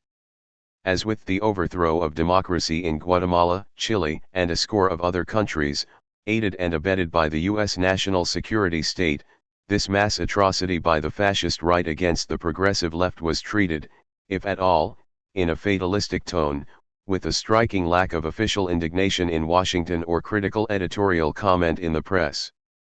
It was as if the victims were just the personae in some messy incident preordained by destiny. Thus the New York Times, July 6, 66, quoted, without any reference to the moral horror of it all, the late Prime Minister of Australia, Harold Holt, who happily told the River Club of New York City that with 500,000 to 1 million communist sympathizers knocked off, I think it is safe to assume a reorientation has taken place. Not a hint that these communist sympathizers were human beings trying to build a more egalitarian democratic life for masses of people. Some press commentary was blatantly upbeat in tone. James Reston, writing in the New York Times, June 19, 66, saw the savage transformation from a leftist Sukarno government to a defiantly anti-communist policy under General Suharto as one of the more hopeful political developments in Asia. Reston's column, entitled A Gleam of Light in Asia, praised the U.S. government for the aid and assistance it gave to the coup. Except for one or two passing references, the press as usual had almost nothing to say about the critical role played by the CIA and the U.S. military in assisting the Indonesian generals before, during, and after the bloody takeover. The admission by State Department official George Aldrich that roughly 90% of the Indonesian military equipment and supplies were provided by the United States was treated as no cause for official comment or editorial condemnation. Also deemed too trivial to earn much exposure was the plight of the several 100,000 political prisoners rounded up in the coup, many of whom committed suicide or sickened and died under unspeakably inhumane conditions of captivity. Subsequent references in the news turned truth on its head and depicted the communists as the instigators of the massacre. Thus the Los Angeles Times, November 15, 78, reported in retrospect that the Indonesians had broken relations with China in 1965 when the Mao-inspired Communist Party, now outlawed, attempted to seize power and subjected the country to a bloodbath. The press had little to say about developments in Indonesia after the military coup, the abolition of Sukarno's land reform program, the massive dispossession of peasants, the widening gap between village rich and poor, and the return of Dutch and Japanese corporations. Not a word about Indonesia's re-entry into the International Monetary Fund, the power exercised by the Tokyo Club of financiers who rescheduled Indonesia's debts in exchange for more exploitative investment terms, and the US and other Western firms that took hold of Indonesia's mineral resources. What happened in Indonesia was no different from what has happened in scores of other countries, a populist, reformist government overthrown by a reactionary military armed and abetted by the U.S. national security state, accompanied by massive executions, murders, torture, and imprisonment of those deemed guilty of reformist inclinations, massive corruption by the new military autocrats, privatization of public properties, widespread plunder of natural resources and ecological preserves, the suppression of wages, a surge in unemployment, the reintroduction of foreign finance and loans, and an explosion of the national debt under arrangements worked out by the International Monetary Fund and related institutions. Repeat performance. The subsequent slaughter perpetrated by the Indonesian military in East Timor from 1976 on is another terrible story suppressed by official Washington and underplayed by the U.S. press. When East Timor, a Portuguese island colony at the edge of the Indonesian archipelago, was granted independence by Lisbon in 1975, a brief struggle ensued between Timorese elites and a left populist organization called Fretilin, with the latter swiftly gaining a popular base and emerging triumphant. Western observers, including Australian reporters, parliamentarians, and members of an Australian aid mission, reported that the reformist Fretilin government enjoyed strong support from the population. This was enough reason for the CIA-sponsored Indonesian military to invade East Timor, engaging in a counterinsurgency campaign that included crop destruction, defoliation, and the systematic annihilation of whole villages. Thousands of Timorese starved to death or died of disease in concentration camps. In 1977, Australian journalist James Dunn testified that when the Indonesian army captured the villages of Remexik and Aleu, all the inhabitants, except children under the age of 3, were shot because they were considered to be infected with the seeds of Fretilin. After an extensive investigation of the evidence, an Australian political scientist, Pat Flanagan, concluded, "There can be no question that, if the articles of the 1948 United Nations Geneva Convention defining genocide are applied, what we have in East Timor is precisely that." Monthly Review, May 1980. The Indonesian intervention destroyed about half of the Timorese people. In 1974, the Diocese of Dili, the capital of East Timor, placed the nation's population at 690,000. In 1978, Jakarta's security chief in East Timor reported a surviving populace of 330,000. How did U.S. leaders and their media flunkies respond to genocide in East Timor? Hardly at all. Reports about the Indonesian military campaign trickling out of that unhappy land, mostly from Australian journalists and Timorese refugees, were ignored or downplayed by the White House and State Department. The index to the New York Times gave 6 full columns of citations to Timor in 1975, when the fate of the Portuguese colony was of great concern to the State Department and the CIA, and the left-oriented Fretilin was emerging victorious. By left-oriented, I mean Fretilin was dedicated to land reform and public programs directed toward public needs rather than private investment. But through 1977, when the Indonesian Army's war of annihilation had reached awesome proportions, the Times Index gave Timor only 5 lines. Normally tireless in seeking out refugee reports alleging atrocities in countries not under Western capitalist domination, the U.S. press failed to interview any of the many Timorese refugees in Portugal and elsewhere. The New York Times, April 19, 1978, reported that Fretilin consisted only of scattered groups that were losing their hold over most of the Timorese people who had been forced to live under their control, and that many Timorese were now fleeing into areas controlled by the Indonesian invaders. The image was a familiar one. As in the press's treatment of Vietnam, the Timorese were not fleeing the Indonesian invaders' slash-and-burn campaigns, they were not forcibly evacuated by the military. As the Times would have us believe, they were choosing to leave their lands and ancestral birthplaces to live in Indonesian-run internment camps because of their dislike of the totalitarian guerrillas and their own love of freedom. The Times reported that Fretilin's only outside support was limited to highly vocal groups of Australian left-wing students. Not true. As the Times should have known, the United Nations General Assembly and also the Non-Aligned Nations Group had for several years in a row adopted resolutions supporting self-determination for East Timor, and anti-imperialist organizations on several continents supported the Timorese independence struggle.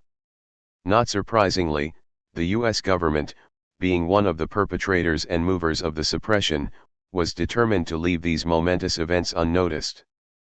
Predictably, the U.S. media followed the official line, to wit, East Timor was a matter of no great moment, the Indonesians had stabilized the situation, and nothing much and certainly nothing terrible was happening there. Maintaining silence about a dirty truth is another way of lying, a common practice in high places. Meanwhile the horror, torture, slaughter, grief, and misery inflicted upon dedicated people in Indonesia and East Timor over the last 30 years remain one of the great atrocities of history, made no less horrendous in the scales of human suffering for being studiously downplayed by its sponsors, who would have us believe they are defending democracy at home and abroad. Yeltsin's coup and the media's alchemy. One seldom hears about capitalism in the capitalist-owned media. For decades we were told that the Cold War was a contest between freedom and communism, without any references to the interests of global capitalism. But with the collapse of communism in Eastern Europe and the Soviet Union, U.S. leaders began intimating that there was something more on their agenda than just free elections for the former captive nations, namely free markets. Of what use was political democracy, they seemed to be saying, if it allowed the retention of an economy that was socialistic or even social democratic? So they publicly acknowledged that a goal of U.S. policy was to restore capitalism in the former communist nations. The propaganda task was to treat capitalism as inseparable from democracy, while ignoring the many undemocratic capitalist regimes from Guatemala to Indonesia to Zaire. However, capitalism still sounded, well, too capitalistic, so the preferred terms were free market and market economy, concepts that appeared to include more of us than just the Fortune 500.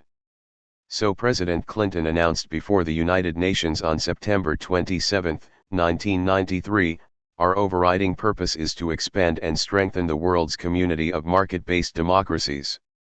In a similar vein, the New York Times, October 5, 93, noted that President Boris Yeltsin remains the best hope for democracy and a market economy in Russia. Far from being wedded to each other, capitalism and democracy are often on a fatal collision course, as demonstrated by the horrific events in Russia during the autumn of 1993. Multi-party electoral democracy is useful when it can be used to destabilize one-party socialism. But when it becomes a barrier to an untrammeled capitalism, democracy runs into trouble. The first ominous signs came in 1992, when the presidents of Poland, Czechoslovakia, and Russia demanded that their parliaments be suspended and they be allowed to rule by ukase. On cue, the U.S. media started making sympathetic noises about obstructionist legislators, letting us know that parliamentary democracy was getting in the way of democratic market reforms. Washington threw its full support behind repressive executive leaders like Boris Yeltsin, a champion of the free market. Orwell lives. Those of us who have repeatedly challenged the outrageous misrepresentations perpetrated by that gaggle of concubines who compose our free and independent press still must marvel at the media's newspeak and doublethink treatment of Yeltsin's bloody coup in Russia in 1993. I had thought that George Orwell's model of propaganda as reality in reverse was crudely overdone. Propaganda is most effective when it relies on emphasis, tones, and overall framing rather than when it blatantly inverts reality. But the U.S. media's treatment of Yeltsin's bloody coup is a real-life replication of Orwell's model. Tyranny is freedom, the blatant reversal of reality, the unblinking propagation of the crassest lies. Here we have an executive leader who tears up his country's constitution, disbands parliament, abolishes the constitutional court, launches an armed attack upon the parliamentary building, kills hundreds of resistors and demonstrators, jails opposition leaders without bail, arrests and detains tens of thousands, puts hundreds of elected and appointed officials under investigation, expels thousands of non-Russians from Moscow, bans labor unions from political activities, exercises monopoly control over all broadcast media, suppresses dozens of publications and television shows, and permanently outlaws 15 political parties, and who is hailed by U.S. leaders as a savior of democracy. With self-confirming momentum, the news media did not merely excuse the repression as a necessary evil but celebrated it as a step forward. This transformation of a violent putsch into a heroic salvation of democracy was truly one of the marvels of modern propaganda. Here is how it was done. The unconstitutional constitution. It is a rare democracy in which conflicts do not arise between the executive and the legislature. What often happens is that a compromise is worked out. But compromise was just what Yeltsin and his Western allies were not interested in. I will not agree to any compromise with any bodies. Categorically not. He is quoted as saying, New York Times, September 28, 93. Yet from the beginning he was portrayed as the moderate and compromising proponent while his adversaries were described, Times, September 22, 93, as communists and nationalists who have blocked his legislation at every turn. Once Yeltsin tore up the Constitution, that document was seen as seriously defective. Appearing on 1-on-1, October 3, 93, Zbigniew Brzezinski falsely dismissed the Russian Constitution as the old Brezhnev one. The next day, NPR's All Things Considered interviewed a member of Yeltsin's party in parliament who called it the Stalin Constitution, another false assertion that went unchallenged by the NPR host. The New York Times, September 22, 93, approvingly repeated Alexander Solzhenitsyn's untruthful charge that this was less a parliament in Western terms than a gang of party hacks, more selected than elected in 1989, when the Soviet Union still existed and the Communist Party held sway. A front-page headline in the Los Angeles Times, October 3, 93, announced, Bill of Wrongs, Constitution in Mess in Russia. The accompanying story stated, the weakest link in the legal structure is the Constitution itself, enacted in its most recent incarnation in 1978, under Soviet power. Truth peeked through only once in the New York Times. In an op-ed piece, October 2, 93, historian Robert Daniels pointed out that every member of parliament had been freely elected in 1990. The Russian parliament was not operating under a Brezhnev or Stalin constitution but under the fully democratic reforms of 1989. It was not to be confused with the earlier Soviet parliament, which did have some non-elective seats but went out of existence 2 years before. When not faulting the constitution, the Times berated the Russian people themselves. There was nothing in the upbringing of these people that would equip them to appreciate the notion that above the laws there could be principles, that a constitution itself could be unconstitutional if it served only a small clique. September 26, 93. Russia's democratic institutions were undermined because they were created. Before the fledgling businessmen learned to defend their interests through politics, October 10, 93. Russia is populated by a people steeped in socialist propaganda who are outraged by the vulgar display of the new rich. October 5, 93, certainly not the right attitude for building capitalism. Unlawful lawmakers. Most of the Russian legislators were non-communists and erstwhile Yeltsin allies. Yet they were repeatedly labeled by the press as communists and ultranationalists, communist holdovers, unrepentant communists, armed fascist communist rebels, the old elites, and die-hard communists. In contrast, Yeltsin's former Communist Party affiliation was rarely mentioned. To be sure, some of the legislators were communists. That they were freely elected to office was of no matter, they still were considered anti-democratic simply by virtue of being communists. The lawmakers were depicted as opposed not only to reforms but to democratic reforms and therefore to democracy itself. The Times, September 22, 93, told us this remains at its heart a battle between those who broke early with the totalitarian, centralized state and those who are trying to maintain its essence. In fact, the repressive centralization was being carried out by Yeltsin and his administration, not his opponents in parliament. The largest formation in the Russian parliament, the Civic Union, favored slowing down the pace of privatization and retaining public ownership of those plants and collectives that were showing a profit.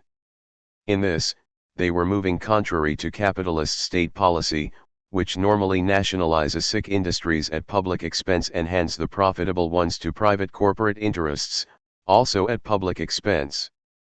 Far from being hardliners, the Russian legislators were charting a mixed economy course between total collectivization and Yeltsin's hardline free market policy.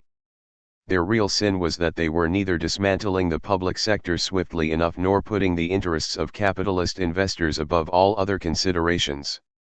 Minimizing the slaughter.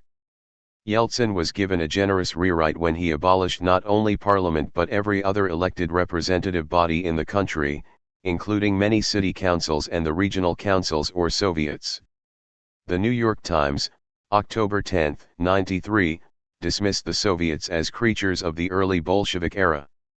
Left unmentioned was that the councils had been recently democratically elected and that the president had no authority to abolish or restructure them. The armed attack launched by President Yeltsin against the parliament earned a complete whitewash from the U.S. press. In what sounded like a replay of the Waco assault on the Branch Davidians, CNN commentators, October 4, 1993, tirelessly referred to the very heavy weaponry inside the White House, the Russian parliamentary building, including perhaps rocket-propelled grenades and anti-tank weaponry and even surface-to-air missiles. No evidence of such heavy weaponry ever materialized. The only footage we saw of those who occupied the White House showed only a makeshift collection of light arms. There supposedly was a very heavy exchange of fire from both sides. The exchange was actually a one-sided slaughter caused by a bombardment of the parliament building by Yeltsin forces using 125 mm and 75 mm artillery shells, fragmentation bombs, and heavy-caliber machine gun fire. The U.S. press accepted the official count of 144 dead. But the president of the Kalmyk Republic, who spent all of October 4 in the parliament building, reported seeing hundreds of bodies and estimated the final toll at 1,000. His observations were reported by Moscow correspondent Mike Davido in the People's Weekly World, October 30, 1993, and nowhere else in the U.S. press. Davido noted that a number of Russian publications, including the pro-Yeltsin Komsomolskaya Pravda, October 15, 1993, reported 1,000 deaths and mass cremations.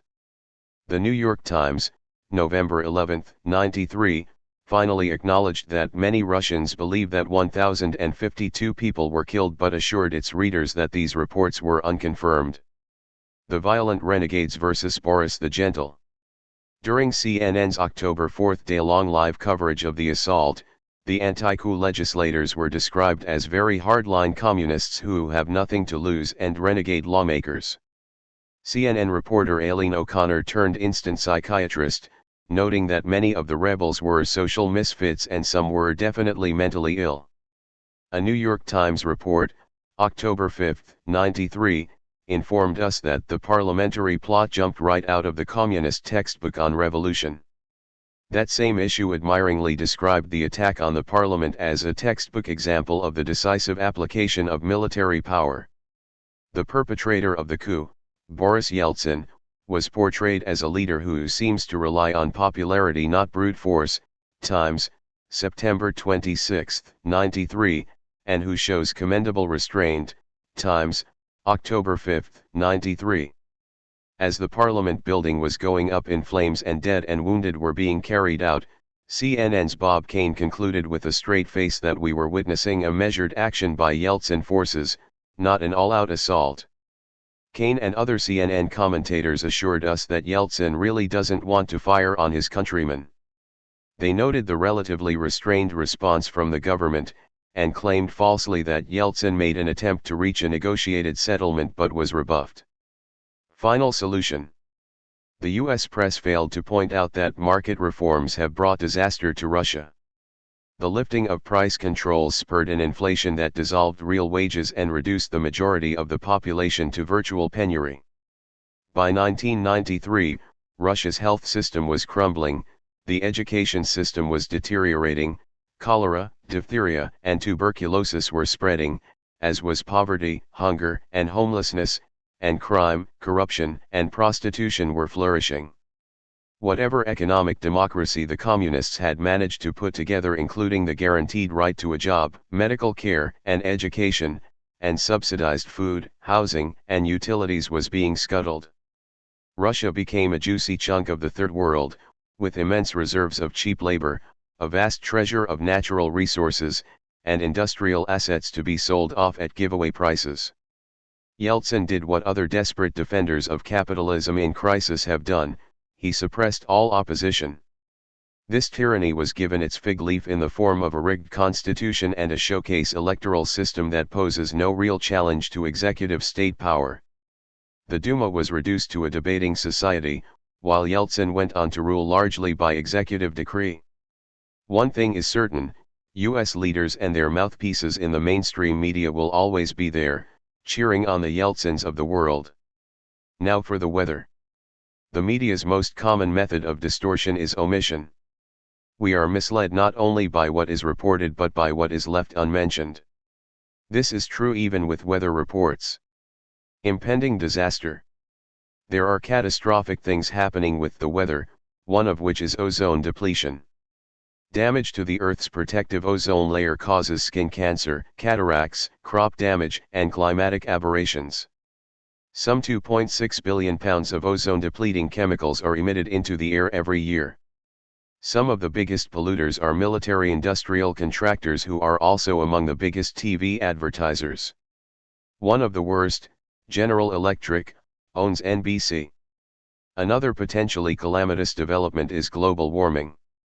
Auto exhaust, industrial air pollution, and other fossil fuel emissions act like a blanket to create and trap heat close to the Earth's surface, causing it to warm. Every day the number of vehicles spewing emissions into the atmosphere increases. In 1950, the United States had 75% of the world's automobiles. Today it has only 25%, even though the actual number of vehicles in this country has more than doubled in that period. Now the car is everywhere in Asia, Africa, and Latin America, wreaking its devastation on the land, groundwater, and air. The 9 warmest years, average global temperature, ever recorded in the last century were during the last 15 years. Every year, in various cities and other locales, record temperatures are announced. We have discovered that the Earth's capacity to absorb heat from energy consumption is limited. We face an ecological crisis whose momentous dimensions we are just beginning to grasp. One effect of global warming is drought, from California to Vermont to England to Russia to New Zealand. Unless reversed, drought leads to starvation, as Africa has been the first to know. When the evening news tells us what's happening with the weather, these potentially cataclysmic developments are not mentioned. Weather is defined in a limited way: cloudy and clear, cold and warm. The weather is reported the way politics is reported: isolated daily particulars unconnected to the larger structural forces that help create them. Sunny disinformation. Worse still, the ill effects of global warming and ozone depletion are actually celebrated by TV weather reporters, who operate by an unwritten code: sunny and warm are good, rainy and cold are bad. Weathercasters in various locales get absolutely rhapsodic over the strangely mild winters we have been having in recent years. They exult over the beautiful spring fever weather that now seems to come in December and January. We are told to get out there today and catch some of these lovely rays. Not a word about watching out for skin damage because of ozone depletion. Not a word about drought, or if drought is mentioned, not a word about the global warming that is causing it, and not a word about the commercial, industrial base and mode of vehicular transportation that are causing the global warming. Conversely, weathercasters frown when the weather is bad, when temperatures drop and January begins to resemble January. We are told the outlook is not good because rain threatens. Another winter with very little snow? That's good news, said one announcer, good for all of us except you skiing fans. Forget that snow is a major source of our water supply, that it shields the topsoil from the sun, helping it to retain its sponginess. Forget that the scarcity of snow is making it increasingly difficult for forests in northern climes to renew themselves. In California, where a 6-year drought threatened to devastate agribusiness, there was at least some belated awareness among weather reporters that endless sunny days were not good news. But even there, the reportage was misleadingly upbeat. Thus the rain that finally came to Northern California in early 1991 was cheerfully greeted as raising reservoir levels, with no acknowledgement of how dangerously insufficient such levels remained. And even after the rains filled the reservoirs, as happened in 1993-94 and the water emergency was declared over, no mention was made that the state's water storage facilities, even at full capacity, were insufficient for growing population and business needs. In other words, the emergency was not over. On rare occasions, the threat of environmental catastrophe is obliquely acknowledged only to be denied. Thus TV weathercasters, who usually never mention global warming, were quick to assert that the record-breaking high temperatures for May 1991 in our nation's capital were not an indication of global warming, since other parts of the country had been cooler than usual that same month and it all averaged out. What the weather people do not seem to understand is that temperature increase is only a part of the global warming problem. Even more ominous is the carbon dioxide buildup that causes such unusual weather aberrations as record storms, floods, hurricanes, and drought, hot and sunny winter days in Seattle and San Francisco, snow in Los Angeles one day and record freezing temperatures in Florida another. During an ABC weather report in Washington, D.C. October 5, 91, an announcer asked if the increasing number of days with temperatures over 90 degrees was indicative of global warming. The weathercaster replied, "The record is too short.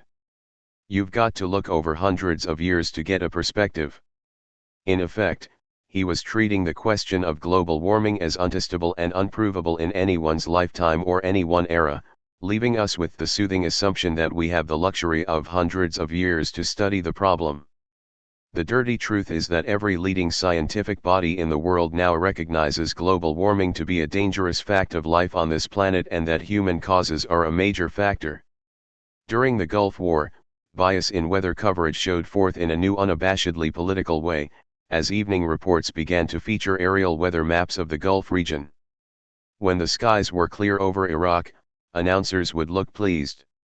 When cloudy, they looked concerned, as one of them said, "It's gonna interfere with our air strikes." Conservatives say that left critics deny the autonomy of culture. Not true. Most of us recognize that culture does not operate in perfect harmony with the dominant socio-economic order. We understand that dissident cultural forces can arise and have a self-generating impact. But when it comes to the kind of mass culture manufactured by the media, I want to plead guilty to the charge. There is little autonomy to speak of. Be it entertainment, news, advertising, sports, or weather, it is all subject to various degrees of political bias. And no one is more political than those who instinctively know how to avoid politically troubling realities. Some call it censorship. Our free and independent news media are actually controlled by publishers and network bosses who see to it that their own preferred views prevail. They will refuse to run letters, guest columns, and occasionally even their regularly syndicated features and comic strips if the material does not suit their political proclivities. They punish editors and journalists by passing them over for promotion, transferring them to remote posts, and even firing them if they don't learn soon enough what is and is not ideologically fit to print or broadcast. Such actions should be exposed for what they are, censorship. But news organizations are the last to publicize their own transgressions. Instances of censorship are simply not treated as newsworthy. The hardest kinds of censorship to detect are the preemptive forms. In a profession that is literally awash with right-wing pundits, there are few, if any, progressives who appear regularly as TV commentators or as nationally syndicated columnists in the major dailies. The left does not have to be censored, it is excluded from the start. It does not have to be reined in, it is never even put into harness. Here I would like to recount two incidents of media suppression drawn from my own experience. These events hardly exhaust my encounters with political censorship, but they illustrate a kind of suppression that is seldom publicized. Overruled. Some years ago, when I lived in Washington, D.C., an acquaintance urged me to call upon the editor of City Paper and suggest to him that I write a weekly column for his publication. It seemed worth a try. City Paper is a handout alternative weekly that affects a kind of Village Voice stylistic and cultural liberalism. It treats various taboo subjects with more candid detail than would be allowed in the mainstream media, and it offers, or used to offer in those days, an occasional liberal muckraking article. It claims a readership of 50,000 and is picked up by a lot of people both in local government and on Capitol Hill. The editor greeted me warmly in his office. Professing to be an admirer of my writing, he responded most positively to my offer to do a column. He was delightedly surprised that someone with my credentials would be willing to become a regular contributor for a local publication like City Paper. Would I consider doing a media watchdog column, one that could eventually be syndicated in other alternative weeklies? I said yes. He would call me within a week with a final go-ahead. 3 weeks later, having not heard from him, I telephoned his office. He sounded like a different person. Whereas before he had been ebullient and enthusiastic, now he spoke in a flat, dismissive tone, saying only, no, we're not going to do it. No explanation, no regrets. The conversation went no further.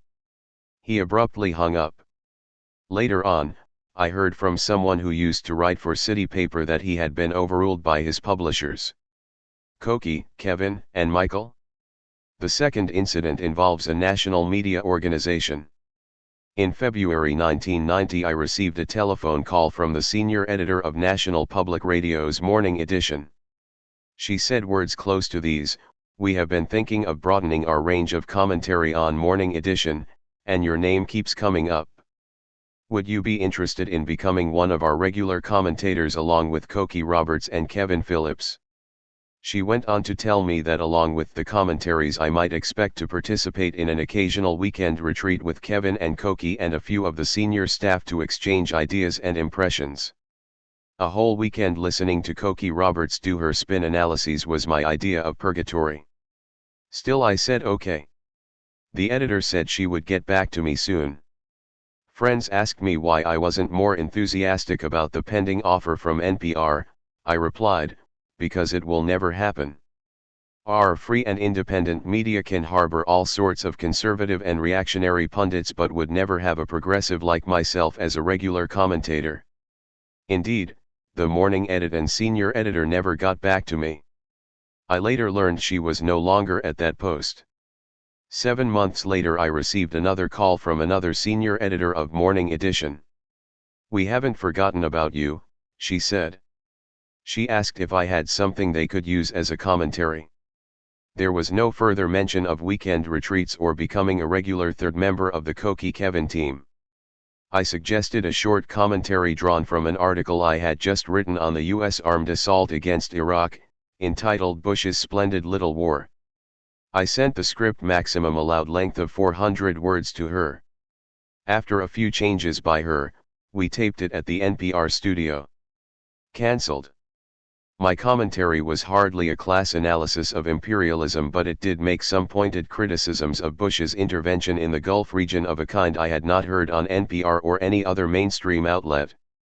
I noted that the president had a taste for splendid little wars, that the invasion of Panama had brought dire results for the Panamanians, and that an attack against Iraq, the fighting had not yet begun, would be disastrous for the Iraqi people.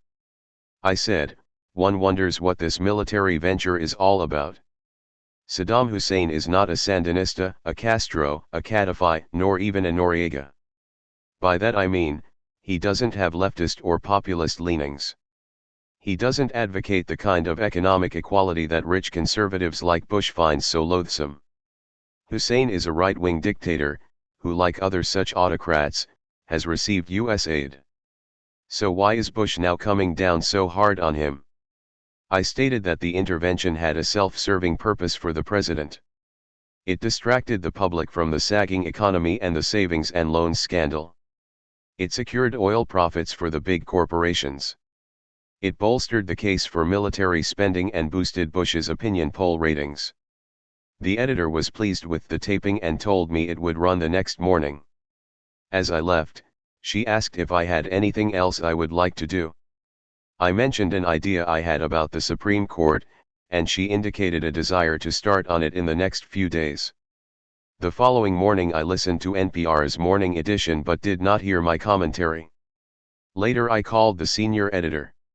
She told me that the executive producer Bob Ferrante had listened to my tape and had cancelled it because, as he put it, I'm not hearing anything new. Nothing new? What previous morning edition commentary had touched on Bush's hidden agenda in the Gulf War, especially his dedication as a wealthy conservative to economic inequality and oil profits? No, I said to her, your boss vetoed that tape because there was something new in it. She responded, I only work here. She added that she wouldn't mind having me try another commentary but she feared it might again be cancelled and that would be a waste of my time. So ended my career with National Public Radio. There were questions I could have asked that editor, such as, is it a regular practice to have the executive producer exert prior censorship over the commentaries? Had he killed any other contributions?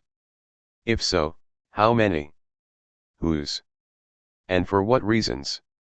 Did he ever cancel one that seemed too conservative? Did he really hear something new in every Kevin and Cokie commentary? Hadn't he run numerous commentaries that offered the same old predictable notions, the same perspective and familiar information? If the above incidents tell us anything, it is that editors and reporters are not as free and independent to invite a variety of opinions as they might think. They are free to say what they like only as long as their bosses like what they say. They are free to produce what they want if their product remains within acceptable political boundaries. You will have no sensation of a leash around your neck if you sit by the peg. It is only when you stray that you feel the restraining tug.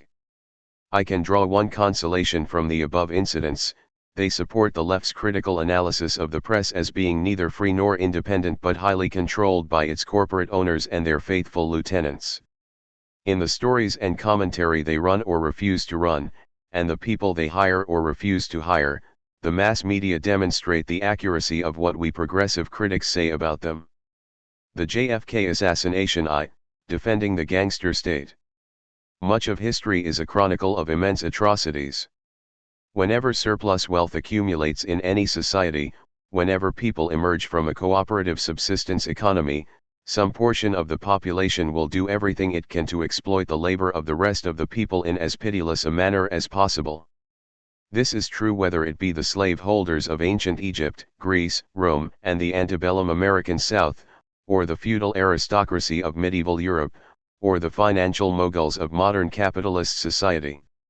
Today, throughout much of the capitalist Third World and increasingly in the United States and other industrialized nations, people are being driven into desperation and want, made to work harder for less, when able to find work.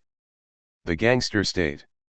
The state is the instrument used in all these societies by the wealthy few to impoverish and maintain control over the many. Aside from performing collective functions necessary for all societies, the state has the particular task of protecting the process of accumulating wealth for the few. Throughout our country's history, people have fought back and sometimes gained a limited degree of self-protective rights: universal suffrage, civil liberties, the right to collective bargaining, the 8-hour day, public education, social security, and some human services. While these democratic gains are frequently violated and prove insufficient as a restraint against state power, their importance should not be denied. Today in the much vaunted Western democracies there exists a great deal of unaccountable state power whose primary function is to maintain the existing politico-economic structure, using surveillance, infiltration, sabotage, judicial harassment, disinformation, trumped-up charges, and false arrests, tax harassment, blackmail, and even violence and assassination to make the world safe for those who own it. There exists a state within the state, known as the national security state, a component of misgovernment centering around top officers in the various intelligence agencies, the Pentagon, and policy makers in the executive office of the White House. These elements have proven themselves capable of perpetrating terrible crimes against dissidents at home and abroad. National security state agencies like the CIA, in the service of dominant economic interests, have enlisted the efforts of mobsters, drug traffickers, assassins, and torturers, systematically targeting peasant leaders, intellectuals, journalists, student leaders, clergy, labor union leaders, workers, and community activists in numerous countries. Hundreds of thousands of people have been murdered to prevent social change, to destroy any government or social movement that manifests an unwillingness to reduce its people to economic fodder for the giant corporations that rule the world's economy. 1. JFK, the media mugging. Occasionally an incident occurs that reveals in an unusually vivid manner the gangster nature of the state. The assassination of President John Kennedy in November 1963 is such an occasion. The dirty truth is that Kennedy was heartily hated by right-wing forces in this country, including many powerful people in the intelligence organizations. He had betrayed the national interest as they defined it, by refusing to go all out against Cuba, making overtures of rapprochement with Castro, and refusing to escalate the ground war in Vietnam. They also saw him as an anti-business liberal who was taking the country down the wrong path. Whether Kennedy really was all that liberal is another matter. What the national security rightists saw him to be was what counted. To know the truth about the assassination of John Kennedy is to call into question the state security system and the entire politico-economic order it protects. This is why for over 30 years the corporate-owned press and numerous political leaders have suppressed or attacked the many revelations about the murder unearthed by independent investigators like Mark Lane, Peter Dale Scott, Carl Oglesby, Harold Weisberg, Anthony Summers, Philip Melanson, Jim Garrison, Cyril Wecht, Jim Mars, Giton Fonze, Sylvia Meager, Michael Canfield, James Diogenio, and many others. One Colonel L. Fletcher Prouty, a military intelligence chief closely connected with the CIA, tells of his visit to a special village in the Mediterranean where a highly select group of stateless mechanics in the CIA are hitmen, assassins, and other related specialists. They are absolutely anonymous. See his introduction to Mark Lane's Plausible Denial, New York, Thunder's Mouth Press, 1991. For a further discussion on U.S. repression abroad, see Making the World Safe for Hypocrisy, p. 55, also my two books Against Empire, San Francisco, City Lights Books, 1995, and The Sword and the Dollar, New York, St. Martin's Press, 1989. These investigators have been described as assassination buffs. The term buff is a diminishing characterization, describing someone who pursues odd hobbies. For the same reason that we would not refer to Holocaust buffs, so should we not refer to these serious investigators as assassination buffs. Their efforts reveal a conspiracy to assassinate the president and an even more extensive conspiracy to hide the crime. While ignoring their revelations, the media have given fulsome publicity to the likes of Gerald Posner, author of a grotesque whitewash of the assassination.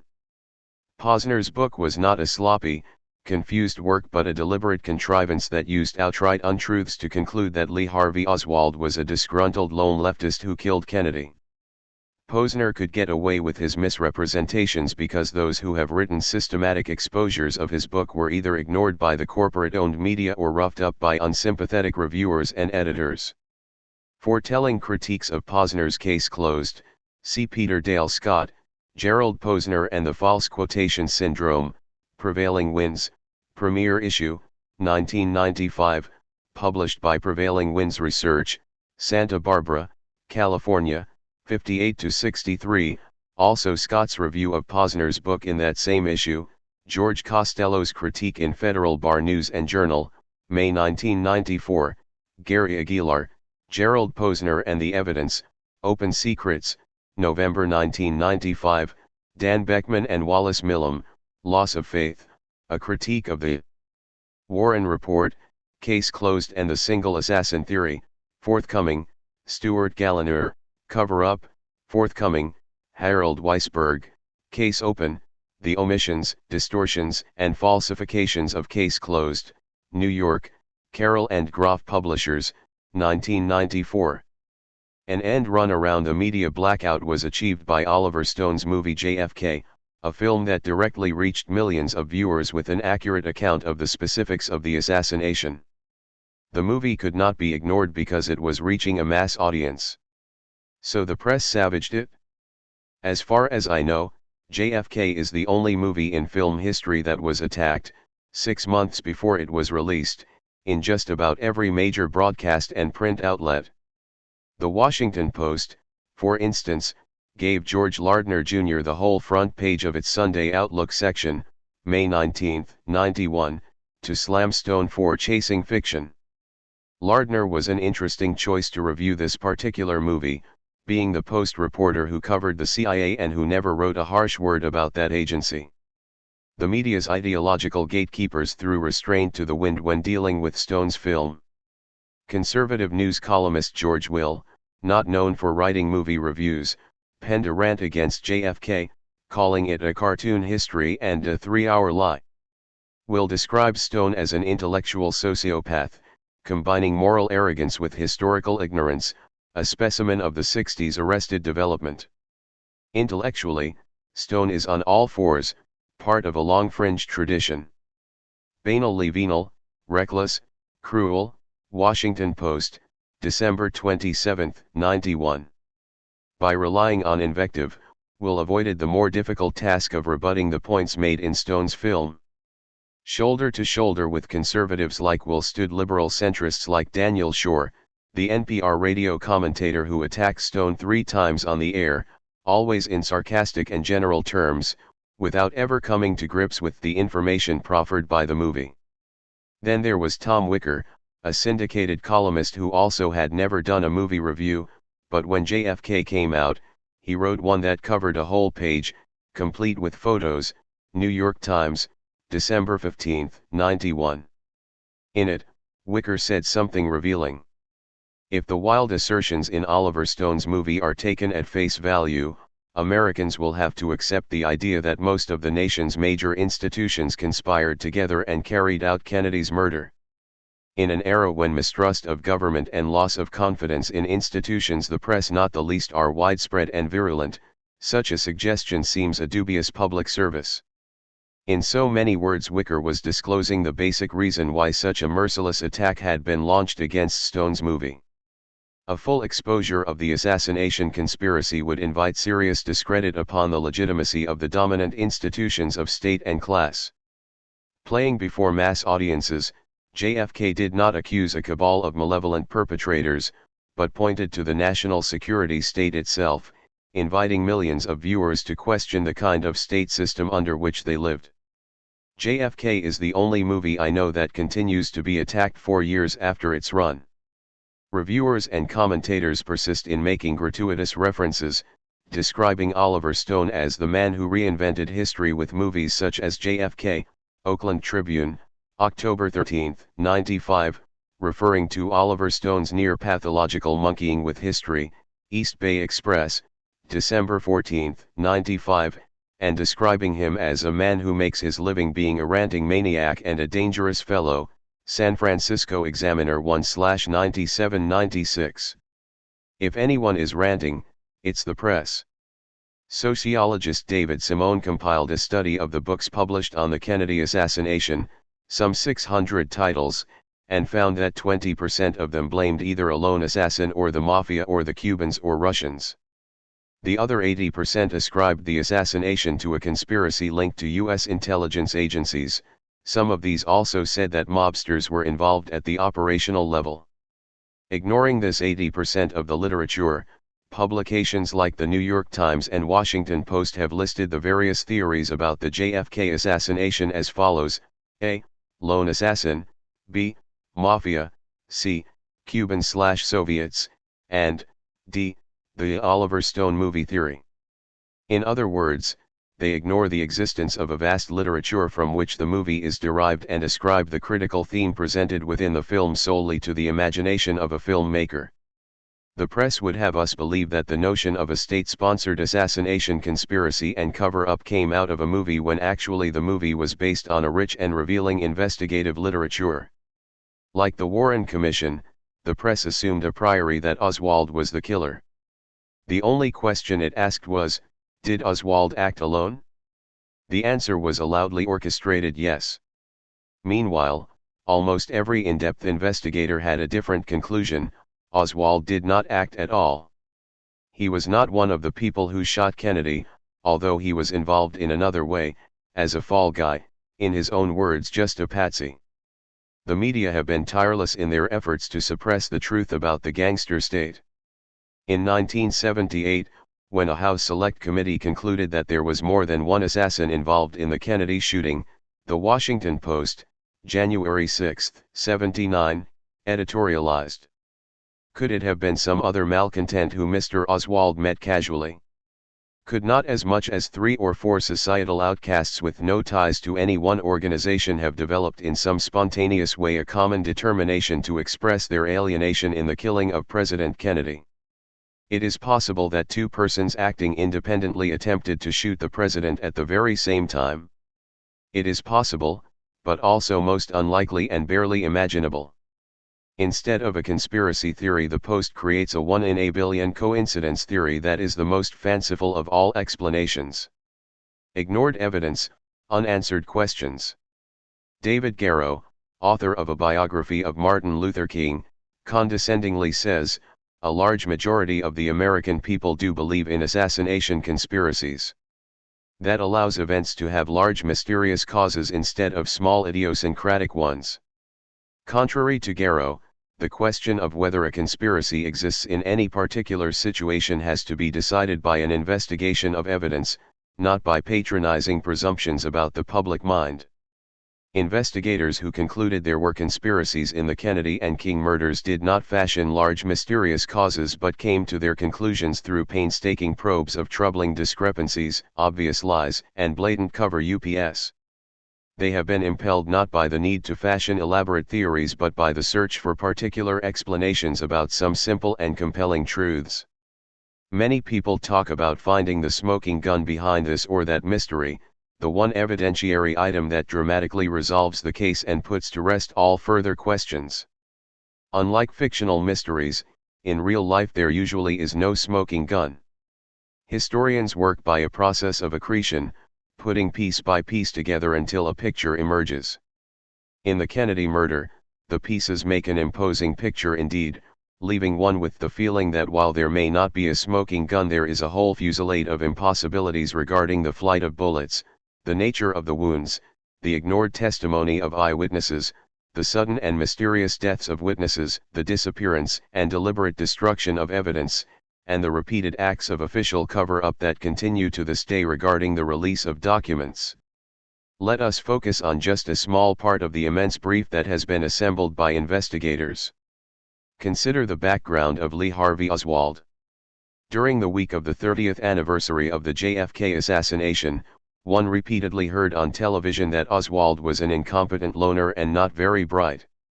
Gerald Posner, transforming himself into an instant psychiatric expert, announced that Oswald had a very disturbed childhood, and he was a passive-aggressive. A passive-aggressive assassin? He was also repeatedly labeled a loner and a leftist. The truth is something else. Lee Harvey Oswald spent most of his adult life not as a lone drifter but directly linked to the U.S. intelligence community. All of his IQ tests show that he was above average in intelligence and a quick learner. At the age of 18 in the U.S. Marines he had secret security clearance and was working at Marine Air Control in Atsugi Air Force Base in Japan, a top-secret location from which the CIA launched U-2 flights and performed other kinds of covert operations in China. The next year he was assigned to El Toro Air Station in California with security clearance to work radar. Strange things began to happen. While at El Toro, Oswald emerged as a babbling Russophile and a communist. He started playing Russian-language records at blast level in his barracks and addressing his fellow Marines in Russian, calling them comrade. He read Russian books and hailed Soviet communism as the best system in the world. If Oswald was a Soviet or a Cuban spy, as some people now claim, he certainly had a novel way of building a cover. Philip Melanson, author of Spy Saga, a book about Oswald's links to intelligence, reminds us that the U.S. Marine Corps in 1958 was not exactly a bastion of liberal tolerance and free thinking. But in this instance, For some strange reason, Oswald's Marine commanders did not seem to mind having a ranting commie sympathizer in their midst. He kept his security clearance and retained access to a wealth of sensitive radar information and classified data from secret facilities. Other odd things happened. In February 1959, he failed the Marine Corps proficiency test in Russian. 6 months later he had developed some fluency in that language. In 1974, a document classified by the Warren Commission and dislodged mostly by Harold Weisberg's legal efforts revealed that Oswald had attended the U.S. Army's School of Languages at Monterey. Monterey is not open to just anyone who happens to have a language hobby. One is sent by the government, for training in a specific language pertaining to a specific assignment. Oswald learned Russian at Monterey. Another curious thing, Oswald applied for an early dependency discharge from the Marines because his mother had injured her foot. The accident had occurred a year earlier. He was released 1 week after putting in his request, a decision so swift as to astonish his fellow Marines. Oswald then defected to the USSR, but how? Melanson notes that such a trip would have cost at least $1,500 in those days, but Oswald's bank account showed a balance of $203. And how did he get from London to Helsinki on October 11, 1959, when no available commercial flight could have made it in one day? He must have had some kind of private transportation to Helsinki. Once in Russia, he went to the U.S. Embassy and openly renounced his U.S. citizenship, declaring that he was going to give military secrets to the Soviets. Embassy officials made no effort to detain him. As the KGB files opened in 1991 show, the Soviets kept him under constant surveillance. KGB defector Yuri Nosenko, who had been responsible for investigating every contact Oswald made in the USSR, reported that the young American had never been associated with Soviet intelligence and that the KGB suspected he was connected with US intelligence. While in Russia, Oswald belonged to a gun club at the factory in which he worked, though he showed no interest in guns. He reportedly used to join in rabbit shoots but could never score a hit. Someone would have to stand behind him and shoot the rabbit while he was firing. His performance became something of a joke among his co-workers. His marksmanship in the U.S. Marines had been no better. U.S. intelligence mysteriously departed from normal procedure and made no damage assessment of Oswald's defection, or so they claimed. Another odd thing, after 2.5 years, Oswald's sudden request to return to the United States was immediately granted by U.S. officials, all this after he had threatened to give away state secrets to the Soviets. Instead of being arrested for treason, Oswald was accepted with open arms by U.S. authorities. The CIA claimed it had no record of debriefing him and was never near him. Their explanation before the Warren Commission was that there were so many tourists coming in and out and there was nothing particularly unusual about Oswald that would have caught their attention. One might wonder what was needed to catch the CIA's attention. Yet, CIA officials claimed they had suspected all along that he was a Soviet spy, which makes it even more curious that they did not debrief him. In fact, they did debrief him in Holland. But being so eager to cover up any association with Oswald, they could not recognize how in this instance the truth would have been a less suspicious cover than the improbable lie they told about not noticing his return. State Department officials also behaved strangely. They paid all travel and moving expenses back to the United States for Oswald and his wife. Without a moment's delay they gave him back his passport with full rights to travel anywhere in the world. Another curious thing, his wife was exempted from the usual immigration quotas and granted immediate entry. Years earlier she had belonged to the Soviet Komsomol, the communist youth organization, which automatically would have barred her from the United States. Yet in violation of U.S. immigration laws, she was allowed into the country. In Dallas, Lee Harvey Oswald settled under the wing of white Russian émigré and former cavalry officer George de Morinskild, an associate of oil millionaires H. L. Hunt and Clint Murchison and other Dallas economic elites. In de Morinskild's telephone book was found the name of George Pappy Bush. A correspondence existed between Bush and de Morinskild indicating that they were personal acquaintances. De Mohrenschildt and his wife Jean were identified by the Warren Commission as the people closest to Oswald just before the assassination. An investigator for the House Select Committee, Gaten Fonze, noted, given his background, it seemed strange that de Mohrenschildt would have spontaneously befriended someone with the look of a working-class drifter like Lee Harvey Oswald. That was not the only strange thing about de Mohrenschildt. He also was part of a network of ex-Nazis contracted by the CIA. A CIA memorandum written not long after Oswald returned from Russia advised de Mohrenschildt on how to handle the young defector. De Mohrenschildt also had a close friendship with J. Walter Moore, who was an agent of the CIA's Domestic Contacts Division. As de Mohrenschildt told one investigator just before his sudden death, it was Moore who encouraged him to see Oswald. Investigator Jim Marrs observes in his book Crossfire. The CIA memos, Moore's closeness, and de Mohrenschildt's own testimony all confirm that a certain relationship existed between the CIA and the man closest to Oswald in early 1963. While this does not necessarily involve the agency in a plot to kill Kennedy, it raises questions about what agency officials might have known regarding such a plot. Oswald embarked on a series of short-lived public forays as a leftist. He started a one-person Fair Play for Cuba chapter in New Orleans, without ever bothering to recruit another member.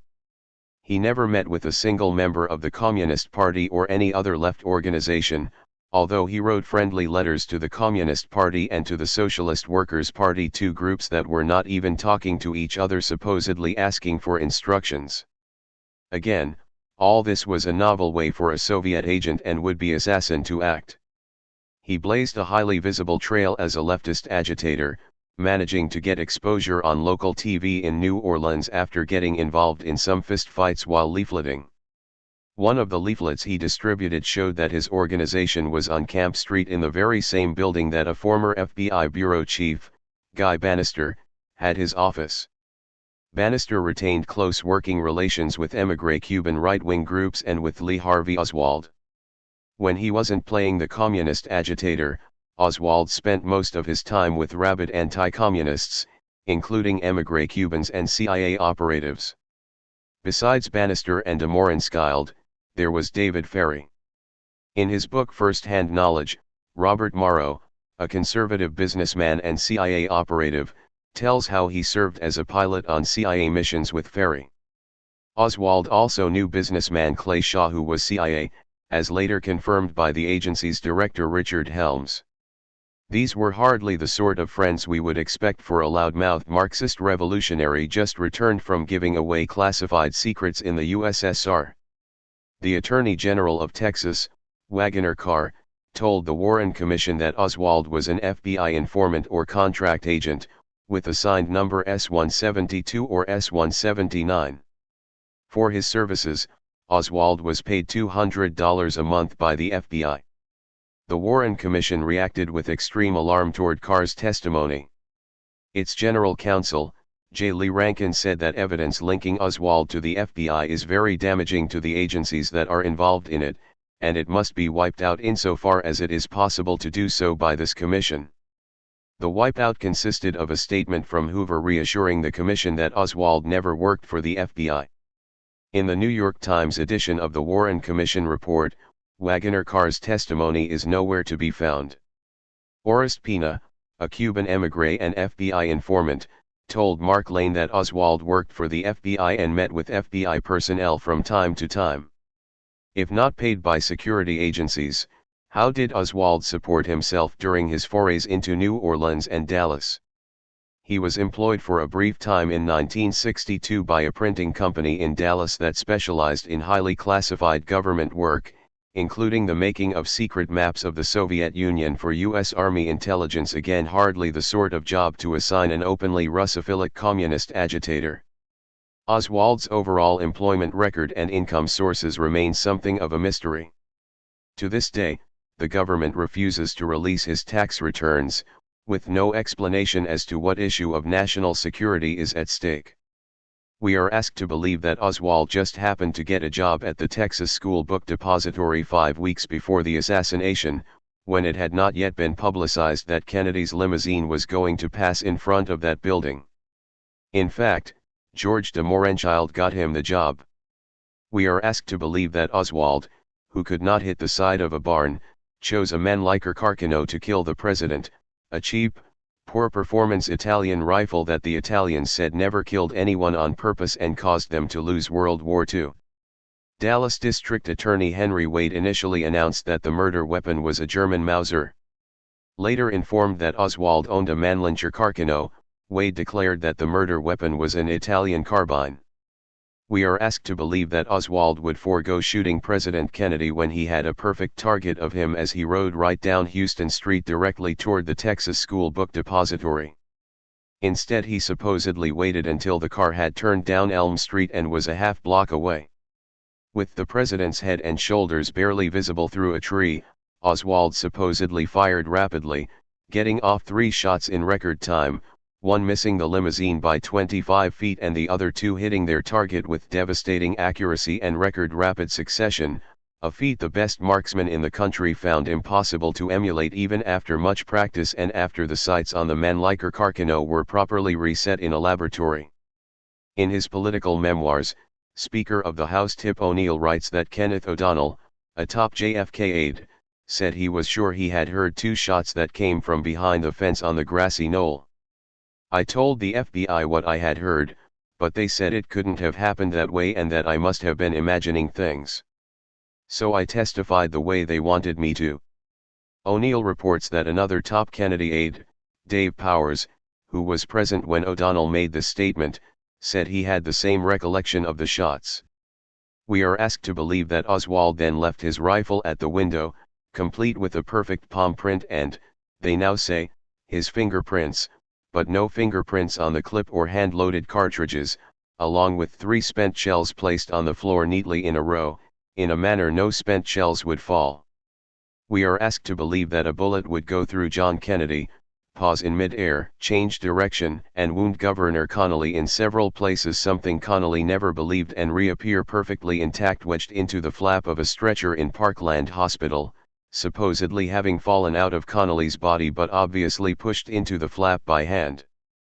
We are asked to believe that only 3 shots were fired when in fact 6 bullets were noted, one that entered the president's throat and remained in his body, the second extracted from Governor Connally's thigh, a third discovered on the stretcher, a fourth found in fragments in the limousine, a fifth that missed the president's car by a wide margin, hitting the curb according to several witnesses, and wounding onlooker James Thomas Togg on his face, a sixth found in the grass by Dallas police directly across from where the president's vehicle had passed.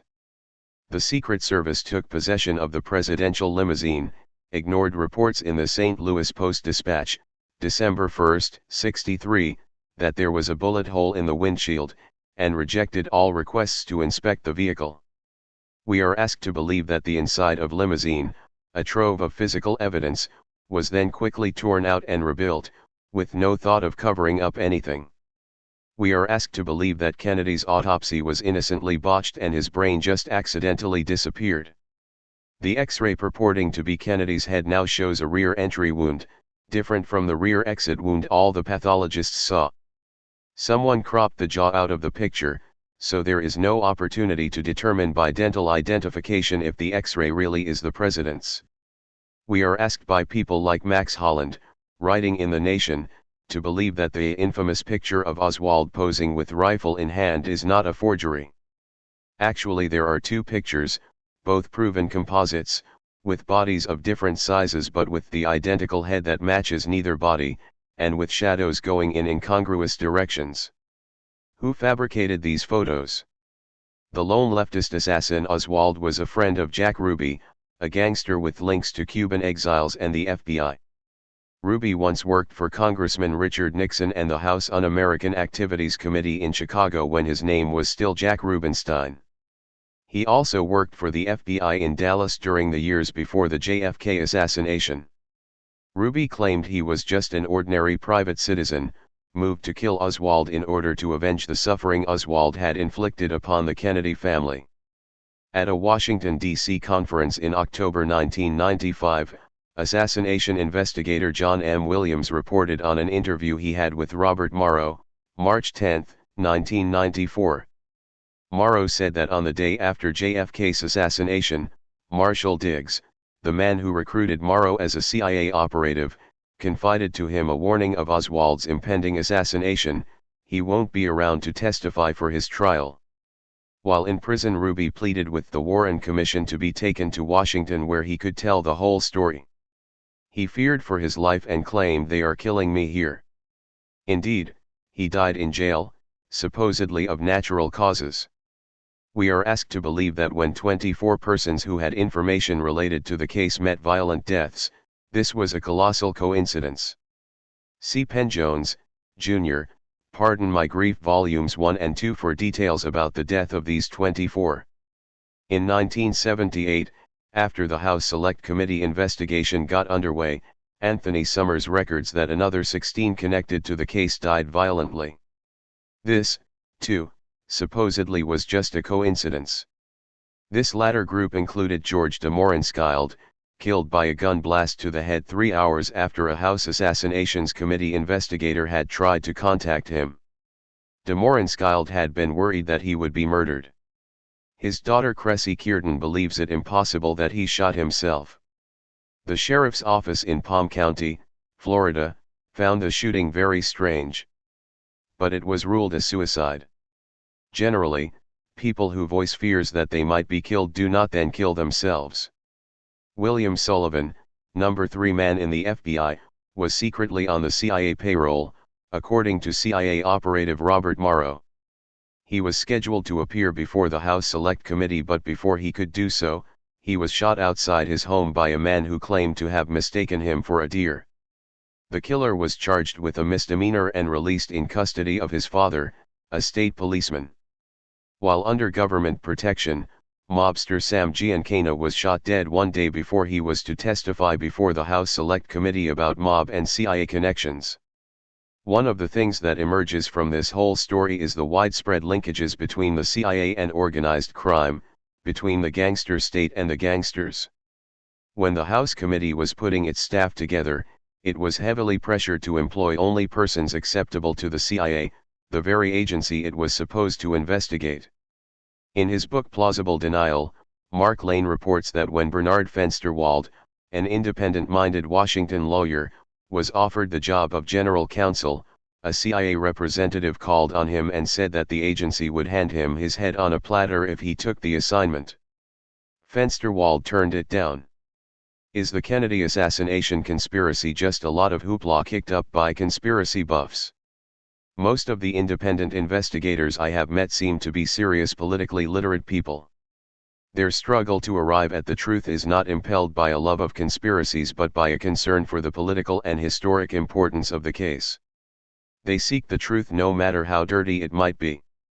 That process of confronting the machinations of the national security state is not a conspiracy hobby. It is an essential part of the struggle for democracy. The JFK assassination too, conspiracy phobia on the left.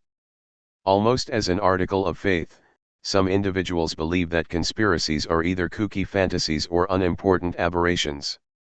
To be sure, wacko conspiracy theories do exist. There are people who believe that the United States has been invaded by a secret United Nations army equipped with black helicopters, or that the country is secretly controlled by Jews or gays or feminists or black nationalists or communists or extraterrestrial aliens. But it does not logically follow that all conspiracies are imaginary. Conspiracy is a legitimate concept in law, the collusion of two or more people pursuing illegal means to effect some illegal or immoral end. People go to jail for committing conspiratorial acts. Conspiracies are a matter of public record, and some are of real political significance.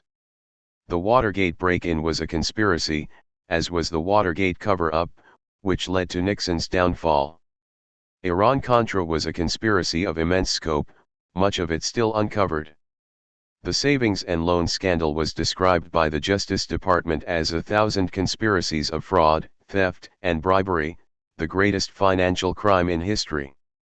Conspiracy or coincidence?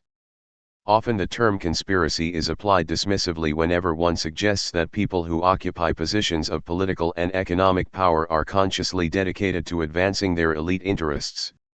Even when they openly profess their designs, there are those who deny that intent is involved. In 1994, the officers of the Federal Reserve announced they would pursue monetary policies designed to maintain a high level of unemployment in order to safeguard against overheating the economy. Like any creditor class, they preferred a deflationary course. When an acquaintance of mine mentioned this to friends, he was greeted skeptically, "Do you think the Fed bankers are deliberately trying to keep people unemployed?" In fact, not only did he think it, it was announced on the financial pages of the press. Still, his friends assumed he was imagining a conspiracy because he ascribed self-interested collusion to powerful people. At a World Affairs Council meeting in San Francisco, I remarked to a participant that U.S. leaders were pushing hard for the reinstatement of capitalism in the former communist countries. He said, "Do you really think they carry it to that level of conscious intent?" I pointed out it was not a conjecture on my part. They have repeatedly announced their commitment to seeing that free market reforms are introduced in Eastern Europe. Their economic aid is channeled almost exclusively into the private sector. The same policy holds for the monies intended for other countries. Thus, as of the end of 1995, more than $4.5 million U.S. aid to Haiti has been put on hold because the Aristide government has failed to make progress on a program to privatize state-owned companies. New York Times, November 25, 95. Those who suffer from conspiracy phobia are fond of saying, "Do you actually think there's a group of people sitting around in a room plotting things?" For some reason that image is assumed to be so patently absurd as to invite only disclaimers. But where else would people of power get together on park benches or carousels? Indeed, they meet in rooms, corporate boardrooms, Pentagon command rooms, at the Bohemian Grove, in the choice dining rooms at the best restaurants, resorts, hotels, and estates, in the many conference rooms at the White House, the NSA, the CIA, or wherever. And, yes, they consciously plot, though they call it planning and strategizing, and they do so in great secrecy, often resisting all efforts at public disclosure. No one confabulates and plans more than political and corporate elites and their hired specialists. To make the world safe for those who own it, politically active elements of the owning class have created a national security state that expends billions of dollars and enlists the efforts of vast numbers of people. Yet there are individuals who ask with patronizing, incredulous smiles, "Do you really think that the people at the top have secret agendas, are aware of their larger interests, and talk to each other about them?" To which I respond, why would they not? This is not to say that every corporate and political elite is actively dedicated to working for the higher circles of power and property. Nor are they infallible or always correct in their assessments and tactics, or always immediately aware of how their interests are being affected by new situations. But they are more attuned and more capable of advancing their vast interests than most other social groups. The alternative is to believe that the powerful and the privileged are somnambulists, who move about oblivious to questions of power and privilege, that they always tell us the truth and have nothing to hide, even when they hide so much, that although most of us ordinary people might consciously try to pursue our own interests, wealthy elites do not, that when those at the top employ force and violence around the world, it is only for the laudable reasons they profess, that when they arm, train, and finance covert actions in numerous countries, and then fail to acknowledge their role in such deeds, it is because of oversight or forgetfulness or perhaps modesty, and that it is merely a coincidence how the policies of the national security state so consistently serve the interests of the transnational corporations and the capital accumulation system throughout the world. Kennedy and the left critics. In the winter of 1991-92, Oliver Stone's film JFK revived popular interest in the question of President John Kennedy's assassination. As noted in Part I of this article, the mainstream media launched a protracted barrage of invective against the movie. Conservatives and liberals closed ranks to tell the public there was no conspiracy to murder the president, for such things do not happen in the United States. Unfortunately, some writers normally identified as on the left have rejected any suggestion that a conspiracy occurred.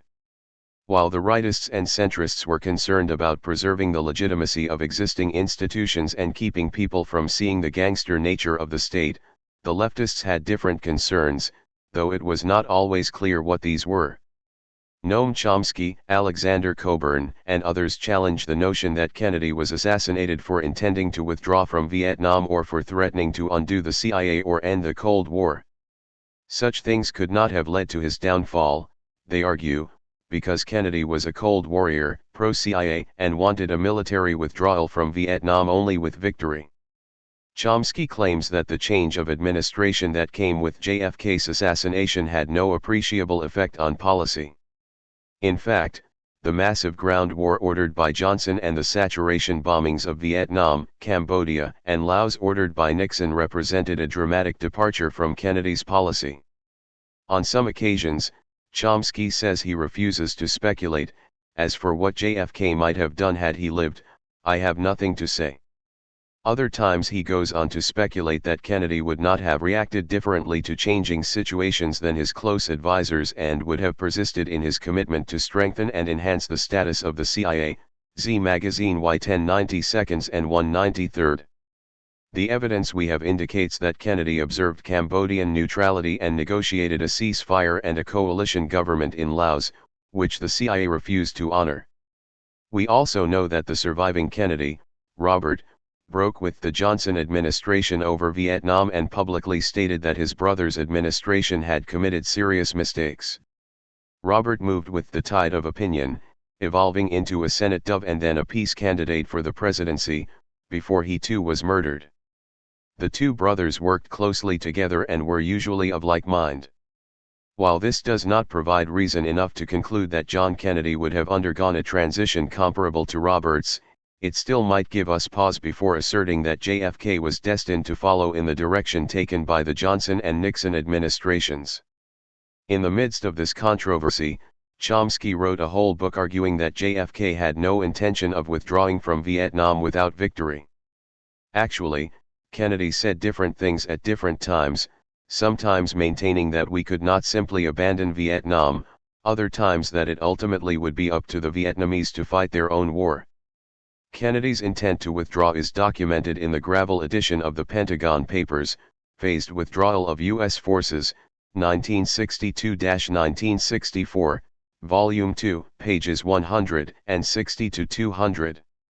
It refers to the Accelerated Model Plan, for a rapid phase-out of the bulk of U.S. military personnel and notes that the administration was serious about limiting the U.S. commitment and throwing the burden onto the South Vietnamese themselves. But all the planning for phase-out was either ignored or caught up in the new thinking of January to March 1964, p. 163, the new thinking that came after JKF was killed and Johnson became president. One of Kennedy's closest aides, Kenneth O'Donnell, wrote that the president planned to withdraw from Vietnam after the 1964 elections. According to Colonel L. Fletcher Prouty, who headed military support for the clandestine operations of the CIA, Kennedy dictated the rich parts of NSAM 263, calling for the withdrawal not only of all U.S. troops but all Americans, meaning CIA officers and agents too. Prouty reflects that the president thereby signed his own death warrant. The Army newspaper Stars and Stripes ran a headline, "President says all Americans out by 1965. According to Prouty, the Pentagon was outraged. JFK was a curse word in the corridors. Concentrating on the question of withdrawal, Chomsky says nothing about the president's unwillingness to escalate into a ground war. On that crucial point, all Chomsky offers is a speculation ascribed to Roger Hilsman that Kennedy might well have introduced U.S. ground troops in South Vietnam. In fact, the same Hilsman, who served as Kennedy's Assistant Secretary of State for Far Eastern Affairs, the officer responsible for Vietnam, noted in a long letter to the New York Times, January 20, 92, that in 1963 President Kennedy was determined not to let Vietnam become an American war, that is, he was determined not to send U.S. combat troops, as opposed to advisors, to fight in Vietnam nor to bomb North Vietnam. Other Kennedy aides such as Arthur Schlesinger Jr. and General Maxwell Taylor made the same point. Taylor said, "The last thing Kennedy wanted was to put in our ground forces. I don't recall anyone who was strongly against the recommendation, except one man, and that was the president.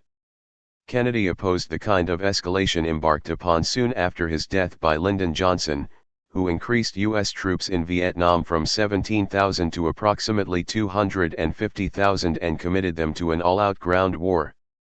Kennedy and the CIA." Chomsky argues that the CIA would have had no grounds for wanting to kill JFK, because he was a dedicated counterinsurgent Cold Warrior.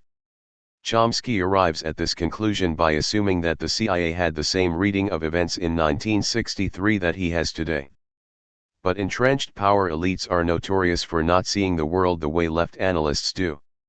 To accept Chomsky's assumptions, we would need a different body of data from that which he and others offer, data that focuses not on the Kennedy administration's interventionist pronouncements and policies but on the more private sentiments that festered in intelligence circles and related places in 1963.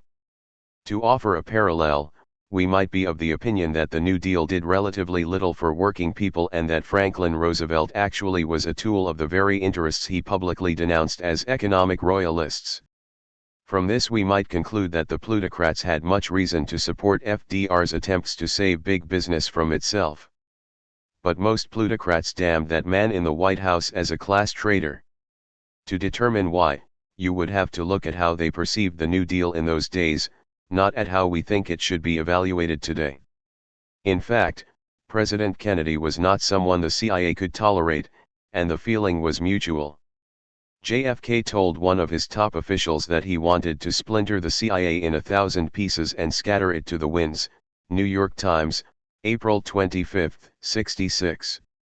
He closed the armed CIA camps that were readying for a second Bay of Pigs invasion and took a number of other steps designed to bring the agency under control. He fired its most powerful and insubordinate leaders, Director Allen Dulles, Deputy Director Charles Cabell, and Deputy Director for Plans Richard Bissell. He tried to reduce its powers and jurisdiction and set strict limits as to its future actions, and he appointed a high-level committee to investigate the CIA's past misdeeds. In 1963, CIA officials, Pentagon brass, anti-Castro Cuban émigrés, and assorted other right-wingers, including FBI Chief J. Edgar Hoover, hated JFK and did not believe he could be trusted with the nation's future. They referred to him as that delinquent in the White House.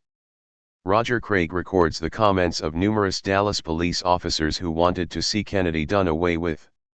Several years ago, on a San Francisco talk show on station KGO, I heard a listener call in as follows: "This is the first time I'm saying this. I worked for Army intelligence. In 1963 I was in Japan, and the accepted word around then was that Kennedy would be killed because he was messing with the intelligence community. When word came of his death, all I could hear was delighted comments like 'We got the bastard.'" In his book First-Hand Knowledge, CIA operative Robert Morrow noted the hatred felt by CIA officers regarding Kennedy's betrayal in not sending the U.S. military into the Bay of Pigs fiasco.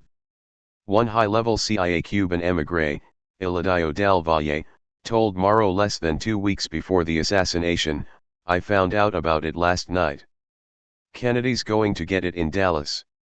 Del Valle's name came up the day after JFK's assassination when Dallas District Attorney Henry Wade announced at a press conference that Oswald was a member of Del Valle's anti-communist Free Cuba Committee. Wade was quickly contradicted from the audience by Jack Ruby, who claimed that Oswald was a member of the leftish Fair Play for Cuba Committee. Del Valle, who was one of several people that New Orleans District Attorney Jim Garrison sought out in connection with the JFK assassination, was killed the same day that Dave Ferry, another suspect, met a suspicious death. When found in Miami, Del Valle's body showed evidence of having been tortured, bludgeoned, and shot. Morrow also notes that CIA Director Richard Helms knew that someone in the agency was involved in the Kennedy assassination, either directly or indirectly, in the act itself, someone who would be in a high and sensitive position. Helms did cover up any CIA involvement in the presidential assassination. Several years after JFK's murder, President Johnson told White House aide Marvin Woodson that he was convinced that there was a plot in connection with the assassination and that the CIA had something to do with it. Washington Post, December 13, 77. And Robert Kennedy repeatedly made known his suspicions that the CIA had a hand in the murder of his brother. JFK's enemies in the CIA, the Pentagon, and elsewhere fixed on his refusal to provide air coverage for the Bay of Pigs, his unwillingness to go into Indochina with massive ground forces, his no-invasion guarantee to Khrushchev on Cuba, his overtures for a rapprochement with Castro and professed willingness to tolerate countries with different economic systems in the Western Hemisphere, his atmospheric test ban treaty with Moscow, his American University speech calling for re-examination of U.S. Cold War attitudes toward the Soviet Union, his antitrust suit against General Electric, his curtailing of the oil depletion allowance, his fight with U.S. Steel over price increases, his challenge to the Federal Reserve Board's multibillion-dollar monopoly control of the nation's currency, degree the bankers of the Federal Reserve System print paper money, then lend it to the government at an interest. Kennedy signed an executive order issuing over $4 billion in currency notes through the U.S. Treasury, thus bypassing the Fed's bankers and the hundreds of millions of dollars in interest that would normally be paid out to them. These United States notes were quickly withdrawn after JFK's assassination. His warm reception at labor conventions, and his call for racial equality. These things may not have been enough for some on the left, but they were far too much for many on the right. Left confusions and the Warren Commission.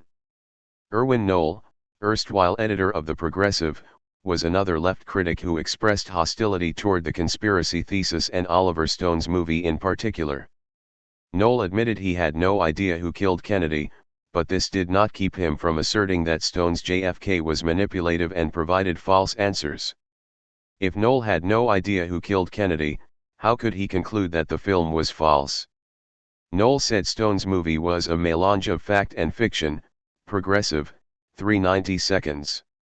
To be sure, some of the dramatization was fictionalized, but regarding the core events relating to Clay Shaw's perjury, eyewitness reports at Dealey Plaza, the behavior of U.S. law officers, and other suspicious happenings, the movie remained faithful to the facts unearthed by serious investigators.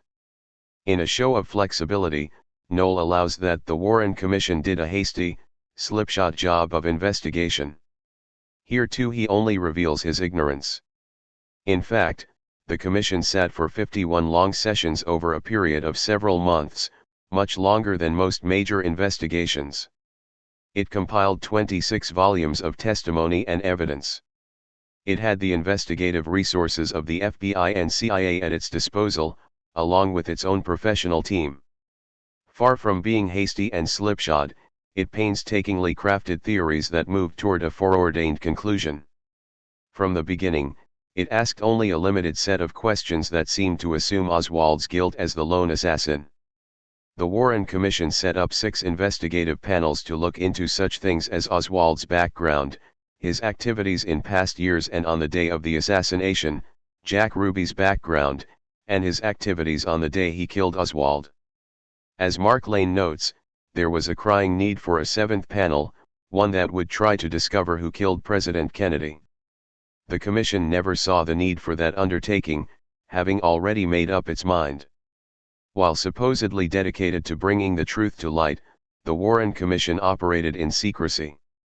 The minutes of its meetings were classified top secret, and hundreds of thousands of documents and other evidence were sealed for 75 years. The commission failed to call witnesses who heard and saw people shooting from behind the fence on the grassy knoll. It falsely recorded the testimony of certain witnesses, as they were to complain later on, and reinterpreted the testimony of others. All this took careful effort. A hasty and slipshod investigation would show some randomness in its errors. But the Commission's distortions consistently moved in the same direction in pursuit of a prefigured hypothesis. Irwin Noll talks disparagingly of the gullible U.S. public and says he despises Oliver Stone for playing on that gullibility. In fact, the U.S. public has been anything but gullible. It has not swallowed the official explanation the way some of the left critics have. Surveys show that 78% of the public say they believe there was a conspiracy. Both Coburn in The Nation and Chomsky in Z Magazine dismiss this finding by noting that over 70% of the people also believe in miracles.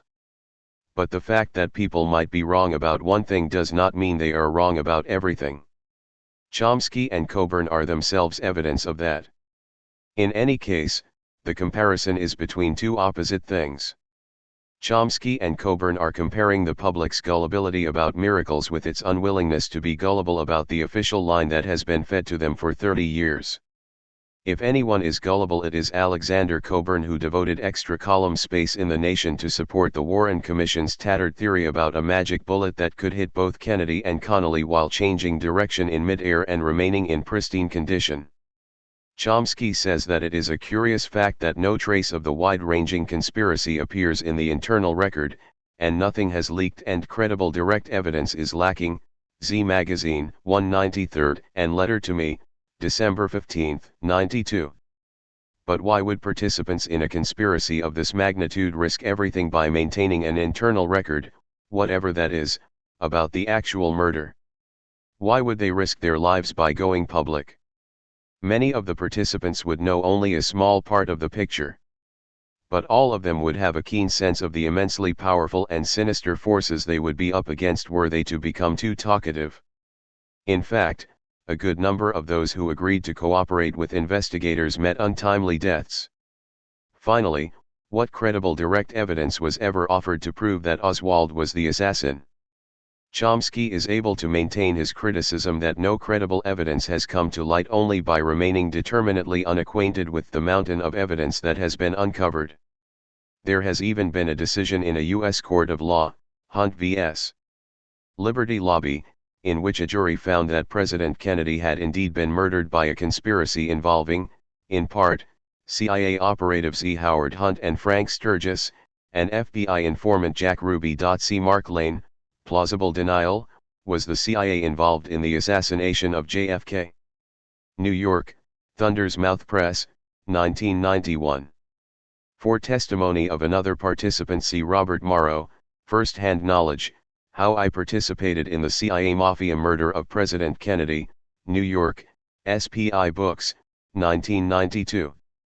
Nixon advisor H.R. Haldeman admits in his memoir, After Kennedy Was Killed, the CIA launched a fantastic cover-up.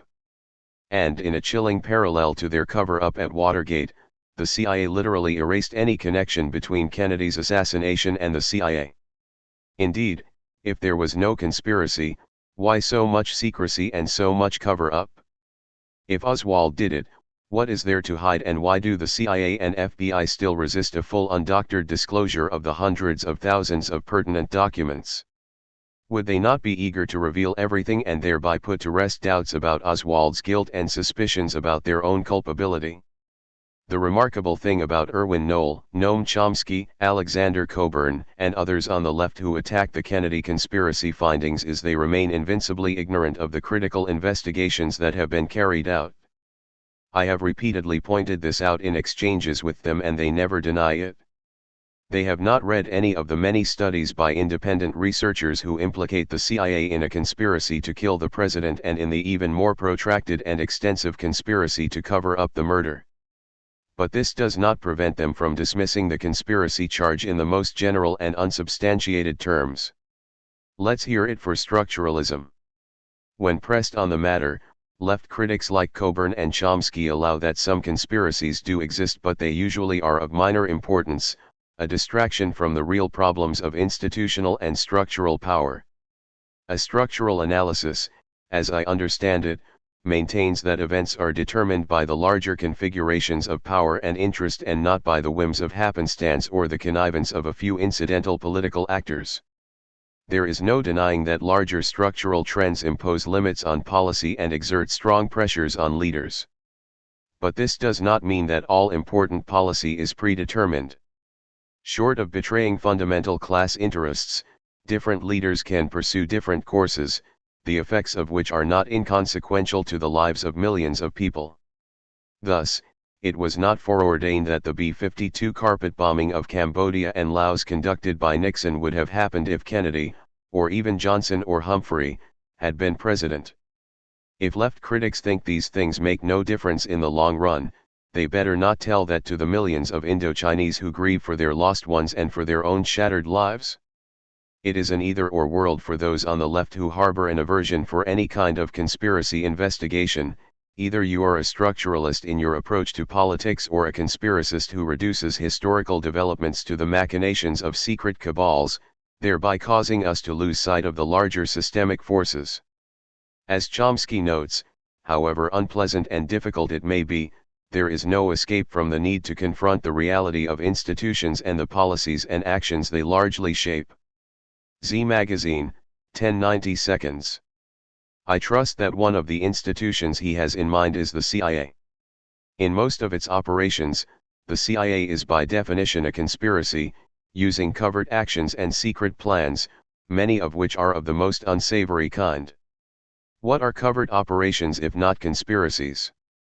At the same time, the CIA is an institution, a structural part of the national security state.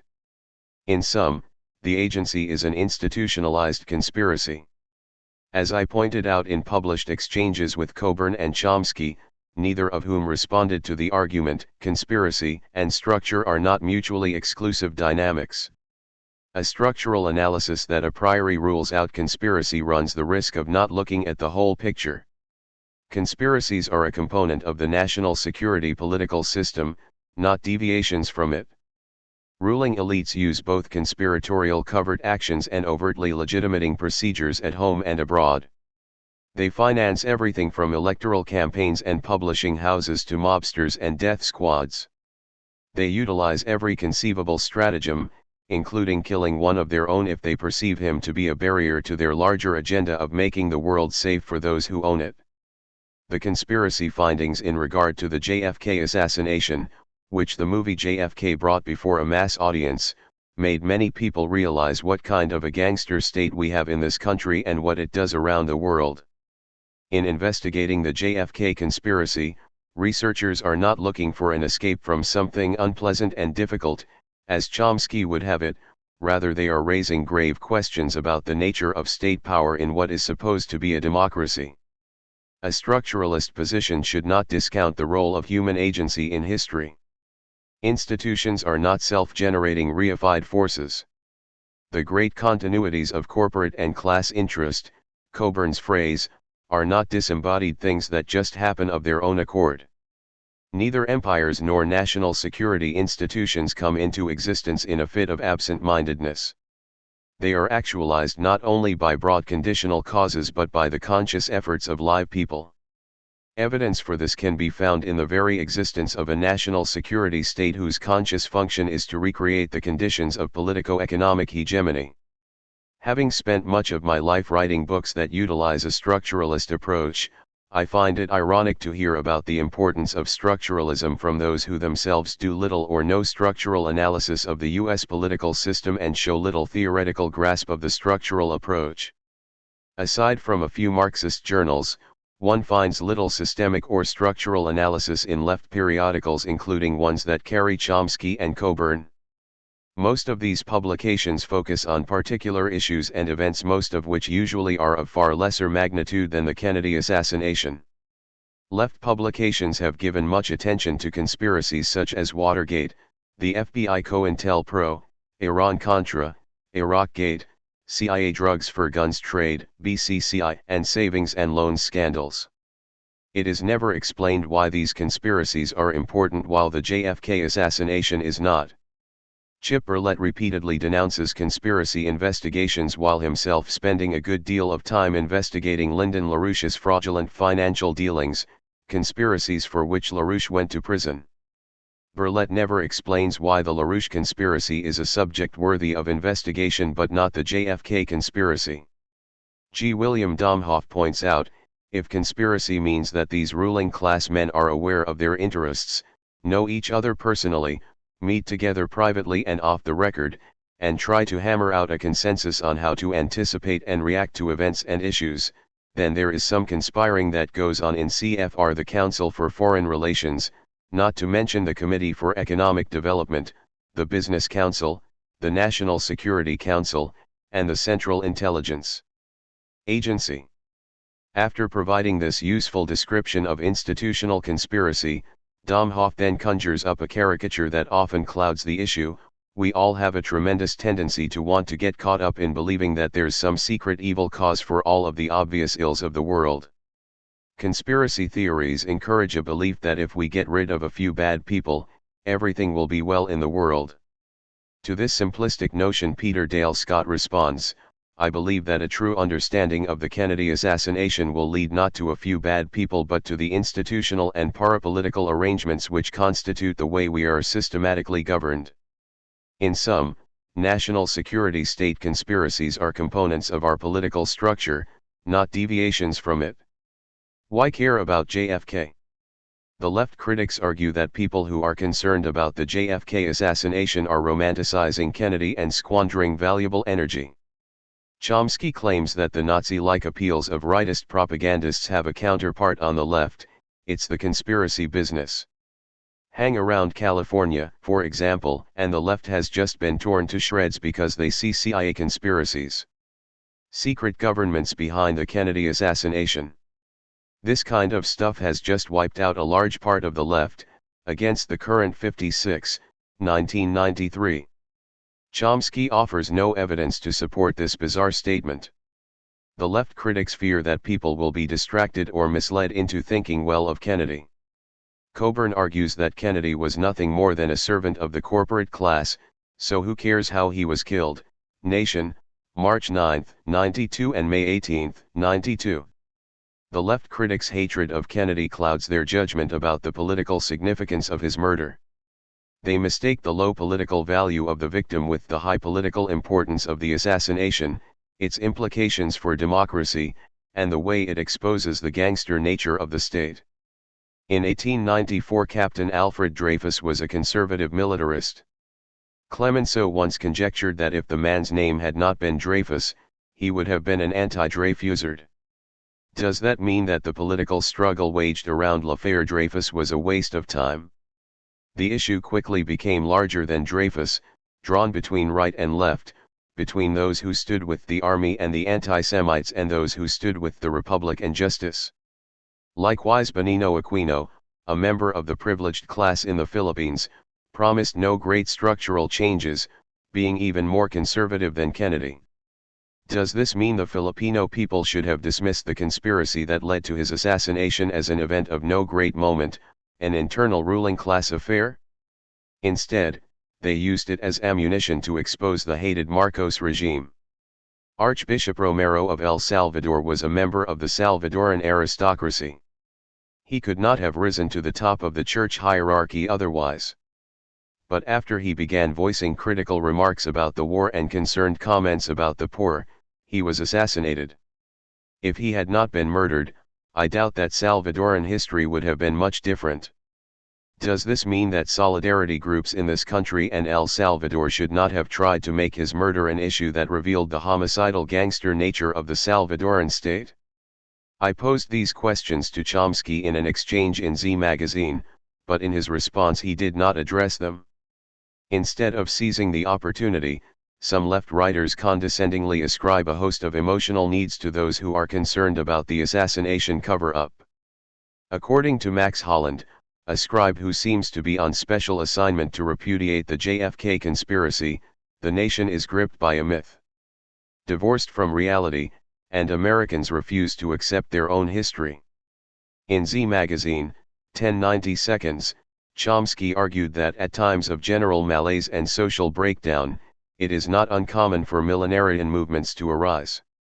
He saw two such movements in 1992, the response to Ross Perot and what he called the Kennedy Revival or Camelot Revival. Though recognizing that the audiences differ, he lumps them together as the JFK Perot enthusiasms. Public interest in the JFK assassination, he says, stems from a Camelot yearning and the yearning for a lost Messiah. I, for one, witnessed evidence of a Perot movement involving millions of people, but I saw no evidence of a Kennedy revival, certainly no millenarian longing for Camelot or a lost Messiah. However, there has been a revived interest in the Kennedy assassination, which is something else. Throughout the debate, Chomsky repeatedly assumes that those who have been troubled about the assassination must be admirers of Kennedy. In fact, some are, but many are not. Kennedy was killed in 1963, people who today are in their teens, 20s, 30s, and 40s. Most Americans were not old enough to have developed a political attachment to him. The left critics psychologize about our illusions, our false dreams, our longings for messiahs and father figures, our inability to face unpleasant realities the way they can. They deliver patronizing admonitions about our conspiracy captivation and Camelot yearnings. They urge us not to escape into fantasy. They are the cognoscenti who guide us and outleft us on the JFK assassination, a subject about which they know next to nothing and whose significance they have been unable to grasp. Having never read the investigative literature, they dismiss the investigators as irrelevant or irrational. To cloak their own position with intellectual respectability, they fall back on an unpracticed structuralism. It is neither Kennedy worship nor Camelot yearnings that motivates our inquiry, but a desire to fight back against manipulative and malignant institutions so that we might begin to develop a system of accountable rule worthy of the name of democracy. The Wonderful Life and Strange Death of Walter Reuther. Our thanks to William J. Gallagher, news investigator at WJBK-TV, Detroit, for sharing his extensive files on Reuther. Co-authored with Peggy Noten. In recent decades, organized labor has endured a serious battering from conservative interests in both government and the corporate world. As progressives in the AFL-CIO try to rally their forces, they would do well to remember those few especially dedicated and gifted union leaders who understood the broader social and political dimensions of the labor struggle. Among such leaders looms the great figure of Walter Reuther. Rising from the ranks to spearhead the creation of the United Auto Workers, UAW, Reuther brought a special blend of unfaltering progressivism and efficacy to the U.S. political scene. For this he earned the wrath of powerful corporate and political interests. On the evening of May 9, 1970, Reuther, along with his wife, two close UAW associates, and the plane's two-man crew, were killed when their chartered Learjet crashed near the Emmett County Airport in northern Michigan. The brief flight had originated in Detroit and was coming in through the mist on an instrument landing when it plowed into the treetops and burst into flames. There were no survivors. A year and a half earlier, in October 1968, Reuther and his brother Victor had barely escaped death in a remarkably similar incident while flying into Dulles Airport, again in a small private plane. On that night the sky was clear enough for the pilots to realize that their altimeter was malfunctioning, and at the last moment they managed a crash landing that smashed a wing of the plane but left no one seriously injured.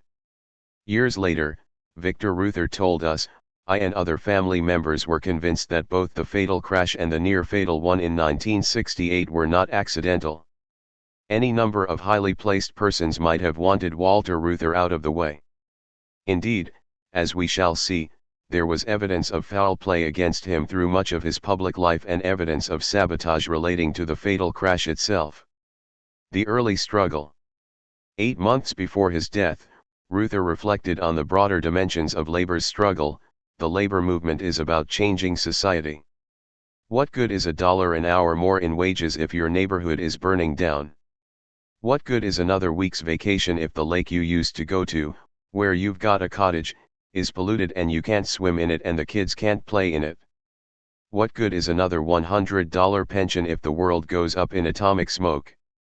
Reuther was the kind of labor leader who unsettled the higher circles, militant, incorruptible, and dedicated both to the rank and file and a broad class agenda.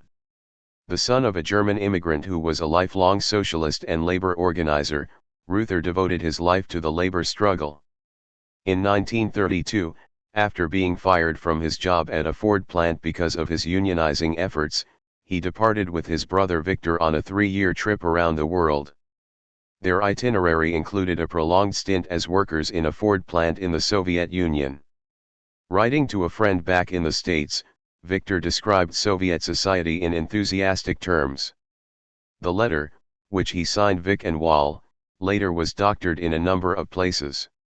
Most notably, its closing comment, Carry on the Fight was changed to Carry on the Fight for a Soviet America.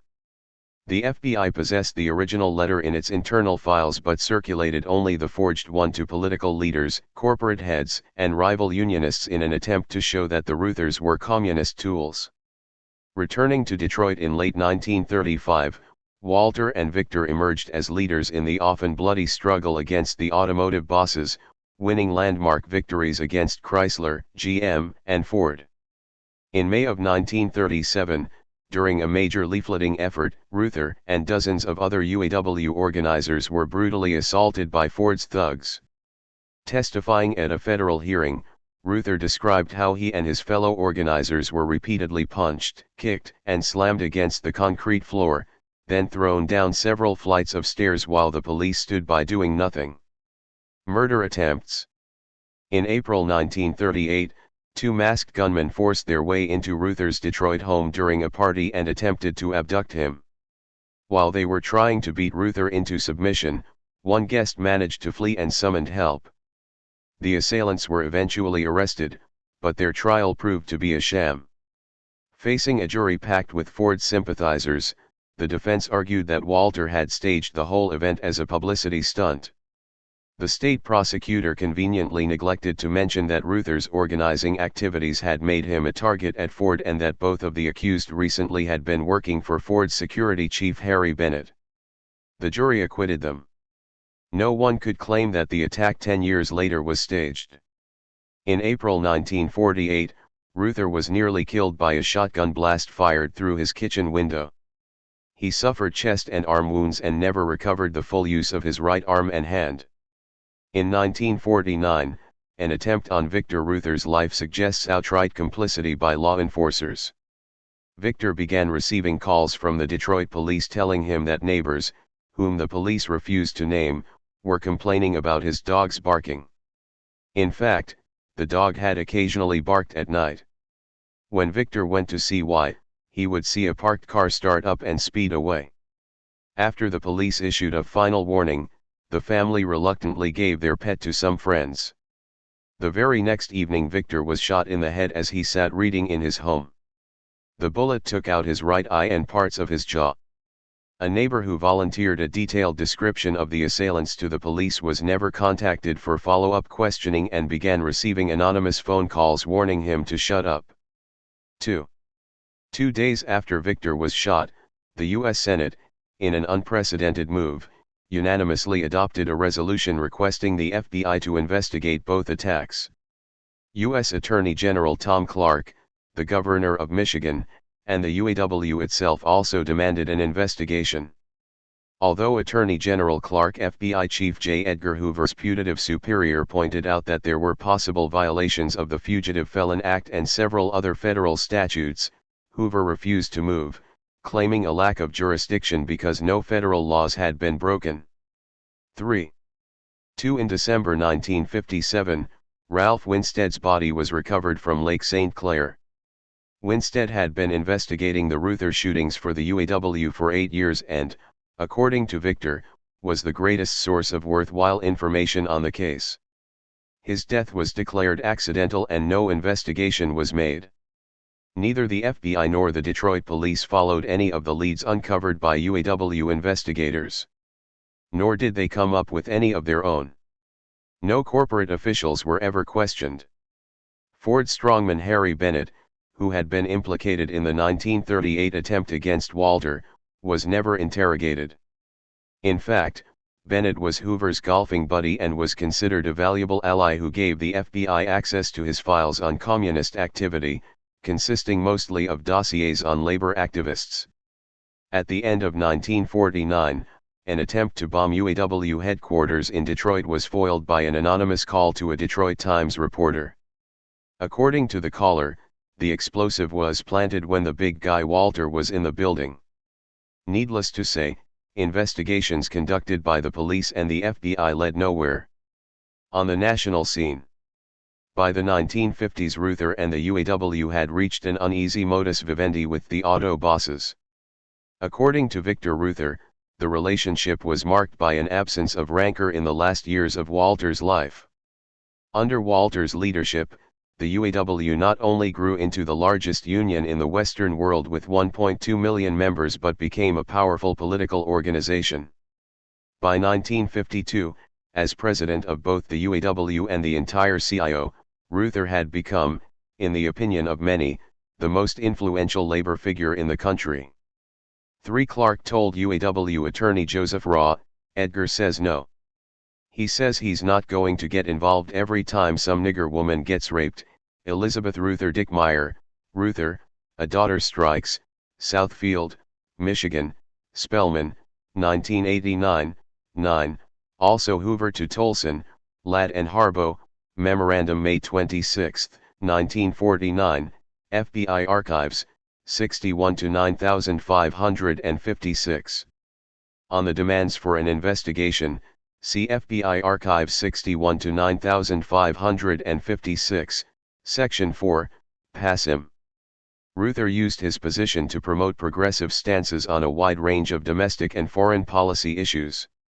UAW locals around the country formed political action committees that lobbied lawmakers and helped elect candidates friendly to organized labor. At the same time, Walter and his brother Roy were building alliances between labor, church, and civic groups and ethnic minorities. Throughout the 60s, the UAW lent financial and moral support to the civil rights movement. Reuther worked closely with Martin Luther King Jr., joining him in all the great civil rights marches and serving as a longtime member of the NAACP's board of directors whose meetings the FBI routinely bugged. Reuther sparked the creation of a Citizens Board of Inquiry into Hunger and Malnutrition. The board's findings that millions of Americans were not getting enough to eat spurred Congress into enacting reforms. The UAW leader pioneered a variety of innovative programs, including employer-funded health and pension plans, cost of living allowances, and a guaranteed annual wage. He fought for federally funded affordable housing, nationalized health care, government ownership of monopolistic industries, worker participation in economic planning, and other proposals for redistributing power and wealth, all of which were taken as threats to ruling class interests, as indeed they were. Under Walter and Victor's leadership, the UAW became one of the strongest proponents of the 1963 Nuclear Test Ban Treaty. UAW members marched in peace demonstrations and voted funds to support anti-war campaigns. Abroad, Reuther was the USA's best-known and best-liked labor leader in a number of non-aligned countries. In India, he told an appreciative audience that U.S. foreign policy in Asia placed undue emphasis on military power and doubtful military allies to the neglect of reliable democratic friends. By the 1950s, because of these kinds of activities, Reuther had earned a number of powerful political enemies on the national scene. During the 1956 presidential campaign, Vice President Richard Nixon told Republican stalwarts that the UAW leader, not Democratic presidential candidate Adlai Stevenson, was the man to beat because of his organizing power and big money. In 1958, at a GOP fundraiser, Senator Barry Goldwater declared that Walter Reuther and the UAW-CIO are a more dangerous menace than anything Soviet Russia might do to America. Other members of Congress warned of Reuther's dream of establishing a socialist labor government in the United States. A 2-page ad in the Wall Street Journal, September 22, '58, ran an inch-high headline, "Will you let Reuther get away with it?" The ad warned, "Walter Reuther is already within reach of controlling your Congress." The American labor movement has now become a political movement with the objective of establishing a socialist labor government in control of the economic and social life of this nation. For his activities at home and abroad, as Victor recalled, the right wing never lost its violent bitter taste against Walter. Hoover's vendetta. FBI Chief J. Edgar Hoover certainly never lost his violent bitter taste, stalking Walter for some 40 years, using undercover informants and illegal bugging equipment. Reuther was on friendly terms with several Democratic presidents who submitted his name for positions on presidential boards and commissions. In each instance, Hoover successfully blocked Reuther's appointment by secretly circulating disinformation packets to the White House and members of Congress, featuring the doctored for a Soviet America letter and testimony by individuals falsely accusing Walter of communist affiliations. Both the CIA and the FBI monitored Reuther's foreign travel, taking note of public comments of his that might be construed as contrary to the foreign policy of the United States. During World War II, Hoover made preparations to put all three Reuther brothers in custodial detention. He was ultimately dissuaded from doing so by John Bugges, chief FBI agent in Detroit. In his early Detroit days, Walter had formed an alliance with communists within the Union in order to combat conservative labor factions and company bosses. In 1938 he severed this association, and some years later, after gaining control of the UAW board, he launched a purge of dedicated UAW organizers who were communists or close to the party.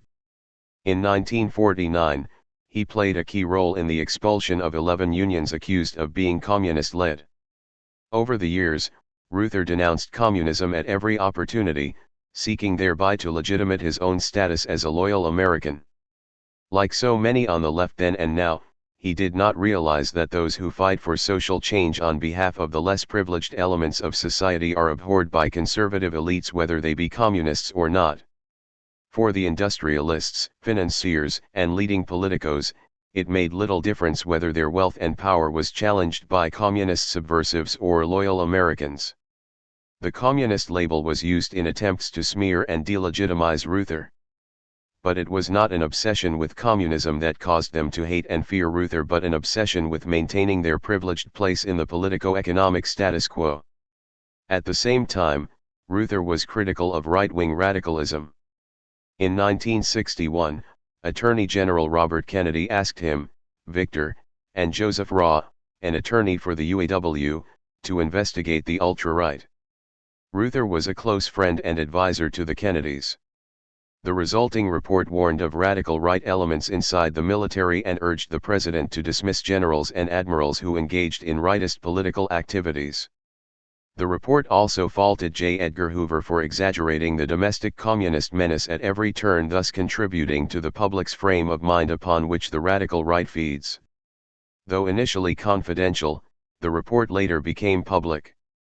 One can imagine the negative impact it had on Hoover and top circles in the Pentagon. Final break. From the first days of the AFL-CIO merger in 1955, irreconcilable political differences existed between Reuther and AFL-CIO President George Meany, a Cold War hawk. Under Meany, the AFL-CIO entered into an unholy alliance with the CIA in order to bolster conservative, anti-communist unions in other countries. These unions, as Victor Reuther describes them, were run by people who were well soaked with both U.S. corporate and CIA juices. It was, in effect, an exercise in trade union colonialism. In early 1968 the UAW withdrew from the AFL-CIO and joined forces with the Teamsters and two smaller unions to form the Alliance for Labor Action, ALA, with a membership totaling over 4 million. The Teamsters gave Reuther a free hand on political and social issues. With Nixon in the White House and the bombings in Indochina escalating to unprecedented levels, Reuther ran ads in the national media and appeared before congressional committees to denounce the war and call for drastic cuts in the military budget. While the AFL-CIO was proclaiming its support for Nixon's escalation of the war and his anti-ballistic missile program, the ALA was lobbying hard against both. Nixon's invasion of Cambodia and the killing of 4 students at Kent State University prompted Reuther the day before his death to send a telegram to the White House condemning the war, the invasion, and the bankruptcy of our policy of force and violence in Vietnam. By 1970, Reuther was seen more than ever as a threat to the dominant political agenda, earning him top place on Nixon's enemy list. The fatal crash, some disturbing evidence. The struggles of Walter Reuther's life should cause us to give more than cursory attention to the questionable circumstances of his death. Here are some things to consider. First, as president of the largest union in the country, Reuther had the resources for advancing his causes on the national scene as did few others. He was an extraordinarily effective proponent of socio-economic equality and an outspoken critic of the military-industrial complex, the arms race, the CIA, the national security state, and the Vietnam War. For these things he earned the enmity of people in high places. Second, in the years before the fatal crash there had been assassination attempts against Walter and Victor. Victor believes the attempt against him was intended as a message to Walter. In each of these instances, state and federal law enforcement agencies showed themselves at best lackadaisical in their investigative efforts, suggesting the possibility of official collusion or at least tolerance for the criminal deeds. In this context, it might be noted that in January 1970, only 3 months before the fatal plane crash, the Nixon White House requested Reuther's FBI file. The call came from Egil Crow, a Nixon staff member who was later arrested as a Watergate burglar. The file documented Reuther's leadership role in progressive and anti-war organizations. In 1985, when Detroit newsman William Gallagher asked why Nixon had wanted the file, Crow was evasive, claiming a lack of memory. Third, like the suspicious near crash that occurred the previous year, the fatal crash also involved a faulty altimeter in a small plane. It is a remarkable coincidence that Reuther would have been in 2 planes with the exact same malfunctioning in that brief time frame. Fourth, the investigation conducted by the National Transportation Safety Board, NTSB, of the fatal crash of May 1970 turned up some disturbing evidence, to say the least. When the investigators disassembled the captain's altimeter, they found no fewer than 7 abnormalities. Most significantly, they discovered a brass screw lying loose in the instrument case. The report notes that with a loosened screw, the altimeter would have read high by 225 to 250 feet. The screw locks the movable aluminum calibration arm in place when the instrument is calibrated. The threads within the screw hole were torn and ragged. Deposits of aluminum particles were observed on the threads of the screw. Examination of the X-rays revealed that the locking screw was in place prior to disassembly. 4. The report does not speculate as to who or what might have loosened the screw. Testing to see if the heat of the crash might have disassembled the screw, investigators placed a similar calibration arm mechanism in an oven and heated it for 2 hours at 1100 degrees Fahrenheit. This screw was found to be tight when examined. When the test screw was removed, aluminum deposits were found on its threads. The hole from which it was removed displayed torn and broken threads similar to those of the accident calibration arm, suggesting that the loose screw in Reuther's plane had not been disassembled by the heat of the crash but had been removed or loosened by deliberate human effort. 4. National Transportation Safety Board, Aircraft Accident Report, Executive Jet Aviation Incorporated. Learjet L-23AN 434EJ near the Emmett County Airport, Pellston, Michigan, May 9, 1970. Adopted, December 22, 1970, Report No. NTSB AAR 71-3, Washington, D.C. All subsequent materials and quotations relating directly to the crash are from this report, unless otherwise indicated. Further examination revealed 6 other unusual defects in the altimeter. An incorrect pivot was installed in one end of a rocking shaft. An end stone was missing from the opposite end of the rocking shaft. A ring jewel within the mechanism was installed off-center. A second rocking shaft rear support pivot was incorrect. The wrong kind of link pin, which holds a spring clip in place at the pneumatic capsule, was installed. An end stone, which supports a shaft within the mechanism, was installed upside down. That these many abnormalities could accidentally and coincidentally appear in a single altimeter are close to impossible. With notable understatement, the investigators concluded that such conditions undoubtedly caused excessive friction in the altimeter mechanism. The board believes that while the evidence is not conclusive, the captain's altimeter was probably reading inaccurately. There were other problems. The pilots chose runway 5, the only approach that was lit. But it lacked both runway and identifier lights and a visual approach path indicator, VAPI. The VAPI gives pilots their proper flight angle and helps them determine whether they are too high or too low. The principal approach, runway 23, was equipped with a VAPI, but one of the runway lights was out. Normally, pilots are given notification if a light is out on the main runway.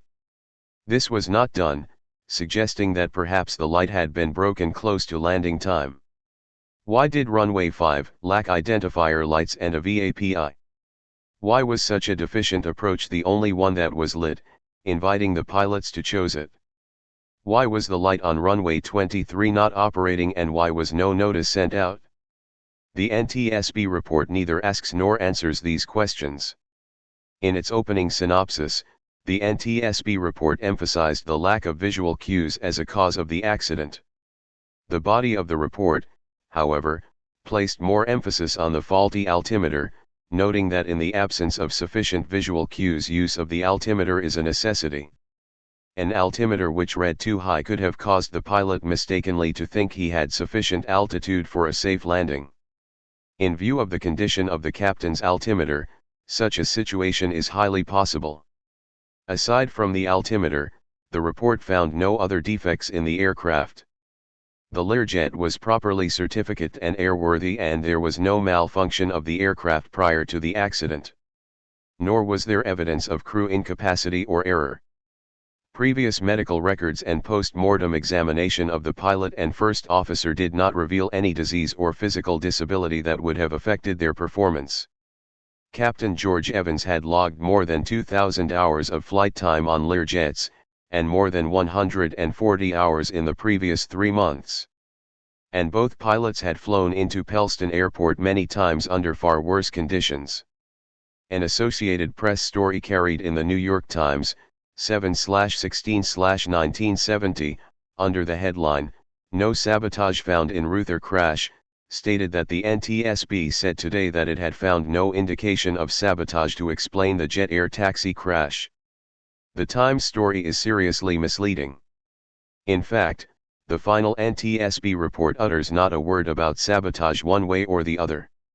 It notes how numerous unusual defects in the altimeter may have caused a malfunction, but it says nothing about what caused the defects themselves, except to rule out heat as a factor in disassembling the locking screw. The report never questions whether the altimeter was tampered with, yet it proffers a good deal of evidence to suggest that it was. In effect, the investigators ignored their own findings, leaving it for the press to announce there were no suspicious findings. Earlier on the day of the fatal crash, the same ill-fated Learjet, carrying popular singer and outspoken right-winger Glenn Campbell, had flown into Detroit with no report of a faulty altimeter. Victor Ruther noted that there was sufficient time between flights for tampering with the altimeter. He also pointed out that because they have so many clients and different pilots, rental planes are inspected with unusual care and frequency. The pilots demand as much. In a July 27, 1995, interview, a spokesperson for the Aircraft Owners and Pilots Association stated that civil aircraft used for commercial purposes undergo rigorous mandatory inspection programs. In sum, it is inconceivable that an altimeter with 7 defects would have gone undetected if properly inspected before the flight. Was there such an inspection? If so, by whom? If not, why not? The NTSB report never asks these questions. It makes no inquiry about when the altimeter had been last inspected. Victor Ruther commented, "I was never convinced that there had been a thorough investigation by federal authorities. There had been too many direct attempts on Walter's life, and there was too much evidence of tampering with the rental plane." 5. In a follow-up interview with us, Victor further noted, "Animosity from government had been present for some time before the fatal crash. It was not only Walter's stand on Vietnam and Cambodia that angered Nixon, but also I had exposed some CIA elements inside labor, and this was also associated with Walter. There is a fine line between the mob and the CIA. There is a lot of crossover. Throughout the entire history of labor relations there is a sordid history of industry in league with Hoover and the Mafia. You need to check into right-wing corporate groups and their links to the national security system. Checking into such things is no easy task. The FBI still refuses to turn over nearly 200 pages of documents regarding Ruther's death, including the copious correspondence between field offices and Hoover.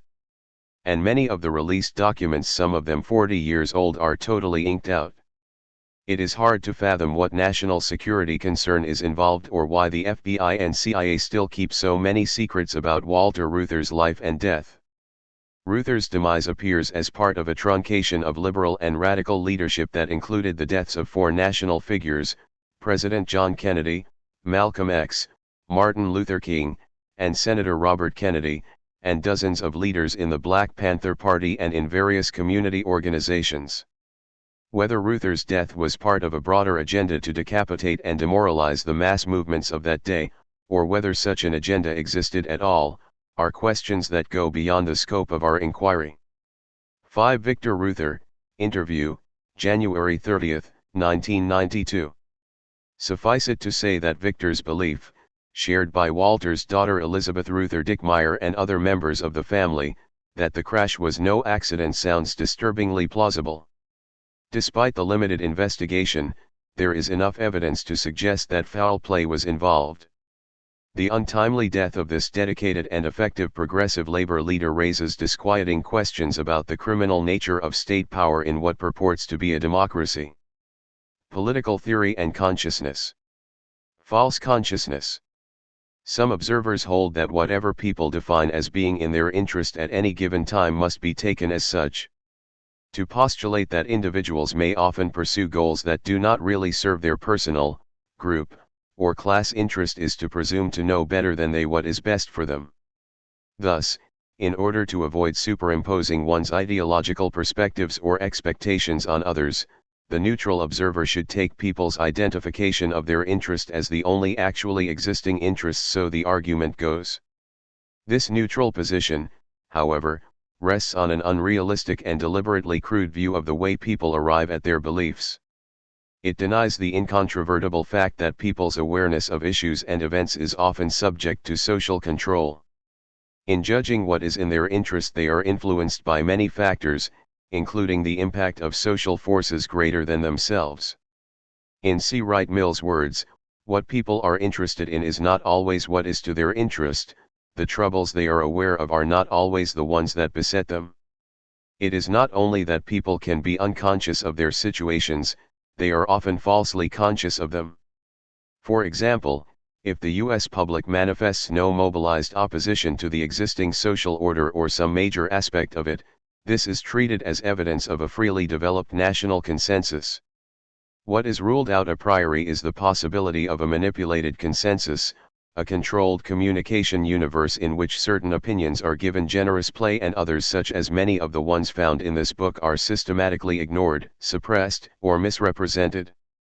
To deny the possibility of false consciousness is to assume there has been no indoctrination, no socialization to conservative values, no control of information and commentary, no limitation of the topics to be considered in the national debate, no predetermination of issue agendas, and that a whole array of powers have not helped pre-structure how we see and define our own interests and options.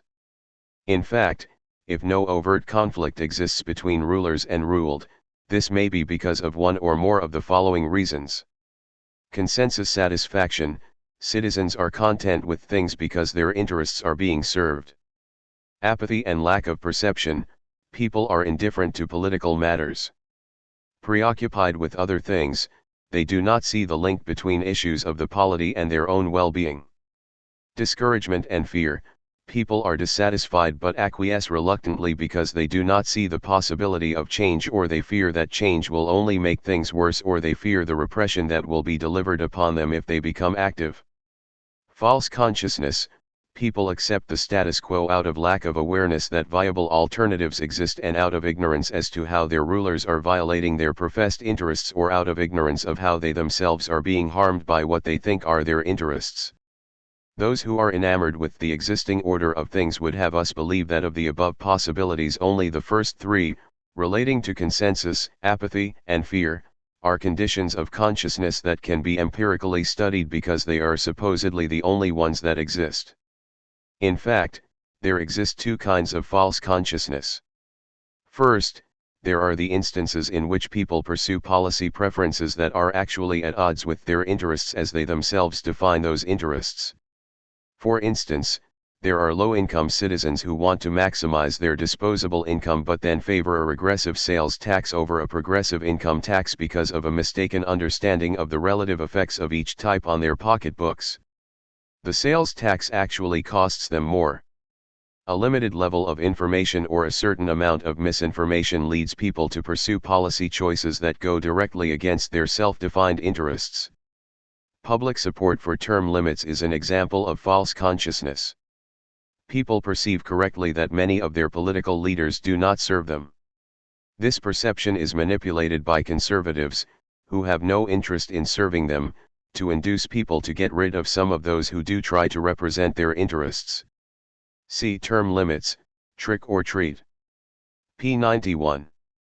In the second instance of false consciousness, the way people define their interests may itself work against their well-being. Thus, they may think that supporting the actions of U.S. troops in Vietnam or Panama or Iraq may be furthering their interest in maintaining the United States as the world's leading superpower. But the superpower nation-state, with its huge arms expenditures, heavy taxes, gigantic national debt, neglected domestic services, and economic military conscription, may actually be lowering rather than enhancing the security and quality of their lives and the nation's vitality. It is possible to demonstrate that many people support positions or candidates that violate their own professed interests and that many people profess interests that violate their actual well-being.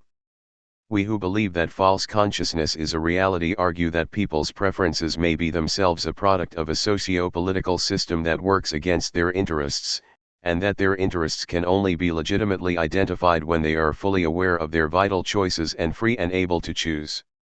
The rejection of false consciousness as being an ideological, red, Marxist, superimposition leads mainstream social scientists and other opinion makers to the conclusion that no distinction should be made between perceptions of interest and what might be called real or objective interest.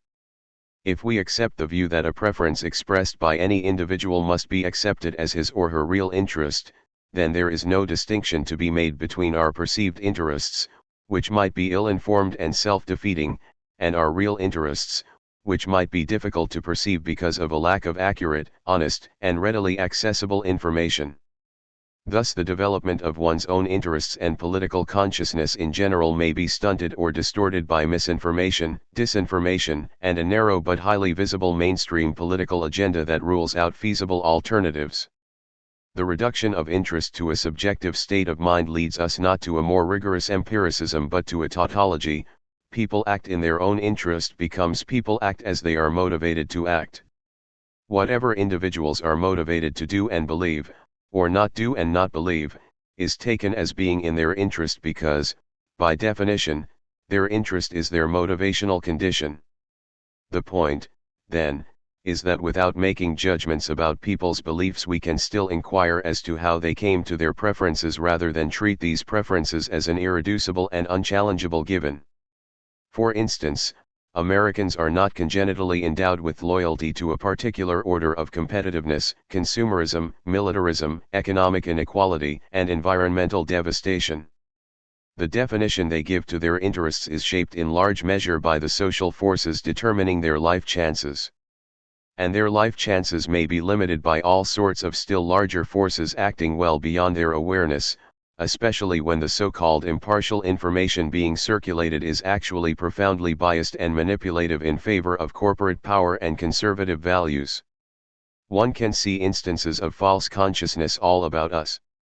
There are people with legitimate grievances as employees, taxpayers, and consumers who direct their wrath against welfare mothers but not against corporate welfarism, against the inner city poor not the outer city rich, against human services that are needed by the community rather than regressive tax systems that favor the affluent. They support defense budgets that fatten the militarists and their corporate contractors and dislike those who protest the pollution more than they dislike the polluters. In their confusion they are ably assisted by conservative commentators and hate talk mongers who provide ready-made explanations for their real problems, who attack victims instead of victimizers, denouncing feminists and minorities rather than sexists and racists, denouncing the poor rather than the rapacious corporate rich who create poverty. So the poor are defined as the poverty problem. The effects of the problem are taken as the problem itself. The victims of the problem are seen as the cause, while the perpetrators are depicted as innocent or even beneficial. Does false consciousness exist? It certainly does, and in mass-marketed quantities. It is the mainstay of the conservative reactionism of the 1980s and 1990s. Without it, those at the top, who profess a devotion to our interests while serving themselves, would be in serious trouble indeed. Dividends are not royalties. It has been frequently noted that IQ examinations, while professing to measure innate intelligence, are riddled with racial, gender, and class biases. Thus a low-income, inner-city youth, confronting a seemingly innocuous phrase like "behind the sofa" on an IQ test, may find it unfathomable, not realizing that it is simply a middle-class way of saying "in back of the couch." Along with IQ exams, the Scholastic Aptitude Test, SAT, has come under fire. Going through my file, I came across a story, clipped years ago from the Washington Post, April 28, '89, noting that the Center for Women Policy Studies found that the SAT was biased against women. The center reported that about 1 out of every 7 questions favored males over females, specifically questions about sports, science, war, and business. A more recent story in the New York Times, May 26, '93, reiterated the charge of gender bias. One claim made for the SAT is that it is designed to predict a student's college performance. Not true. Men consistently outscore women on the SAT, yet women earn higher grades both in high school and college. But, because of the gap in SAT scores, women are less likely to win scholarships or gain entry to certain schools and programs. While agreeing that there is gender bias in the SAT, we might also wonder about the test's unexamined politico-economic bias. What caught my eye was an example offered in the Post article of the questions that favored males. Males are more likely to answer correctly the comparison, dividends is to stock as royalties is to writer. According to the SAT, the correct answer is true. Presumably, both dividends and royalties are seen as income, while stock and writer are the respective income producers. Wait a minute, I thought. What is so correct about that parallel? It is just such thinking that leads some people to accuse me of being a capitalist because I earn royalties on my books. But income accrued from stock ownership is something apart from salary or wages or royalties earned from hard work. Royalties are analogous to dividends only when they refer to profits on land, oil, and mineral rights that go to the landowners, something quite different from the royalties that go to writers. Dividends from stock represent profits from capital investment, money you make without having to work. The author of a book does not make profits on his or her book. She or he earns an income from the labor of writing it, proportionately much less than the sum going to those who own the publishing house and who do none of the writing.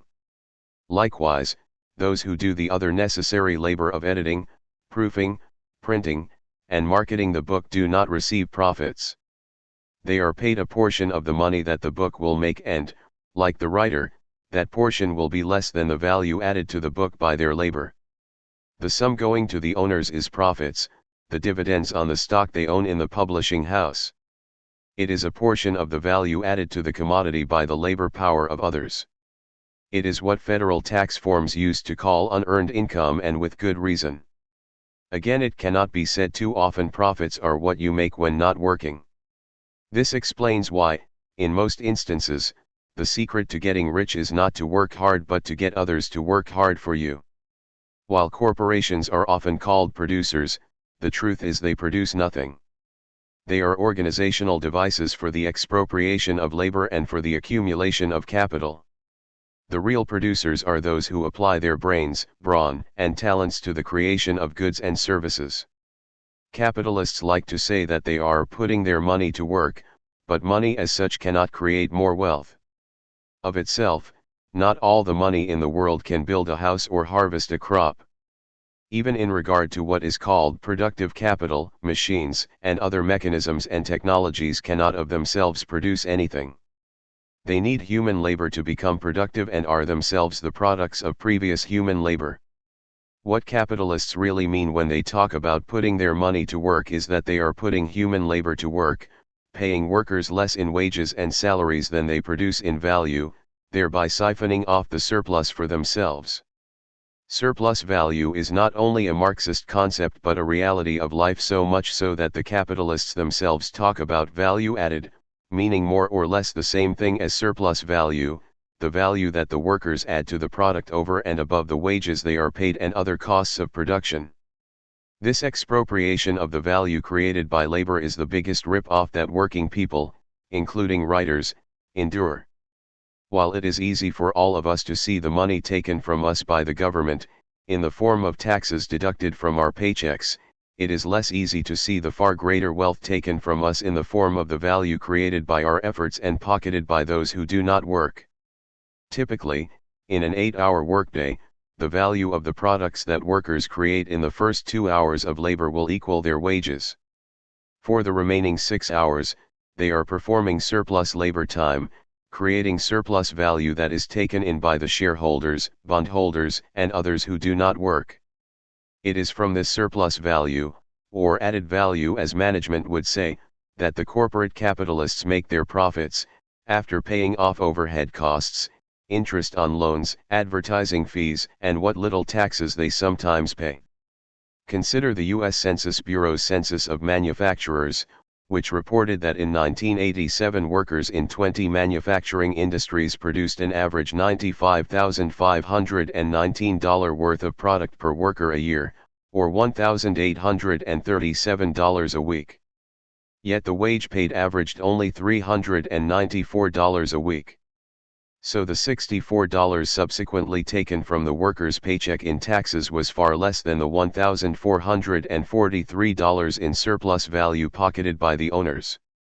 This constant and massive transfer of wealth from those who produce it to those who pocket it explains why the net assets of the 400 richest Americans is $300 billion, while the net assets of the 150 million poorest Americans is zero. This process of expropriation of value explains why the owners of big commercial publishers of books, newspapers, and other publications enjoy such immense wealth while most of their writers live at the subsistence level. In 1975, when I published an op-ed piece in the New York Times, I was paid $150. 8 years later I published another in the Times and, despite the intervening inflation, I again was paid only $150. Today, almost 2 decades since I first appeared in that illustrious publication, the fee is still $150. I got the same munificent sum for an op-ed piece I published in the Los Angeles Times. Furthermore, neither of these newspapers nor most other major publications pay permission fees or reprint fees to authors. That means the piece might get picked up by various other newspapers who then pay a fee to the Times, but the author sees not a penny of it. Some of the major magazines, known as the Big Slicks, not only have frozen their fees but have reduced them over the years. Forget about trying to keep up with inflation, freelance writers are not even keeping up with the nominal earnings of the 1970s even without accounting for inflation. To get an idea of how poorly paid writers are, consider the following. At a meeting of the Washington, D.C. chapter of the National Writers Union, the chair asked for a show of hands of those who had earned over $5,000 from their writing in the previous year. Of about 30 persons, I was the only one who raised his hand, and that's only because I had a textbook that had enjoyed some college course adoptions. Writers will tell you about their many grievances, about publishers who lie about sales figures and withhold royalties, about manuscripts accepted then never published, about book publication dates that are postponed for as much as 3 or 4 years, about books that are published only to have their distribution deliberately and completely aborted. Privished it is called usually because the publisher decides the book is politically unacceptable. Writers will tell you about payments and kill fees never collected, about articles completely rewritten and distorted by clunky-styled editors, about having no say regarding framing, titling, headlining, and rewrite. And they will tell you about major magazines and big publishing houses that have grown rich off their labor. So a correct analogy would be, dividends is to stock as profits is to publisher. Leave the writer out of it, unless you want to say, wages is to workers as royalties is to writers. To repeat, authors make money off their own hard work, and usually not all that much. Unlike the publisher, they make nothing from the capital investment on their books because they don't have any capital invested. Like the proofreaders, editors, printers, and sales representatives, writers create value through the direct application of their mental and physical labor. A portion of the value they create goes to them. The rest goes to the investors. What the Washington Post article and the study it reported on both missed was the political and class bias in that particular SAT question. The correct answer is true only if we accept the capitalist ideological presumption that treats the pocketing of value by investors as identical to the creation of value by writers. Both investor and writer supposedly are working in partnership to create earnings. Tell it to Forbes, not to us underpaid scribes. The Post quotes a New York State judge. After a careful review of the evidence, this court concludes that SAT scores capture a student's academic achievement no more than a student's yearbook photograph captures the full range of her experience in high school. Well said. All I would like to add is that at least one of the SAT questions captures the ideological biases and disinformation of a capitalist system all too well, biases that are so thoroughly ingrained as to go undetected and unchallenged in the very investigations that purport to expose bias. Political science fiction. Science is something more, and less, than the dispassionate pursuit of knowledge. How scientific information is shaped is often predetermined by the prevailing ideological climate. For centuries scientists have paid dearly for maintaining iconoclastic views.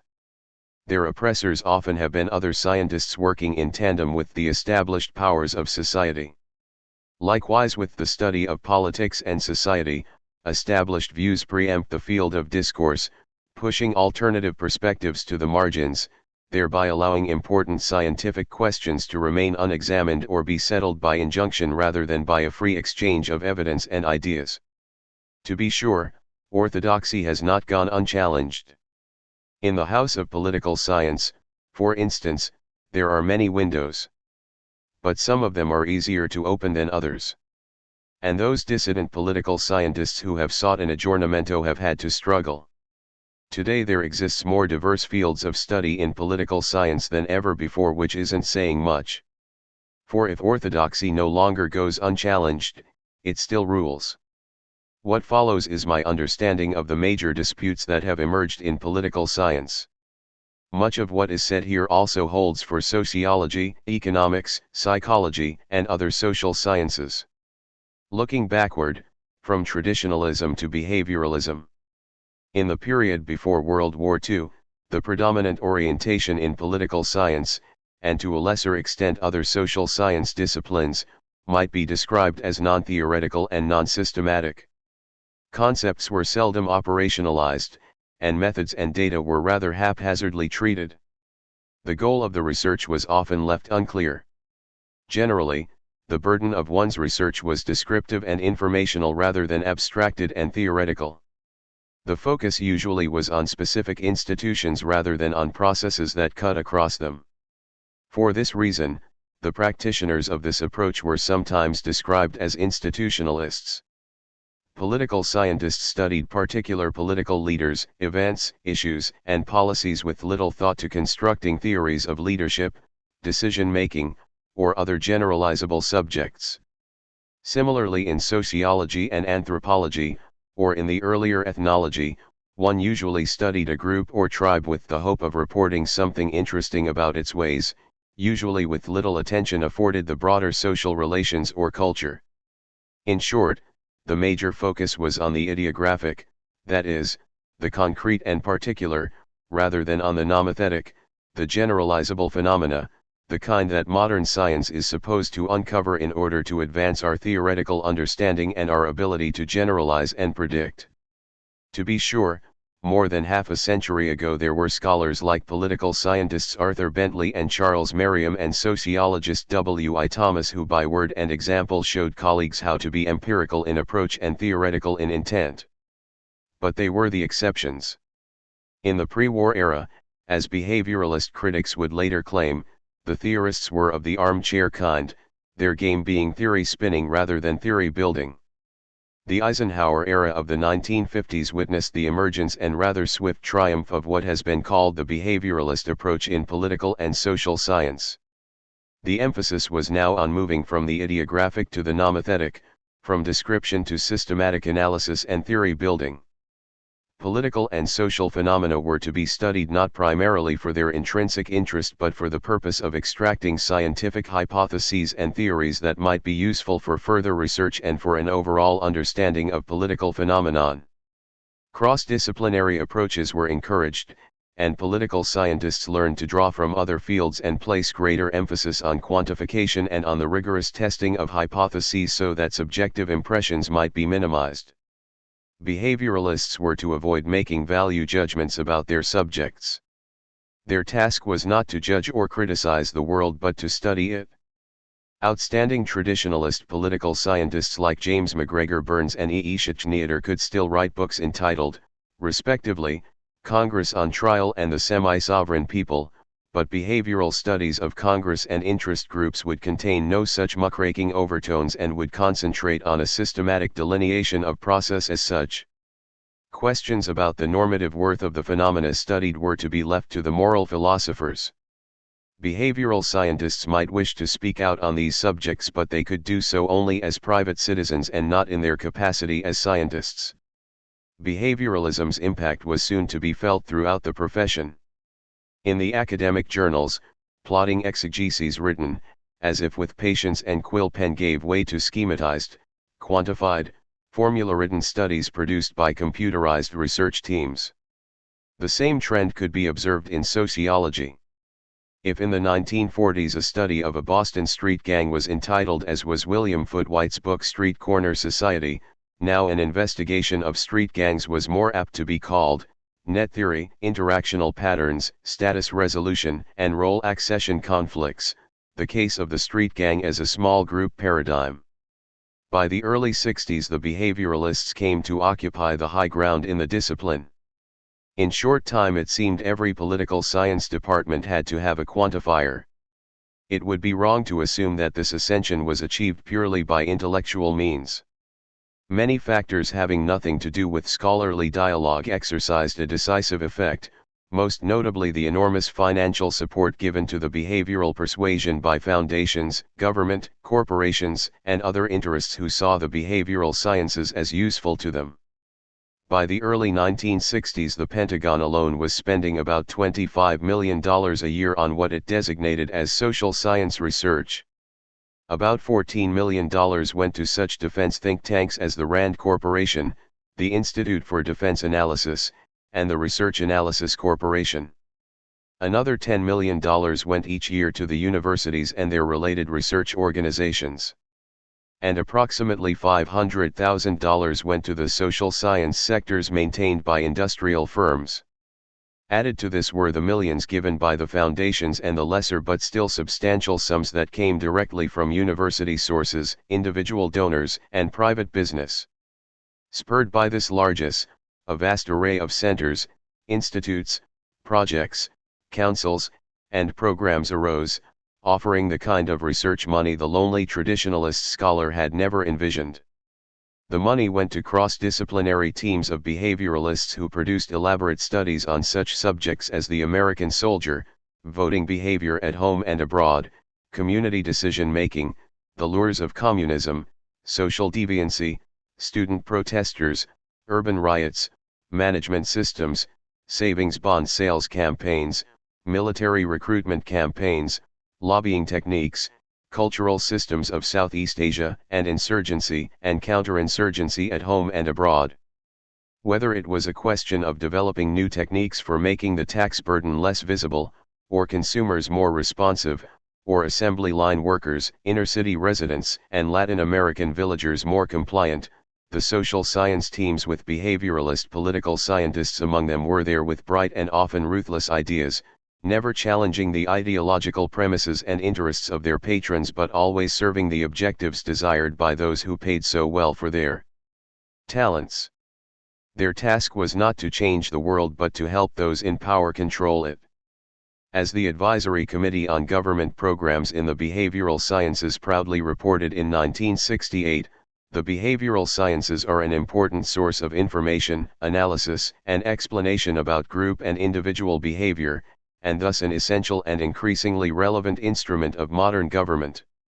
Writing in P.S., Spring 1983, one of the house journals of the American Political Science Association, APSA, Joseph LaPalambara, a Yale political scientist, noted that academics could be useful to banks and corporations, helping them determine how political conditions in foreign lands might affect the safety and profitability of their investments. The day is past when banks and corporations operating abroad could call on their national governments, on their diplomats and/or gunboats to keep the restless natives in line, he wrote. Now they must deal with the restless natives on a well-informed basis, hence the burgeoning field of political risk analysis. If political scientists were to be of use to those whom LaPalambara described admiringly as intelligent, harried bankers and corporate managers, they must be prepared to apply their theories about political upheaval, stability, and policy implementation in ways that serve the profit needs of the transnationals. For such services big business was willing to spend hard cash. It is a heady challenge, LaPalambara breathlessly announced. Corporations and banks were not the only ones interested in the technical skills of behavioralist analysis. In the January 1983 APSA Personnel Service newsletter, the CIA advertised for analysts to work in the areas of political change in the Third World. They should have an interest in social change, revolutionary organizations, and regime responsiveness and capabilities. While composing less than a majority of the profession, the behavioralists were the ones who, with their research, outside funding, advisory council positions, and control over graduate training and over the APSA's offices and journals, define the direction of the profession, its subject matter, implicit ideological limits, and standards of professional success. The post-behavioralist challenge. In the late 1960s, a time of political ferment, dissident political scientists began complaining that important happenings were being ignored by the discipline. The more active of the post-behavioral critics, as David Easton called them, organized themselves into the Caucus for a New Political Science. Some of them wanted the behavioral sciences to be used as an instrument of the poor and powerless rather than the rich and powerful. Others were simply Luddites who wanted to smash the fancy new research computers and statistical jargon and return to plain English.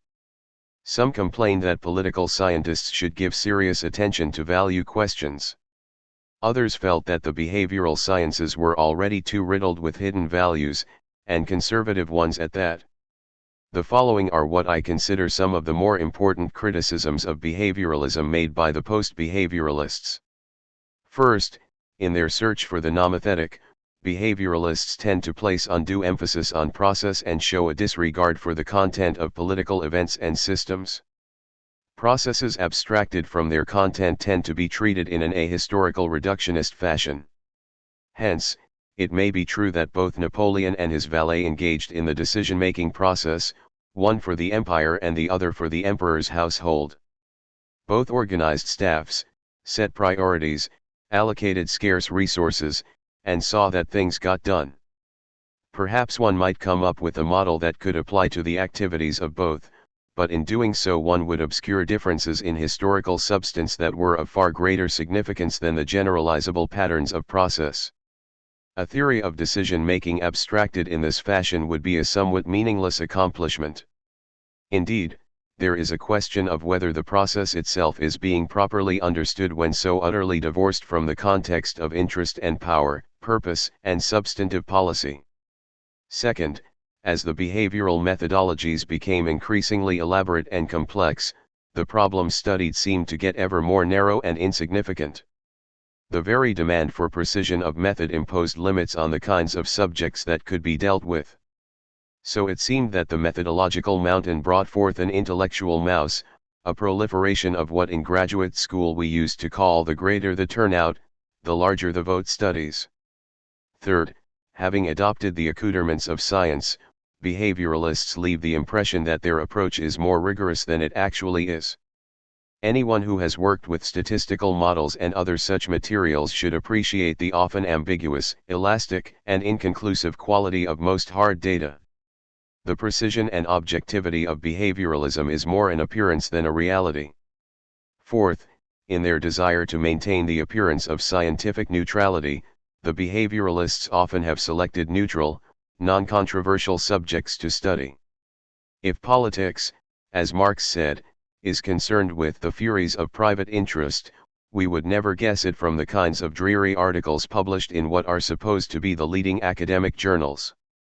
Instead of neutralizing the investigator, the behavioralists succeeded in neutralizing their subject matter. Highly abstracted jargon leaves the impression that the observer is detached and neutral when, in fact, it is the subject matter that has been diluted, often at a cost to its indigenous meaning. Fifth, the emphasis on process causes behavioralists to overlook the social effects of many policies. Frequently they think of outputs as inviting value judgments of a kind they say they do not wish to make. But most of their critics have not been asking them for evaluations but for systematic descriptions of policy repercussions, who benefits and who pays. Why and how? What does this say about the distribution of power and the functioning of democracy? What is the relationship of economic to political power, of democracy to capitalism, and other such questions?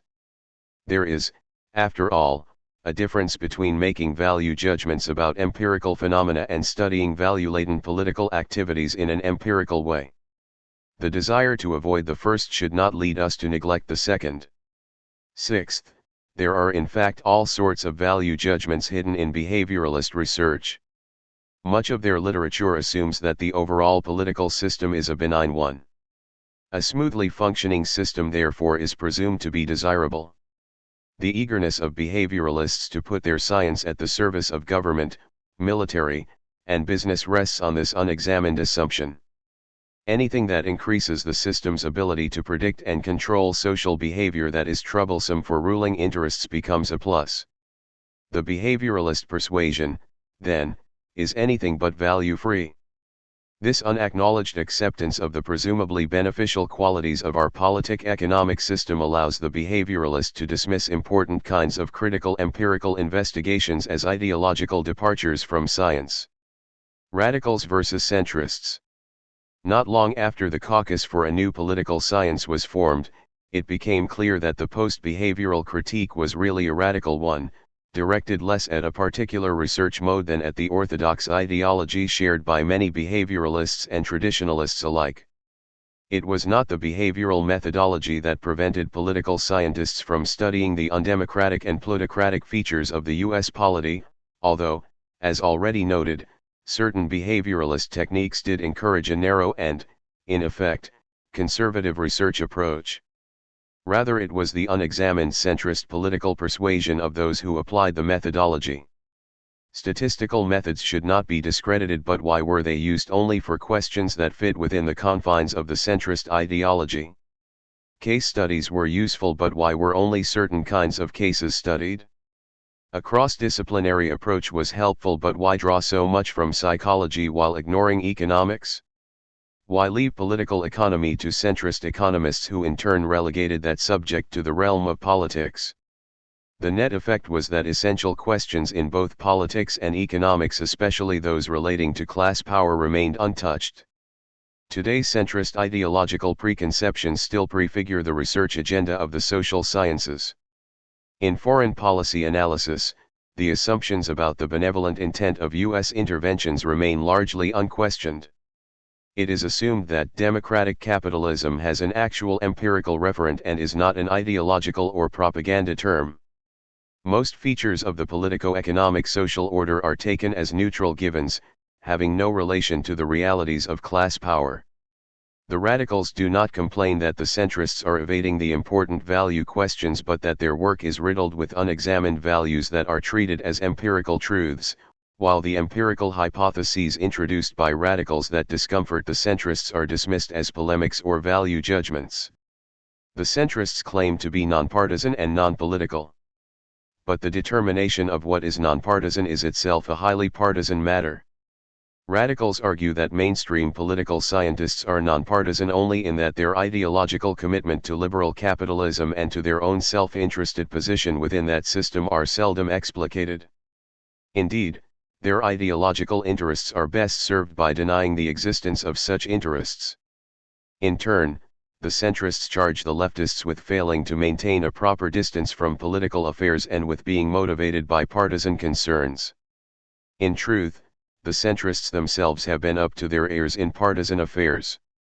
We already noted Lope Lombara's unapologetic invitation to political scientists to help big business investors deal with troublesome overseas situations. For years, eminent members of the profession boasted about how political scientists served the interests of the high and mighty. At ceremonies for the Pi Sigma Alpha Award given to political scientists who make significant contributions to strengthening the relationship between political science and public service, speakers proudly list the many colleagues who occupy public office, work for political campaigns, or occupy other such positions of responsibility. It seems there is nothing wrong with political activism as long as it is the mainstream variety rather than the critical kind. The centrists never bother to justify this double standard. They also never explain how they themselves are able to avoid injecting politics into their science while so assiduously and proudly injecting their science into politics. What they fail to acknowledge is that working to maintain the status quo is as activist and partisan a position as working to alter it. Radicals would not deny that they want to change the world. Social research of any importance is rarely neutral in its effects. Either it challenges or supports the status quo. But they also want to study the world. That is why they became scholars rather than community organizers. In any case, it can be argued that activism can often furnish insights and experience that will enrich scholarly work, and that ideology in itself is not a bad thing, only unexamined ideology. It is important to have research of a wider ideological scope so as to open unexamined questions and put the centrist orthodoxy to the test. Indeed, the times demand it.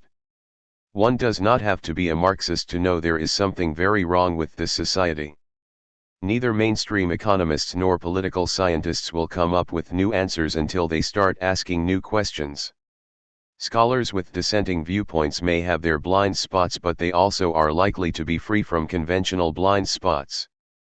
It is no accident that it is Marxist scholars who are giving us studies of the relationship between capitalism and the political system, a subject left largely untouched by centrists. It is no accident that feminist social scientists are uncovering women's contributions to culture and history and are exploring gender-related issues that their male counterparts never imagined were fit subjects for study. It is no accident that African American scholars see much of history, power, and social reality as defined from a white perspective, while their white colleagues have preferred to think of such subjects as colorless. In sum, a critical ideology can awaken us to things overlooked by the established orthodoxy. Radical scholars, especially Marxist ones, have been keenly interested in theoretical questions, notably the kind that deal with political oppression and systemic conflict, and with the relationship of wealth to power and class to democracy. Marxists are interested both in current political issues and in the underlying forces that give coherence and generality to seemingly disparate phenomena. This is certainly a genuine scientific dedication. Yet most mainstream political scientists judge Marxism as beyond the pale of scientific scholarship, so much so that they feel little obligation to sound like scholars themselves when criticizing Marxism. Our academic literature, book reviews, and discussions are cluttered with facile swipes at unspecified Marxists who supposedly say things I have never heard Marxists utter. Such forays are usually unburdened by any first-hand familiarity with the subject that is being disparaged. Marxism is dismissed, but not for a moment is it forgotten. Declared simplistic, dogmatic and irrelevant, it remains very much on the minds of the centrists. It is the other great paradigm that haunts the bourgeois scholarly world like a specter, repeatedly acknowledged in gratuitous asides that seek to contain it without having to confront it. The competition of ideas between centrists and leftists, as with most class-related ideational conflicts, is greatly influenced by underlying material factors. It is the centrists who control most of the foundations, funds, professional journals, fellowships, graduate programs, faculty appointments, and promotions. The result is that there are only a handful of colleges with more than 1 or 2 Marxists on their faculties, if that. And it is common for leftist scholars to encounter serious difficulties when seeking employment or tenure. In the last 2 decades, financial exigencies have provided a convenient opportunity to purge younger and more heterodox scholars, although they have not been the only victims. There are many who prefer the sedative of orthodoxy to the stimulant of heterodoxy, relying on position to settle questions of science. Meanwhile, from beyond the confines of the ivory tower, politico-economic realities threaten to intrude rudely upon academic paradigms. Virulent forces put democracy and the environment itself at risk. Time is running out. The scientistic pretenders fiddle while the planet burns. 1C Struggles in Academe, p. 235, for a detailed account of my own case. Miscellany and Memorabilia. Struggles in Academe, a personal account. Amidst the cornfields of central Illinois there stands that congestion of graceless brick buildings known as the University of Illinois, Champaign-Urbana, UI. This story begins in the spring of 1970, during the Vietnam War, when I was a visiting associate professor at the UI campus. Repression in Illinois.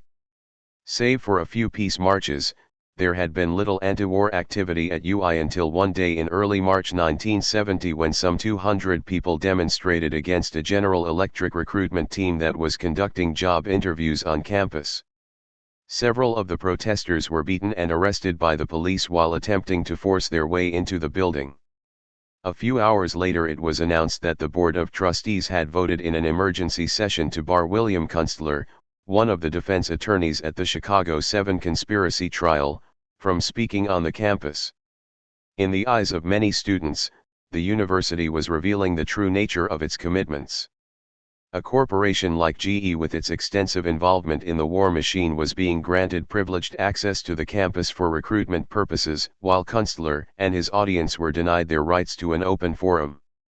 Angered by the actions of the police and the trustees, a crowd of more than 1,000 took to the streets that evening, blocking traffic, stoning the windows of several of the more overpriced and unpopular campus stores, as well as the windows of the administration building and the armory buildings where ROTC was housed. This was followed by 2 more nights of demonstrations, rallies, and minor trashing. A curfew was enforced with numerous arrests and much unnecessary police brutality. Students caught in the streets after curfew were chased and clubbed by police in what looked at times like a primitive rabbit hunt. From the window of a campus building, I witnessed a young woman beaten over the head and then dragged, apparently unconscious, to a police car. In the days to follow, it was a cause of dismay to some of us that UI Chancellor Jack Peltison, later to serve the powers that be as president of the University of California, issued statements of praise for the police, undiluted by a single critical or restraining word. For the next 2 months, the administration weeded out the activist students, many of whom had not been arrested in the March disturbances but who were known to be radicals. In violation of the university's own procedure, the chancellor bypassed the faculty-student committee that had been established to deal with disciplinary cases and invited a prominent Illinois lawyer, whose firm was on retainer with the university, to preside as an ostensibly disinterested investigator over suspension hearings involving some 40 students. Other measures were taken in the name of security. The campus police, notoriously inept at protecting students from the many robberies, assaults, and rapes that plagued the campus community, devoted their main efforts to protecting the UI administration from its own populace. Elaborate and detailed dossiers were kept on hundreds of students and scores of faculty members. News clippings in which one's name appeared in association with a controversial issue, statements one made at public or organizational meetings as reported by police agents, photographs documenting one's presence at a rally, teach-in, or demonstration. Such were the kinds of things to be found in an individual's campus security file. The campus police knew the names and faces of the troublemakers and of many others who would have been surprised to discover themselves deserving such attention. For weeks after the March events, university police were busy taking snapshots of people on campus, issuing suspension warrants and filing complaints in criminal court. Scores of students were arrested, held for bail, then released. In most cases, charges were dropped months later for lack of evidence, indicating that the purpose of the arrest was intimidation, not prosecution. After being released, some students were arrested a second and third time in their homes or dormitories on vaguely stated charges. A killing and a beating. Not long after this reign of repression seemed to have run its course, President Nixon invaded Cambodia. National Guardsmen killed 4 Kent State students. And a day later, a local Champaign police officer killed an African-American man named Edgar Holtz. From all evidence, Holtz, a bookstore employee, was innocent of any crime except driving without a license and DWB, driving while black. Holtz made the mistake of taking flight when police approached his car and was shot in the back without warning. The culpable officer was indicted for voluntary manslaughter, later reduced to involuntary manslaughter, released on $5,000 bond and eventually found not guilty by an all-white Middle American jury. On the evening after the Holtz murder and the Kent State killings, a crowd of more than 3,000 attended a rally called by student leaders. Several students and faculty, including myself, spoke in support of an immediate strike to protest Cambodia, Kent State, the Holtz murder, police brutality, and the presence of ROTC and the Iliac 4 Pentagon supercomputer on campus. The next day, May 6, 1970, the strike gathered momentum. Pickets appeared in front of the major buildings and thousands of students boycotted classes. That afternoon, I joined a group of students and faculty who were standing in a service driveway arguing with campus police. It seemed the police had ordered a garbage truck to be backed into a crowd of striking students without making any effort to clear the driveway. Luckily no one had been hurt. The exchange ended when approximately 50 club-swinging state troopers charged the crowd without warning. Several students were knocked down. Others were pushed into the shrubbery. One had his front teeth bashed out by a police club. I was clubbed full force over my left eye and on the back of my head. After being knocked to the ground, I was clubbed on the legs and kicked and beaten on the back, chest, and neck by state troopers. A colleague and close friend of mine, the late Philip Moranto, raced into the knot of police surrounding me, shouting at them to leave me alone. Professor Moranto threw himself on me in a courageous attempt to absorb some of the punishment, only to be dragged off, kicked, and held face down in the driveway. While the crowd was restrained by troopers and university police, Moranto and I were handcuffed and driven to the campus police station along with several students arrested in the same incident. I was held without medical care for approximately an hour, my face, head, and neck soaked with my own blood. Outside the station, a crowd of about 1,000 angry students faced a ring of police armed with shotguns. In the adjacent hallway, I heard an officer say, "If I had gotten a clean first lick on that fellow me, he'd be a dead man now." 3 men in plain clothes, standing more directly in my view, began a conversation in low but audible tones. I heard one remark excitedly, "That's Parenti, the one who made the speech last night. Now the Chancellor will want us to throw the book at him." A moment later, a man entered the room to examine my wounds. He began questioning me while making a great show of friendly concern. His inquiries invited inquiries of my own, and he eventually admitted that he was not a doctor but an FBI agent. In response to my refusal to provide him with any details, he made a point of saying, "That's okay, we know all about you, Michael John." The use of my middle name doubtless was intended to impress me with the intimacy of his knowledge. Eventually, I was taken to the hospital where I received 12 stitches on my face and head and X-rays for internal injuries. I was then transported to a state jail, booked, fingerprinted, and held in a cell for some 30 sleepless hours with my head burning and my body shivering, without knowledge of the charges against me, and having been denied repeated requests to see a doctor. I was released the next day on a $10,000 bond by the same judge who had placed only a $5,000 bond on the policeman who had killed Edgar Holtz. Much to my surprise, I was charged with 5 counts including aggravated battery. A state trooper testified during my preliminary hearing that I had chipped his tooth with my hand. Earlier he had reported to university officials that I had struck him with a hard object. On a later occasion he said he was hit by a fist.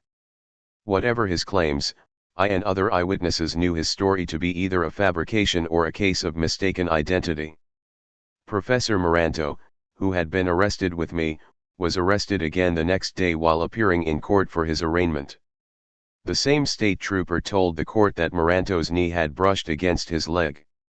A complaint of aggravated battery was filed against Maranto, and he, too, was released under a $10,000 bond by the same judge.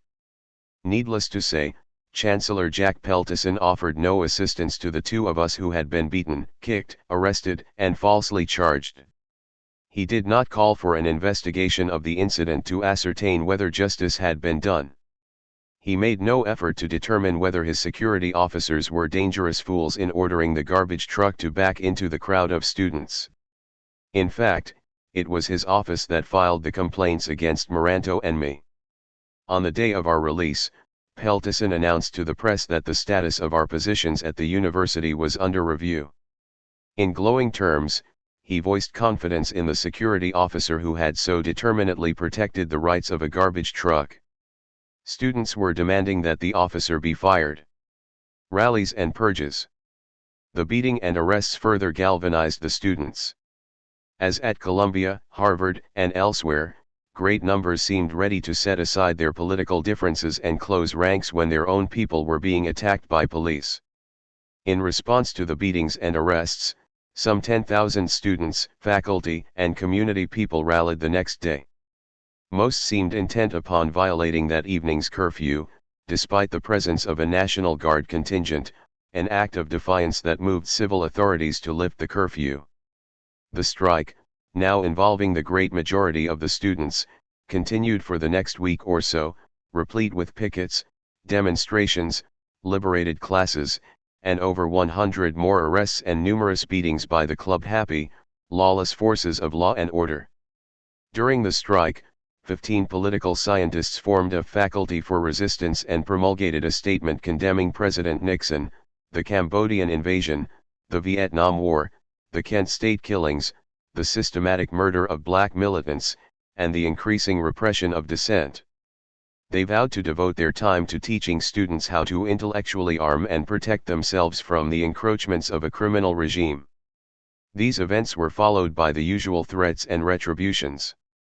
Some graduate students who had been active in the strike found themselves faced with loss of fellowships and teaching assistantships. At least 2 teaching assistants were dismissed outright. Philip Maranto, who previously had been assured of tenure and promotion because of his teaching abilities and publications, and whose only crimes were being an outspoken radical critic and trying to protect a colleague from physical harm, was informed that he would be wise to begin searching for a new position. At the same time, young instructors in various departments were informed that any future strike activities would be grounds for cancellation of contract. Chancellor Peltison sent a letter asking all department heads to have their faculty account for their time during the week of the strike. In a letter to me, Peltison stated that the allegations against me, which he assumed to be true, were grounds for dismissal, but that since I was soon departing anyway, he decided that a report of the entire matter was to be placed in my permanent record file, and made available to any university, public agency, or prospective employer wanting information on me. He also informed me that for the duration of my stay he would see that I be reassigned to the extent necessary to eliminate any further interaction with students in my teaching or research functions. In response, I informed him that I disliked being judged guilty on a matter pending before the courts, that the threat to make a dossier available to other prospective employers savored of blacklisting, and that any attempt to interfere with my interaction with students would further infringe on my civil liberties. In the weeks after the strike, I found myself undergoing a trial by newspaper and radio. One local talk show kept referring to that violent Professor Parenti who stuffed a brick in a policeman's face and who stirred up the students to riot. Moranto and I were informed by a sympathetic news reporter that we were on an elimination list compiled by a coterie of local police and that we had better take precautions.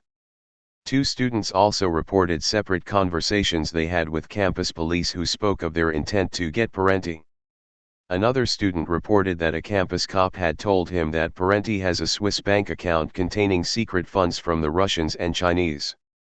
Facing possible imprisonment because of a marijuana charge, one student reluctantly had accepted the FBI's offer to monitor all my campus speaking engagements in exchange for having the charges against him dropped. Troubled by the whole thing, he later asked his roommate to tell me about it. For the first 2 weeks after the strike, whenever Moranto and I were either driving or walking together, we found ourselves tailed by police. One evening during the strike, a patrol car followed me home and then staked out directly in front of my house for the entire night. I left via a backyard path under the cover of darkness and spent several days at a friend's house. The mother of a friend of mine was visited at her Chicago residence by FBI agents who unsettled her with the information that her daughter was in the company of a dangerous revolutionary, who was being kept under constant surveillance. They volunteered speculations about the nature of her daughter's relationship with me. The political scientists who signed the Faculty of Resistance statement in the spring of 1970 did not fare too well. A Chicago Tribune editorial called for their dismissal, accusing them of being academic vipers, guilty of unprofessional and unethical conduct and academic incompetence.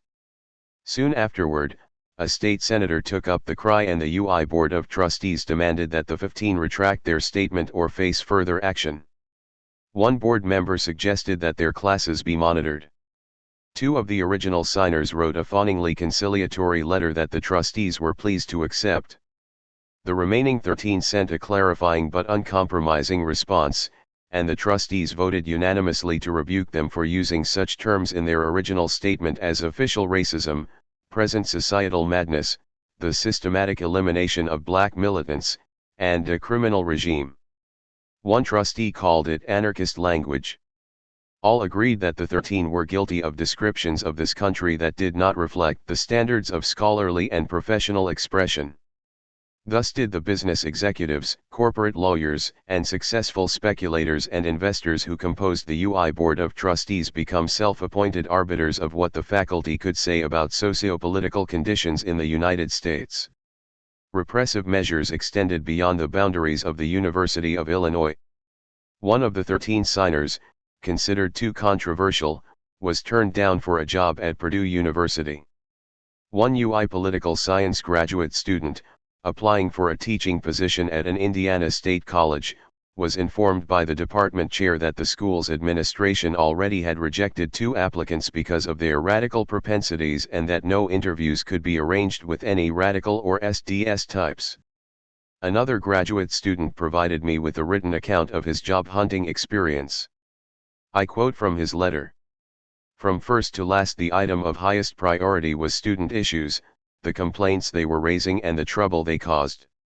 Of much less importance were my qualifications for the position.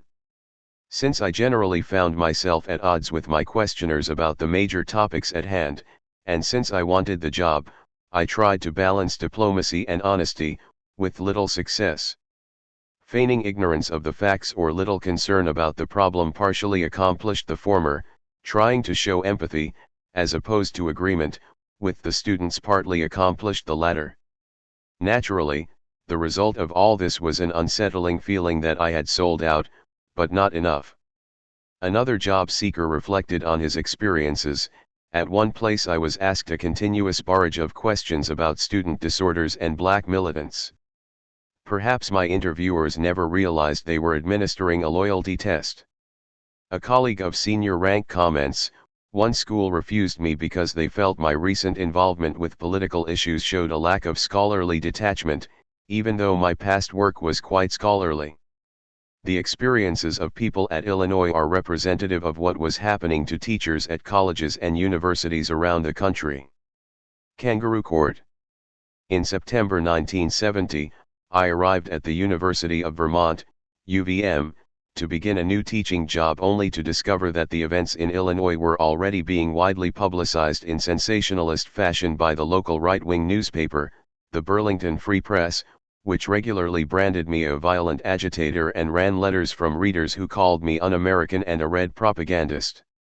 The following October, I returned to Illinois to stand trial for aggravated battery, disorderly conduct, and resisting arrest. Given the climate of opinion in Champaign County, my lawyer advised that I waive my right to a jury trial and settle for a bench trial. I reluctantly agreed, thinking that he knew better than I. The presiding judge, a reputed arch-conservative named Birch Morgan, heard the testimony of two state troopers, both of whom gave widely contradictory accounts of what transpired. The trooper with the chipped tooth testified that he was struck by an open hand. On cross-examination he admitted he never saw the blow struck, but was sure I had done it while I was attempting to rise from a sitting position, a remarkable if not impossible way of throwing a punch. The trooper who clubbed me described me as standing upright, toe-to-toe with the injured officer, delivering a succession of blows upon him with clenched fists while he stood motionless and helpless, wearing his helmet and face visor and holding his riot baton. At 6'3" the trooper with the chipped tooth loomed almost a head taller than I. My lawyer presented 6 witnesses who described in detail my actions of that day. All of them testified that I struck no one and that I at no time resisted arrest. At the close of the trial, friends who had watched the proceedings were confident that the state had not made a case. The following day, Judge Morgan delivered a most remarkable opinion. He ignored all the conflicts in the troopers' testimonies, as well as the consistencies in the testimonies of defense witnesses. Without benefit of evidence, he implied that I must have been the instigator of the entire garbage truck incident. He observed that I had no business being there in the first place. By focusing on a few minor discrepancies in their testimony, such as whether the garbage truck was facing north or south, Morgan concluded that defense witnesses were hopelessly confused. He asserted that the most credible testimony was that of the troopers. "I can't believe a state trooper would hit anyone for no reason. It seems the beating they administered to me was prima facie proof of my culpability." The trial, then, was merely a formality. Having proclaimed the infallibility of law enforcement agents, the judge found me guilty beyond a reasonable doubt on all 3 counts. Many students and faculty who followed the trial closely felt that I was tried and convicted because of my highly visible political activities. I left Illinois and went to the University of Vermont to resume my teaching position. In June 19711 returned to Illinois for sentencing. Because I was already employed outside the state and because a host of academic lights from around the country had sent in appeals on my behalf, I was saved from having to do time. Instead, I was given 2 years probation, a fine, and ordered to pay court costs. In the interim, Maranto was tried, found guilty of disorderly conduct and sentenced to 1 year probation and court costs. In early 1972 at the University of Vermont, my department voted unanimously to renew my contract, as did the Faculty Senate Committee on Promotion and Tenure, the Council of Deans, the Vice President and the President of the University. But as I predicted, the UVM Board of Trustees, composed of affluent, conservative business people, as are almost all university and college boards, and a few conservative state legislators, voted 15-4 against me, citing as evidence of unprofessional conduct my continued anti-war activities, the Illinois conviction, and the fact I had been seen carrying a Viet Cong flag at a peace march in Vermont. Despite strong faculty and student support on my behalf, the Vermont trustees refused to renew my contract. Lawless guardians.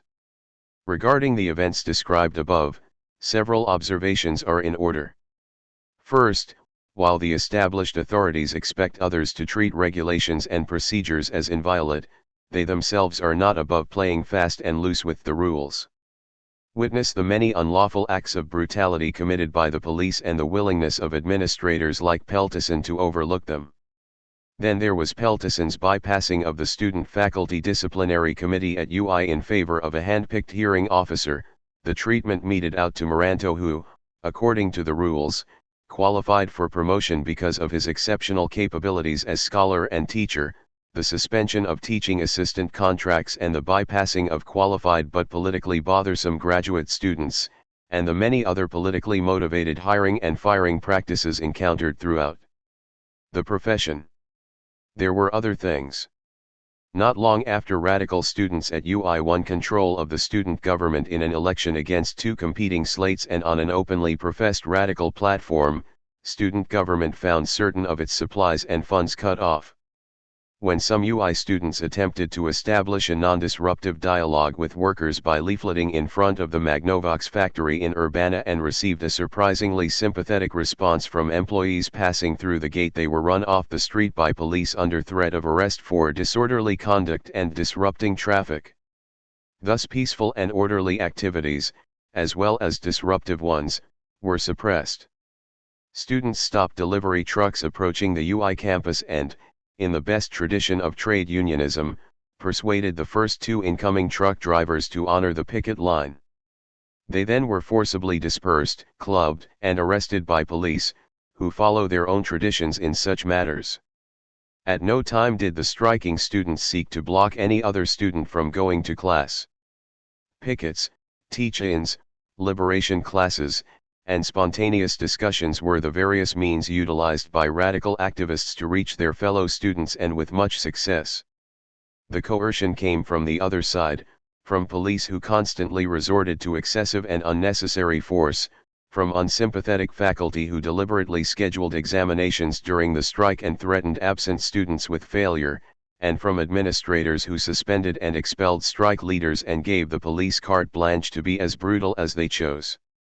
Dialogue, persuasion, and appealing to the minds of others, then, are all very well until such tactics begin to generate real support for the dissenters, which brings us back to what I call my iron law of bourgeois politics: when change threatens to rule, then the rules are changed. How do we get the guardians to abide by the law and order they profess to uphold? In a widely publicized book that celebrated obedience to the law and won the kudos of mainstream critics, Abe Fortas wrote in one neglected passage that, like everyone else, the police are subject to the rule of law, and if they exceeded the authorized bounds of firmness and self-protection and needlessly assaulted the people whom they encountered, they should be disciplined, tried, and convicted. It is a deplorable truth that because they are officers of the state they frequently escape the penalty for their lawlessness. They escape the penalty because the institutional elites whose rule they buttress are not only uncritical of police abuse but seemingly supportive of it. Indeed, as Peltison demonstrated, they can be downright congratulatory. Those who are quiescent and conformist in their political views and actions, yet fear they might have their liberties taken away by a backlash repression, have a mistaken notion of how repression works. They will almost always be left unhampered when enunciating ideologically safe opinions and theories and remaining inconspicuously inactive. Contrary to Orwell's 1984, a book that long enjoyed an undeserved authority on this question, the state has no interest in hounding obedient, compliant citizens. If acquiescence to injustice is the freedom some people seek, they will always be free. They suffer no repression because they repress themselves, refusing to sign protest statements or join controversial organizations or get involved in any manner, except to accept whatever is handed to them. They never dream of marching in a picket line or demonstrating, or engaging in a sit-in, or burning their draft cards, or refusing to pay taxes. And they are careful that none of their opinions might get them into difficulties with future employers or public authorities. Unsurprisingly, from the Vietnam era to the present, those academics most fearfully anticipating the backlash of tomorrow have tended to give less than adequate attention to the repression of today. They counsel that the best way to preserve our freedom of movement is to be still. But the freedoms of speech and protest are best secured when most vigorously utilized by masses of people. The freedom of quietude is no freedom at all. Yet, in all periods of political struggle there are those who urge that self-policing is the best way to remain free. It is certainly a good way to remain in one's profession. Aftermath. In the years after Illinois and Vermont, I was unable to procure a regular teaching position except for a 2-year stint in an experimental program with a leftist bent at the State University of New York, Albany, which was obliterated because of fiscal exigencies. Much is made in academia of research and scholarship. Publish or perish is the Academy's slogan. For me and other dissenting scholars a new category applied, publish and perish. I have published 10 books and about 150 articles, a number of them in leading political science journals. I have a PhD from Yale, glowing recommendations from 2 former presidents of the American Political Science Association and from other prominent members of the profession, and top evaluations as a classroom teacher. Yet, over the next 20 years I was turned down for positions at over 100 colleges and universities, passed over in many instances in favor of less qualified, but politically safe, inactive candidates, often by departments whose entire membership collectively had not published as much as I. Time and again I heard from sympathetic associates who were privy to recruitment procedures in their departments that I was rejected because of my leftist views and political activism. On several occasions, when a particular department manifested interest in making an offer, my candidacy was squelched by administrators. A notable instance occurred at Virginia Commonwealth University, where the political science department unanimously supported me to be chair, only to be overruled by a newly appointed dean, Elsk Smith, who summarily informed them that having a leftist for an assistant professor was one thing but having a leftist for chairperson was unacceptable. She did not explain to her stunned colleagues why that was so. In 1985-86, one was invited to teach political science for a year at Brooklyn College, CUNY. The department chair, Morton Berkowitz, and most of the other department members, were enthusiastic about having me stay on as a permanent faculty member. But their efforts were to no avail. The administration refused to renew my contract even though a budgetary line was available. During this time, a close associate of mine, Professor John Lombardi, a chemist who was teaching at City College, CUNY, happened to meet a dean from Brooklyn College at a party. When Lombardi asked him why his school had chosen not to retain me, the man responded, "We found out about him." Since I had spent the entire academic year at Brooklyn College on good terms with my colleagues and students, I presume that what the administration found out was of a political nature. The very last academic position I ever applied for was almost comical in its aspects. In June 1993, after I moved to Berkeley, California, an acquaintance associated with the Institute for the Study of Social Change at the University of California suggested that I apply for affiliation. In my letter I pointed out that I was requesting neither salary nor office space and that I just wanted a link with scholars with whom I could occasionally share ideas and information. As its name indicates, this particular institute had a reputation for progressive views. But would they take on someone who was so visibly engaged in ideological combat with the powers that be?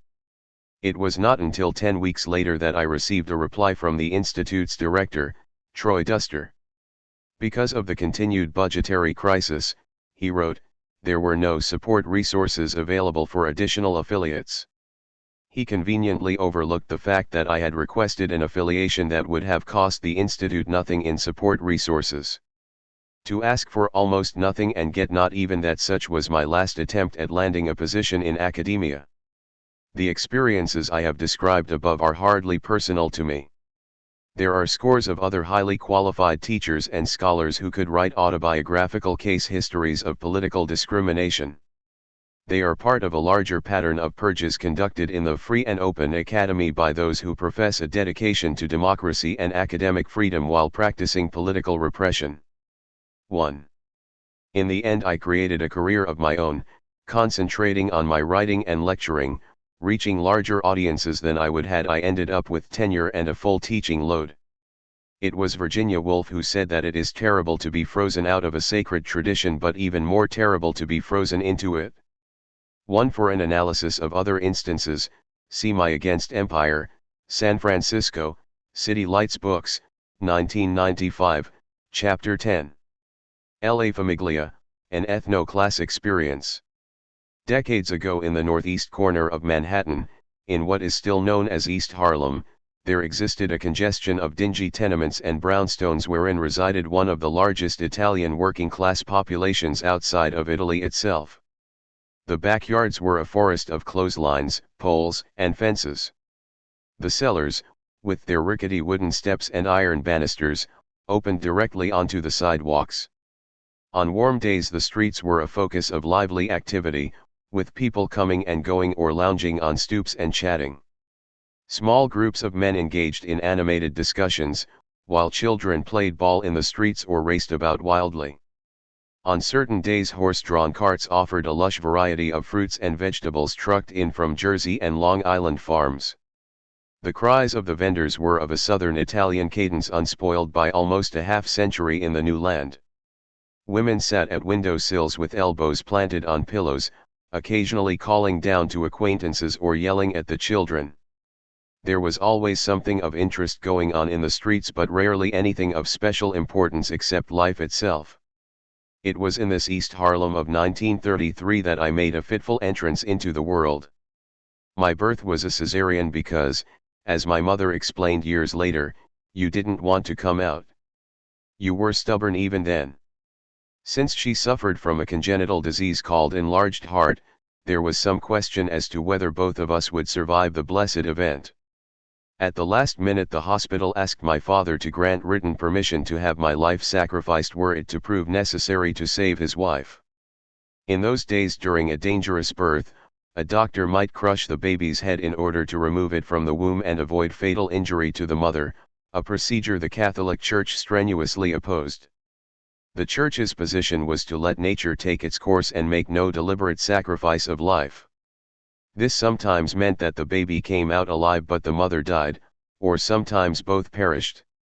Obeying his heart instead of the Church, my father agreed to give the doctors a free hand. As it turned out, they decided on a cesarean, a risky operation in 1933 for a woman with a heart condition. Happily both of us came through. To talk of my family I would have to begin with my grandparents who came from the impoverished lands of southern Italy, as did most of the Italians in America, bringing with them all the strengths and limitations of their people. They were frugal, hard-working, biologically fertile, and distrustful of anyone who lived more than a few doors away.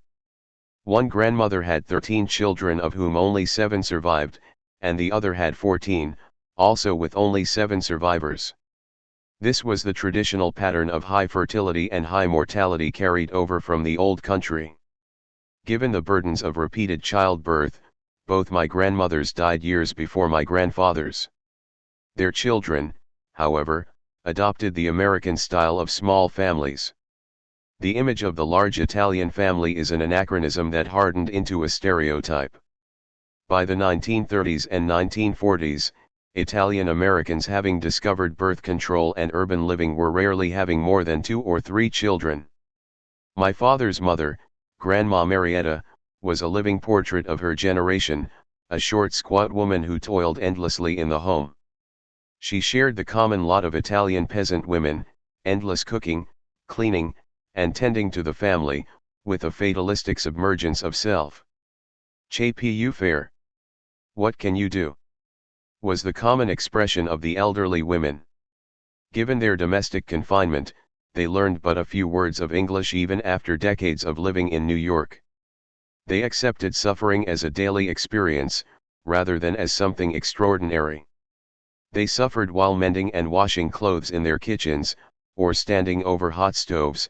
They suffered while climbing tenement stairs, or tending to the children or sitting alone at the windows, and they suffered while praying to their saints in church and burying their dead. Most of them went through life dressed in black in an uninterrupted state of mourning for one or another kin. Marietta often cast her eyes up toward the kitchen ceiling and muttered supplications to Saint Anthony of the light fixture. She lived in fear of Eumalachio, the evil eye. When younger members of the family were sick, it was because someone had given them Eumalachio. Like a high priestess she would sit by my sickbed and drive away the evil eye, making signs of the cross on my forehead, mixing oil and water in a small dish and uttering incantations that were a combination of witchcraft and Catholicism. Witchcraft was once the people's religion, having been in southern Italy centuries before Catholicism and having never quite left. The incantations seemed to work, for sooner or later I always recovered. Some of the first-generation Italians were extreme in their preoccupation with Eumalachio. I remember as late as the 1950s a few of the post-war immigrants would put an open pair of scissors, with one blade broken, on top of the television set so that no one appearing on the screen could send Eumalachio into their living rooms. In this way the magic of medieval times protected them from the technological evils of the modern era, although, as we now know, the contaminations of television are not warded off that easily. My mother's mother, Grandma Concetta, was something of an exception to this picture of the Italian woman. Endowed with a strong personality and a vital intelligence, she turned to the only respectable profession open to rural Italian women in the late 19th century. She became a midwife, a skill she learned in Italy and brought with her to New York. In those days midwives did more than deliver babies. They advised families on the care of children, diagnosed and treated illnesses with herbs, dietary prescriptions, heat applications, and other natural remedies that were said to work with far less destruction and sometimes more efficacy than the expensive chemicalized remedies pushed by the medical and drug industries of today.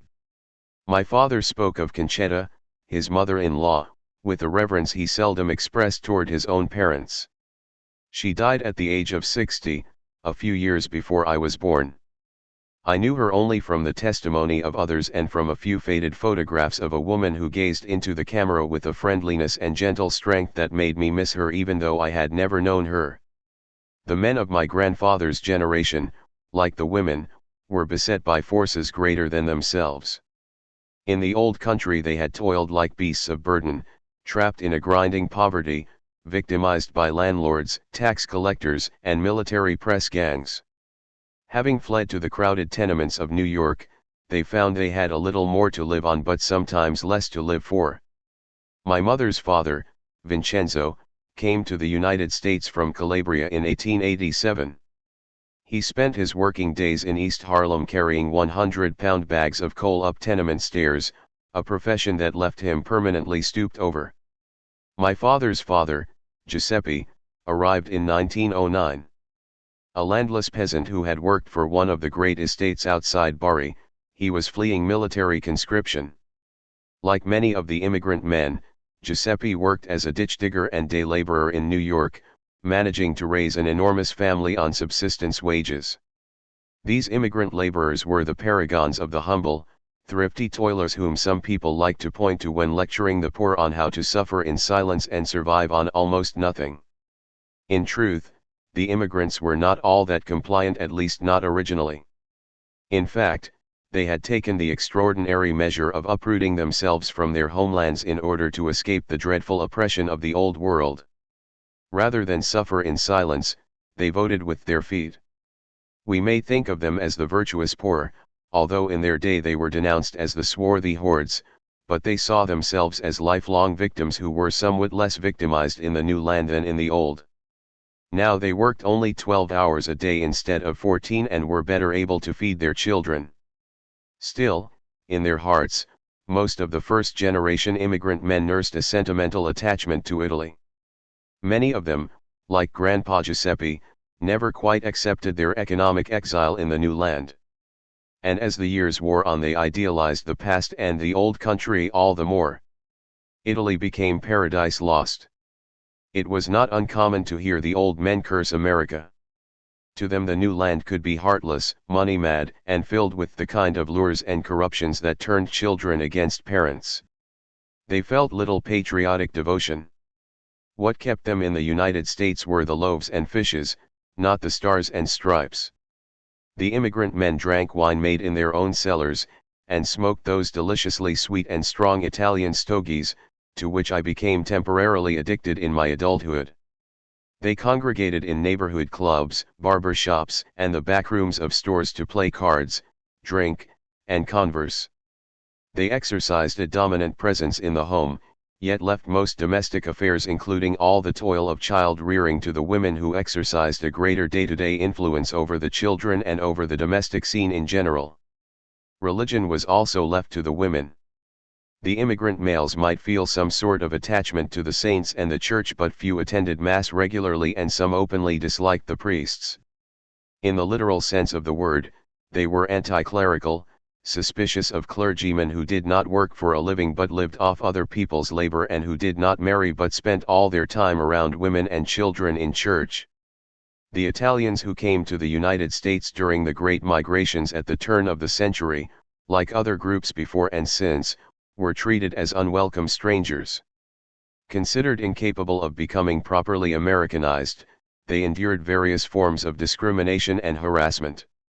Huddled on the margin of American society, they often looked to Italy for solace.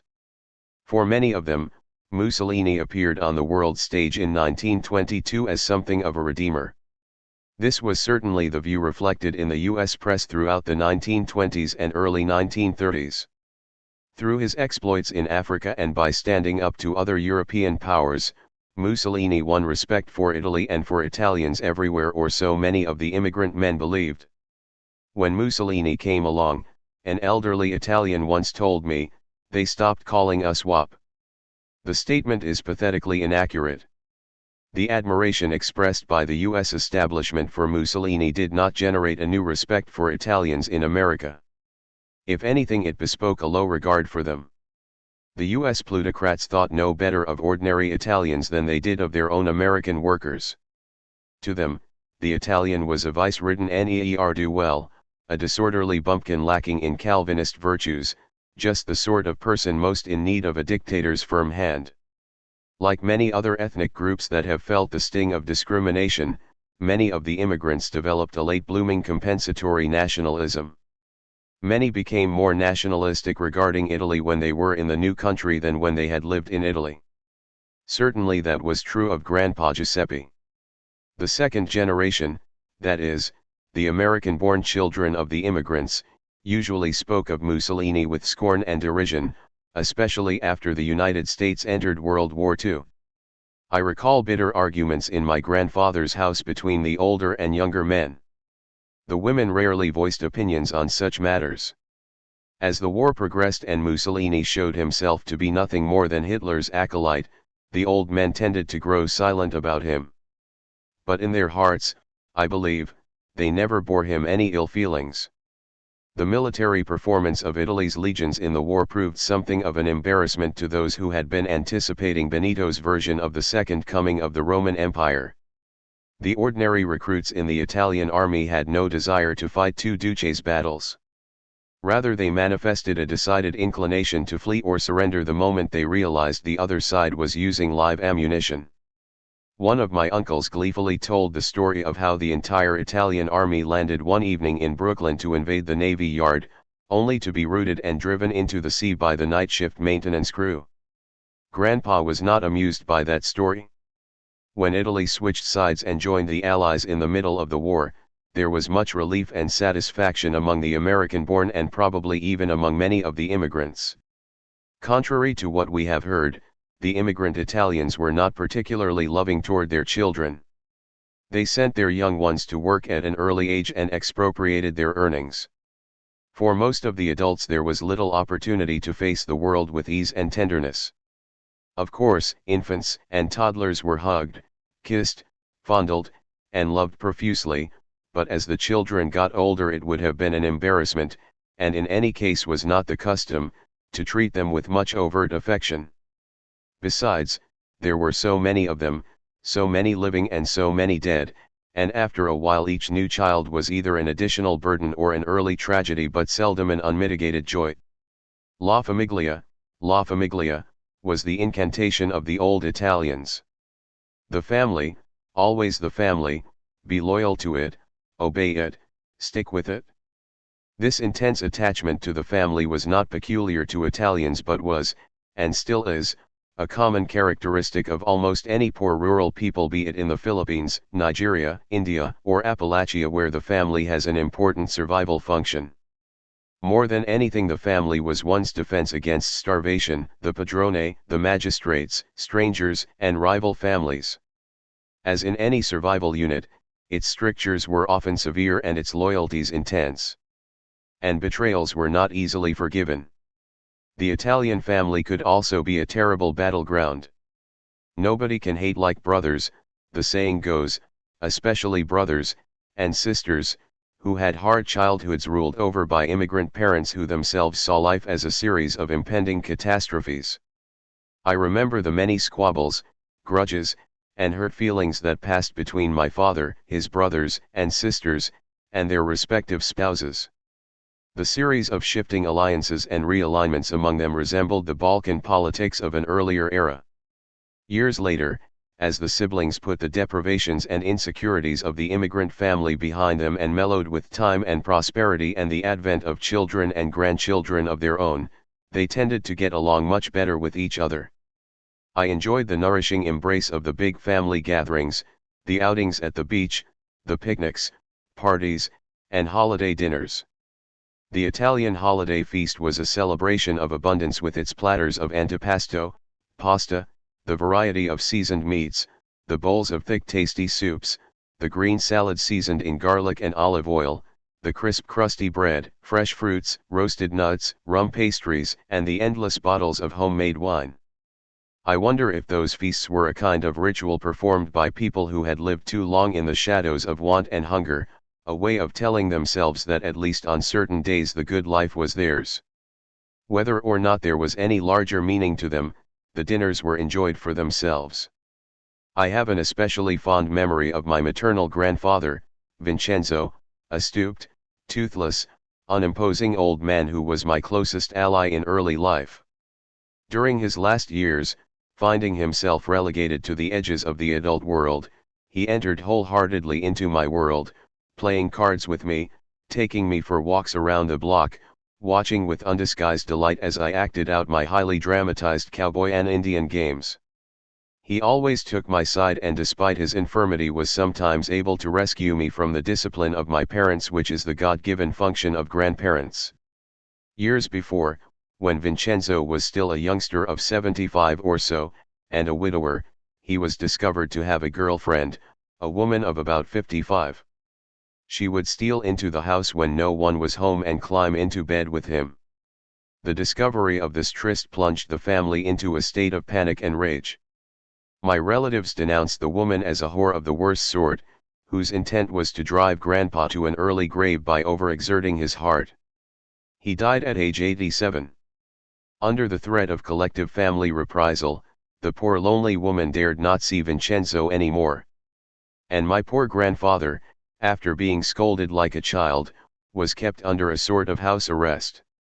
In those days the idea that elderly parents might have sexual desires caused a furious embarrassment among their grown children. Italian grandfathers were frequently made captives by their families after passing a certain age, as the sons, daughters, older nieces, and nephews competed to put the old man under their protective custody. If a car came too close for comfort while the grandfather was crossing the street, as might happen to any pedestrian, the family would try to keep him from taking unaccompanied strolls, convinced that he could no longer judge traffic. If he misplaced his hat or scarf, as might anyone, he would be judged no longer able to care for his personal articles. At the beach, if an Italian grandfather waded into the water much above his knees, one or another of his self-appointed guardians could be seen jumping up and down on the shore, waving frantically at him and shouting, "Papa's gonna drown. Somebody get him." I read somewhere that this phenomenon of grandfather captivity still exists in parts of Italy. I saw the protective custody game repeated with my paternal grandfather, Giuseppe, who in his later years presided in silence at the head of the table during holiday meals, a titular chieftain whose power had slipped away to his sons and sons-in-law, those who now earned the money and commanded their own households. While a certain deference was still paid him because of his age, more often he found himself, much to his annoyance, a victim of overprotection, which was a sure sign of powerlessness. Years later, in 1956, when an adult, I had occasion to have a few long talks with him and discovered that he was a most intelligent and engaging man, although he did have a number of opinions that were strange for that time, namely that country air was better for one's health than city air, canned and packaged foods were of less nutritional value than fresh foods, and physical exertion was better than sitting around doing nothing. Giuseppe also believed that doctors and hospitals could be dangerous to one's survival, automobiles were the ruination of cities, and too much emphasis was placed on money and material things. We treated such views as quaintly old-fashioned, having no idea that Grandpa was merely ahead of his time. After my birth, the doctors warned my mother that another pregnancy would be fatal. So I went through life as an only child. My mother tended to spoil me, for which she was criticized by her older sisters. More than once she mentioned how sorry she was that I had no brothers and sisters to play with, and she encouraged my playmates to come spend as much time as they wanted at our house. But I entertained no regrets about being an only child, for why would I want to share my lovely mother with some other little brat? My father played a more distant parental role than my mother, as was the usual way in Italian working-class families and in just about any other family where the division of labor is drawn along gender lines. He labored long hours for meager sums, sometimes 2 jobs at a time. Born in Italy, he was transported to this country at the age of 5. He did poorly in school mostly because of the burdens the immigrant family imposes on its firstborn son. When he was only 10 years old, his day went something like this: up at 6 a.m., work on his father's ice truck until 8 a.m., then to school, then back to work from 3 p.m. to 7 p.m. to complete a 13-hour day. On Saturdays he worked from 6 a.m. to midnight, an 18-hour day. On Sunday he labored 8 hours, from 6 a.m. to 2 p.m. that was supposed to be a half-day. My father understandably blamed his poor academic performance on his work burdens. As he put it, I was too damn tired to learn to read and write. His fatigue often overcame him and he would fall asleep in class. On one such occasion a teacher dumped water on him. He retaliated by taking the inkwell out of the desk and throwing it at her. After that the teachers labeled him a bad kid. Kicked out of school at age 14, he went to work full-time. Almost 60 years later, shortly before his death, I talked to him about his youthful days and recorded his thoughts. The things he remembered most were the toil, the humiliation of not being able to speak English, and the abuse he received from teachers. There was one bright spot, as he tells it. The only teacher that cared about me was Miss Booth, because she saw me carry ice a few times on 110th Street and she asked, "How come you're carrying ice at your age?" I said, "I got to work. My father can't afford a man. There's 7 of us at home to feed." So she saw I wasn't really a bad kid. She saw I was no good in school really on account of I had to work. That Miss Booth, she got me to wash the blackboard. Anything she wanted, I did because she showed she cared about me. In his adult life, my father's friends were all men. Cross-gender friendships were not a common thing in those days. The women in a man's life consisted of his mother, his wife, his sisters, and other female relatives. He might know various women in the neighborhood and stop and chat with them briefly, but there was no occasion for sustained socializing. It would have been considered inappropriate. To illustrate the patriarchal mentality of my father's world, I might recall the time he informed me in troubled tones that Uncle Americo, while drunk one night, had started beating his wife, Aunt Fanny, my mother's sister. Americo's son, my cousin Eddie, forcibly intervened and wrestled his father to the floor. What shocked my father was not Americo's behavior but Eddie's. "I don't care what happens," he concluded, "a son should never raise a hand to his father," a pronouncement that left me wondering what I would have done if I had been in Eddie's place. Hovering over us was the Great Depression, a mysterious but palpable phenomenon that explained why there was never enough money, why my father was away working all the time, why I couldn't have this or that new toy. I remember during one unusually difficult period my mother bought a small steak and cooked it for me as a special treat. She sat watching as every morsel disappeared into my mouth. When I offered her a piece she declined, saying she wasn't hungry. Only years later did I realize with a pang that she very much would have wanted some. None of my relatives talked of careers, I don't think the word was in vogue among us. But everyone talked about jobs or the fear of being without one. A high school education was considered an unusual accomplishment, and the one uncle who had graduated high school was considered something of a celebrity. My mother's dream was that I would someday get a high school diploma, for then all doors would be open to me. As she said, I would be able to dress nice every day, not just Sundays, and work in an office, a fate that sounded more like death than salvation to a spirited street boy. Toward the end of World War II, things improved for my family. My father got steady work driving his uncle's bread truck, and my mother found a job in a neighborhood dress shop, sitting at a machine all day sewing buttons on children's clothes. I pledged to her that someday I would earn lots of money so that she would never have to set foot in that sweatshop again, a vow that heartened her more because of its expression of concern than because she believed she would live to see the day. As it happened, when I was 17 she died, at age 43, still employed by the same shop. From time to time during my childhood, I would wonder about the world outside East Harlem, about the strange American people who inhabited parts of Manhattan we passed through on rare occasions, the tall, pink-faced, Anglo-Protestants who pronounced all their R's, patronized the Broadway theater, and went to Europe for purposes other than to locate relatives. I would think of other equally strange peoples and unexplored worlds with anticipation. This intoxication of experiences yet to come left me with the feeling that East Harlem was not my final destiny in life, a feeling that would grow with time. When I was about 12 or 13 I chanced upon a copy of Life magazine that contained an article describing East Harlem as a slum inhabited by beggar-poor Negroes, Puerto Ricans, and Italians, a sentence that stung me enough to remain in my memory. Slum or not, most of the Italians, including all my relatives, abandoned East Harlem in the late 1950s, moving to what sociologists call second settlement areas, leaving the old neighborhood to the growing numbers of more recently arrived Puerto Rican immigrants. The money they had saved during the relatively prosperous war years and post-war period became the down payment passage to the mass-produced housing tracts of Long Island, Staten Island, and New Jersey, where as proud homeowners they could settle down to a life that better resembled the one in the movies. The few surviving old immigrants were taken along in this exodus, often reluctantly, now in the isolation of suburbia to regret the loss of both Italy and East Harlem.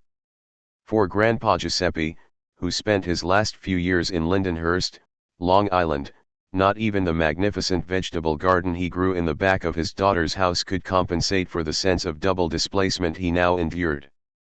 The new prosperity and lifestyle took its toll of the second generation, too. One uncle, who used to have huge parties for friends and relatives in his home on 3rd Avenue complete with mandolins, accordions, and popular and operatic songs drawn from the amateur talents of the guests themselves, now discovered that no one came to visit him on the outer edge of Queens. An aunt of mine, who had lived all her life within shouting distance of at least 3 of her sisters, tearfully told my mother how lonely she was way out in Staten Island. In time, I went off to graduate school and saw far less of my extended family, as they did of each other. Years later in 1968 I got a call from my cousin Anthony asking me to attend a family reunion. It took place in Anthony's home in Queens, a crowd of cousins and their 4th-generation children, the latter being youngsters whom I was meeting for the first time and for whom East Harlem was nothing more than a geographical expression, if that. Time had brought its changes. The women wore coiffured hairdos and stylish clothes, and the men looked heavier. There was much talk about recent vacations and a slideshow of Anthony's travels to Europe, also a magnificent buffet of Italian foods that made the slideshow worth sitting through. And there were a lot of invitations to come visit us. Much to my disappointment, the older surviving aunts and uncles had decided to stay away because this was an affair for the younger people, an act of age segregation that would have been unthinkable in earlier times. In all, we spent a pleasant evening joking and catching up on things. It was decided we should get together more often. But we never did have another reunion. In the late 1970s I began to have recurring dreams, one every couple of months or so, continuing for a period of years. Unlike the recurring dreams portrayed in movies, in which the exact same footage is run and rerun, The particulars and fixtures of each dream in real life or real sleep differ, but the underlying theme is the same. In each dream I found myself living in a lovely newly done apartment. Sometimes it had spiral stairwells and bare brick walls, and sometimes lavish wood paneling and fireplaces, but it always turned out to be a renovation of 304 East 118th Street, the old brownstone in East Harlem, where I had spent most of my early life. We might think of recurring dreams as nightmarish, but these were accompanied by sensations of relief and yearning. The life past was being recaptured and renovated by the life now accomplished. The slum was being gentrified. The working class Italian youth and the professional class American academic were to live under the same roof. I had come home to two worlds apart. Never quite at home in either, I would now have the best of both. Once I understood the message, the dream stopped. The blessings of private enterprise. Years ago, my father drove a delivery truck for the Italian bakery owned by his uncle Torino. When Zi Torino returned to Italy in 1956, my father took over the entire business. The bread he made was the same bread that had been made in Gravina, Italy, for generations. After a whole day standing, it was fresh as ever, the crust having grown hard and crisp while the inside remained soft, solid, and moist. People used to say that our bread was a meal in itself. The secret of the bread had been brought by my Zi Torino all the way from the Mediterranean to Manhattan, down into the tenement basement where he had installed wooden vats and tables. The bakers were two dark wiry men, paesani from Gravina, who rhythmically and endlessly pounded their powdery white hands into the dough, molding the bread with strength and finesse. Zi Torino, and then my father after him, used time and care in preparing their bread, letting it sit and rise naturally, turning it over twice a night, using no chemicals and only the best quality unbleached flour. The bread was baked slowly and perfectly in an old brick oven built into the basement wall by Zi Torino in 1907, an oven that had secrets of its own. Often during my college days, I would assist my father in loading up the bread truck at 5 a.m. on Saturday mornings. We delivered in the Bronx to Italian families whose appreciation for good bread was one of the satisfactions of our labor. My father's business remained small but steady. Customers, acquired slowly by word of mouth, remained with us forever. He would engage them in friendly conversations as he went along his route, taking 9 hours to do 7 hours of work. He could tell me more than I wanted to know about their family histories. In time, some groceries, restaurants, and supermarkets started placing orders with us, causing us to expand our production. My father seemed pleased by the growth in his business, but I felt a vague uneasiness about making commercial deliveries to such unconsecrated places as the Jerome Avenue supermarket. I began to wonder where it would all lead. Some months after my father had begun to build his new clientele, as if to confirm my worst qualms, the Jerome Avenue supermarket manager informed him that one of the big companies, Wonder Bread, was going into the specialty line and was offering to take over the Italian bread account. As an inducement to the supermarket, Wonder Bread was promising a free introductory offer of 200 loaves. With that peculiar kind of generosity often found in merchants and bosses, the supermarket manager offered to reject the bid and keep our account if only we would match Wonder Bread's offer at least in part, say 100 loaves. Their bread is paper compared to mine, my father protested. Indeed, our joke was, the reason they call it Wonder Bread is because after tasting it, you wonder if it's bread.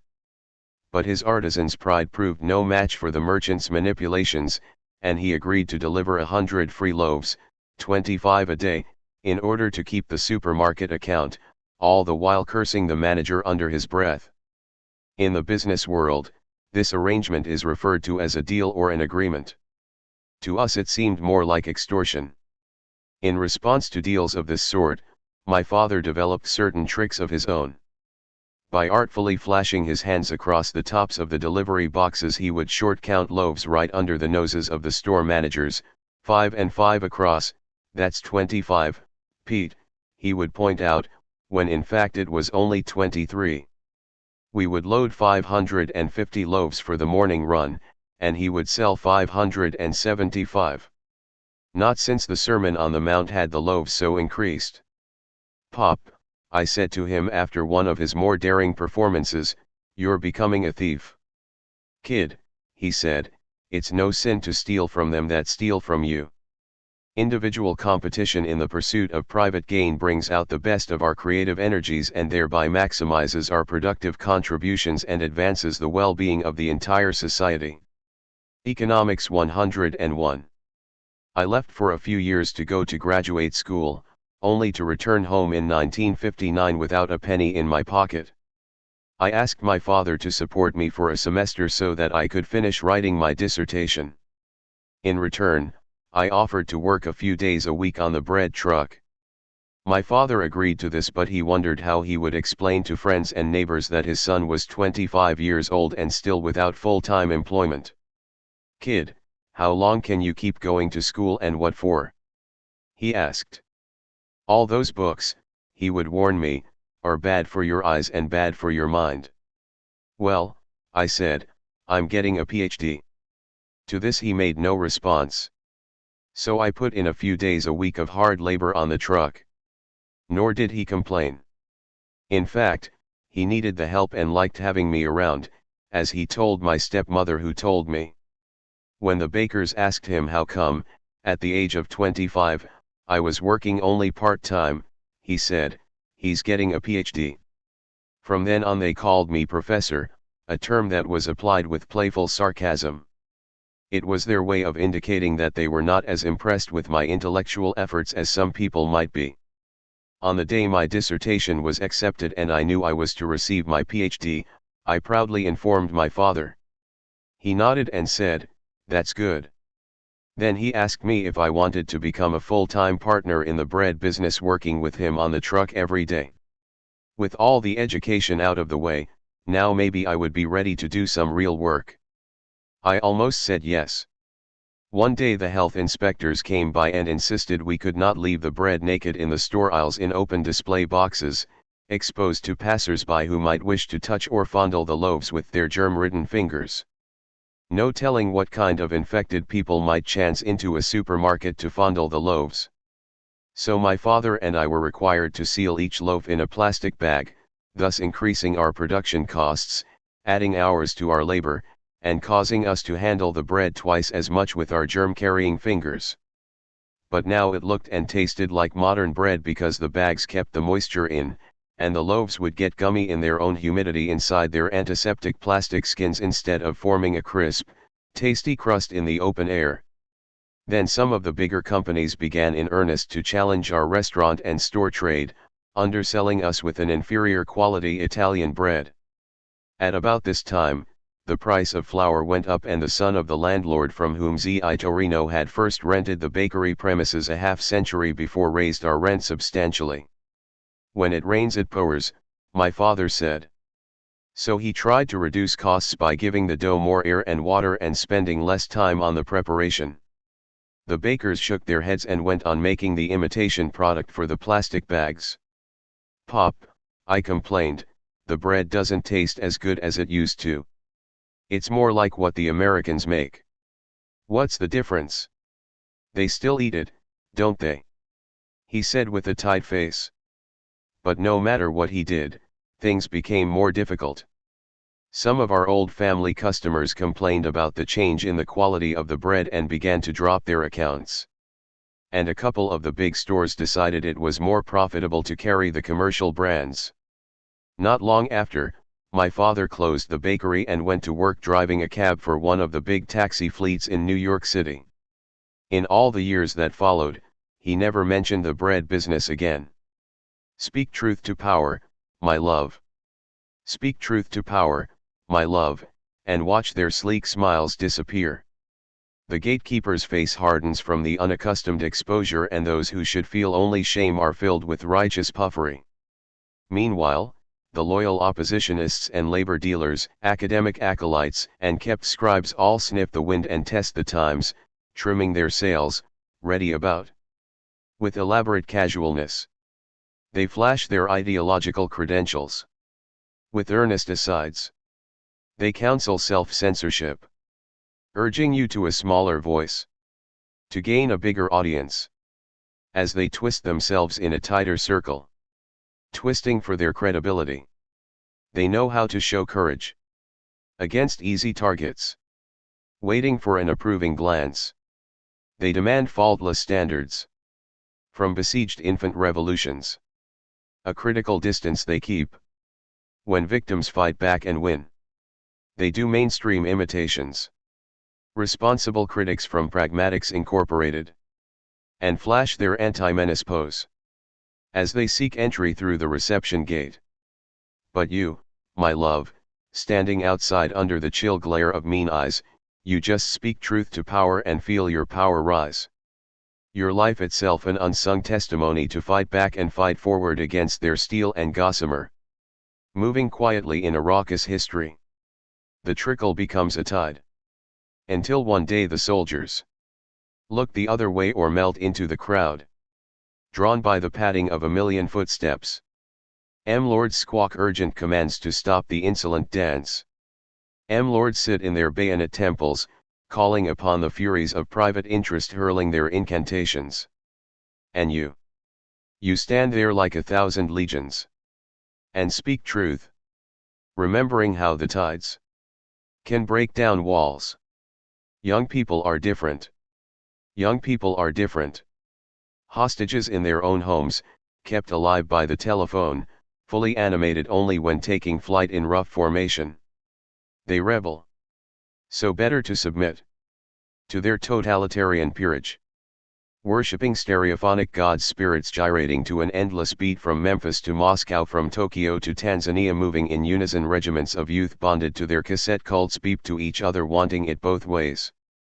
Stacy, Tracy, Buffy, and Tiffy, Kevin, Brian, Ryan, and Jamie, Dione, Tyrone, Dawn, and Fawn Incorporated, for angst with a genius for unhappy crisis, giggling at every mishap, a passion for the irrelevant, green hair and evasive eyes. Worse still, unwilling to drink from your fountain, with no loyalty to your struggles, no applause for your past glories, not terribly impressed by your words, seeing you only in the present. The sacrifices of yesterday mean little against the opportunities of today. Don't be too harsh on them, for they have struggles of their own and sacrifices for our planet's dwindling legacy. Our young people, Yuri Andropov said, are not bad, only different. Would we could say as much about the world we leave them. To my son, as I contemplate my death, upon my departure grieve not too fiercely, for casting across that spaceless light like Saturn's orbit dimmed by distance, waiting to touch you, I shall be transformed, only that. After a life answering its call, fretting over shadows on the cave wall, for vain promises not really desired, yet with sense enough to pit a middling talent against majestic goals, a small walk-on part for a better world. Now to find beyond the dark passage a world of luminous wonder and joyful comprehension of things you and I pondered when you were scarcely 10 years old. Surmising that the personality cannot capture the soul, but the joyful soul remembers the personality. I'll not hesitate to re-enter, but shall move in another time, urging your guardians to perfect diligence, cheering you on from across a mute universe. Yet grieve a little, for who knows what deposit of love can survive that distance, when even the prodigy of your metaphysics and the protective ferocity of a father's heart cannot produce certitude, when one's composition is immolated by time, never to recompose, never again. These hands, these eyes, a dreadful certitude that creates the pain of doubt. So I ask you, in your later years, in a quiet moment, to keep the memory of our company and our struggle, and the loyal unfinished love, each for the other. Ciao bambino. In the fading cosmic light, two little boys embrace good night. About the author. Michael Parenti is considered one of the nation's leading progressive thinkers. He received his PhD in political science from Yale University in 1962, and has taught at a number of colleges and universities. His writings have been featured in scholarly journals, popular periodicals, and newspapers. Dr. Parenti lectures around the country on college campuses and before religious, labor, community, peace, and public interest groups. He has appeared on radio and television to discuss current issues or ideas from his published works. Tapes of his talks have played on numerous radio stations to enthusiastic audiences. Audio and video tapes of his talks are sold on a not-for-profit basis. For a listing, contact People's Video, P.O. Box 99514, Seattle, Washington 98199, telephone 206-789-5371. Dr. Parenti lives in Berkeley, California.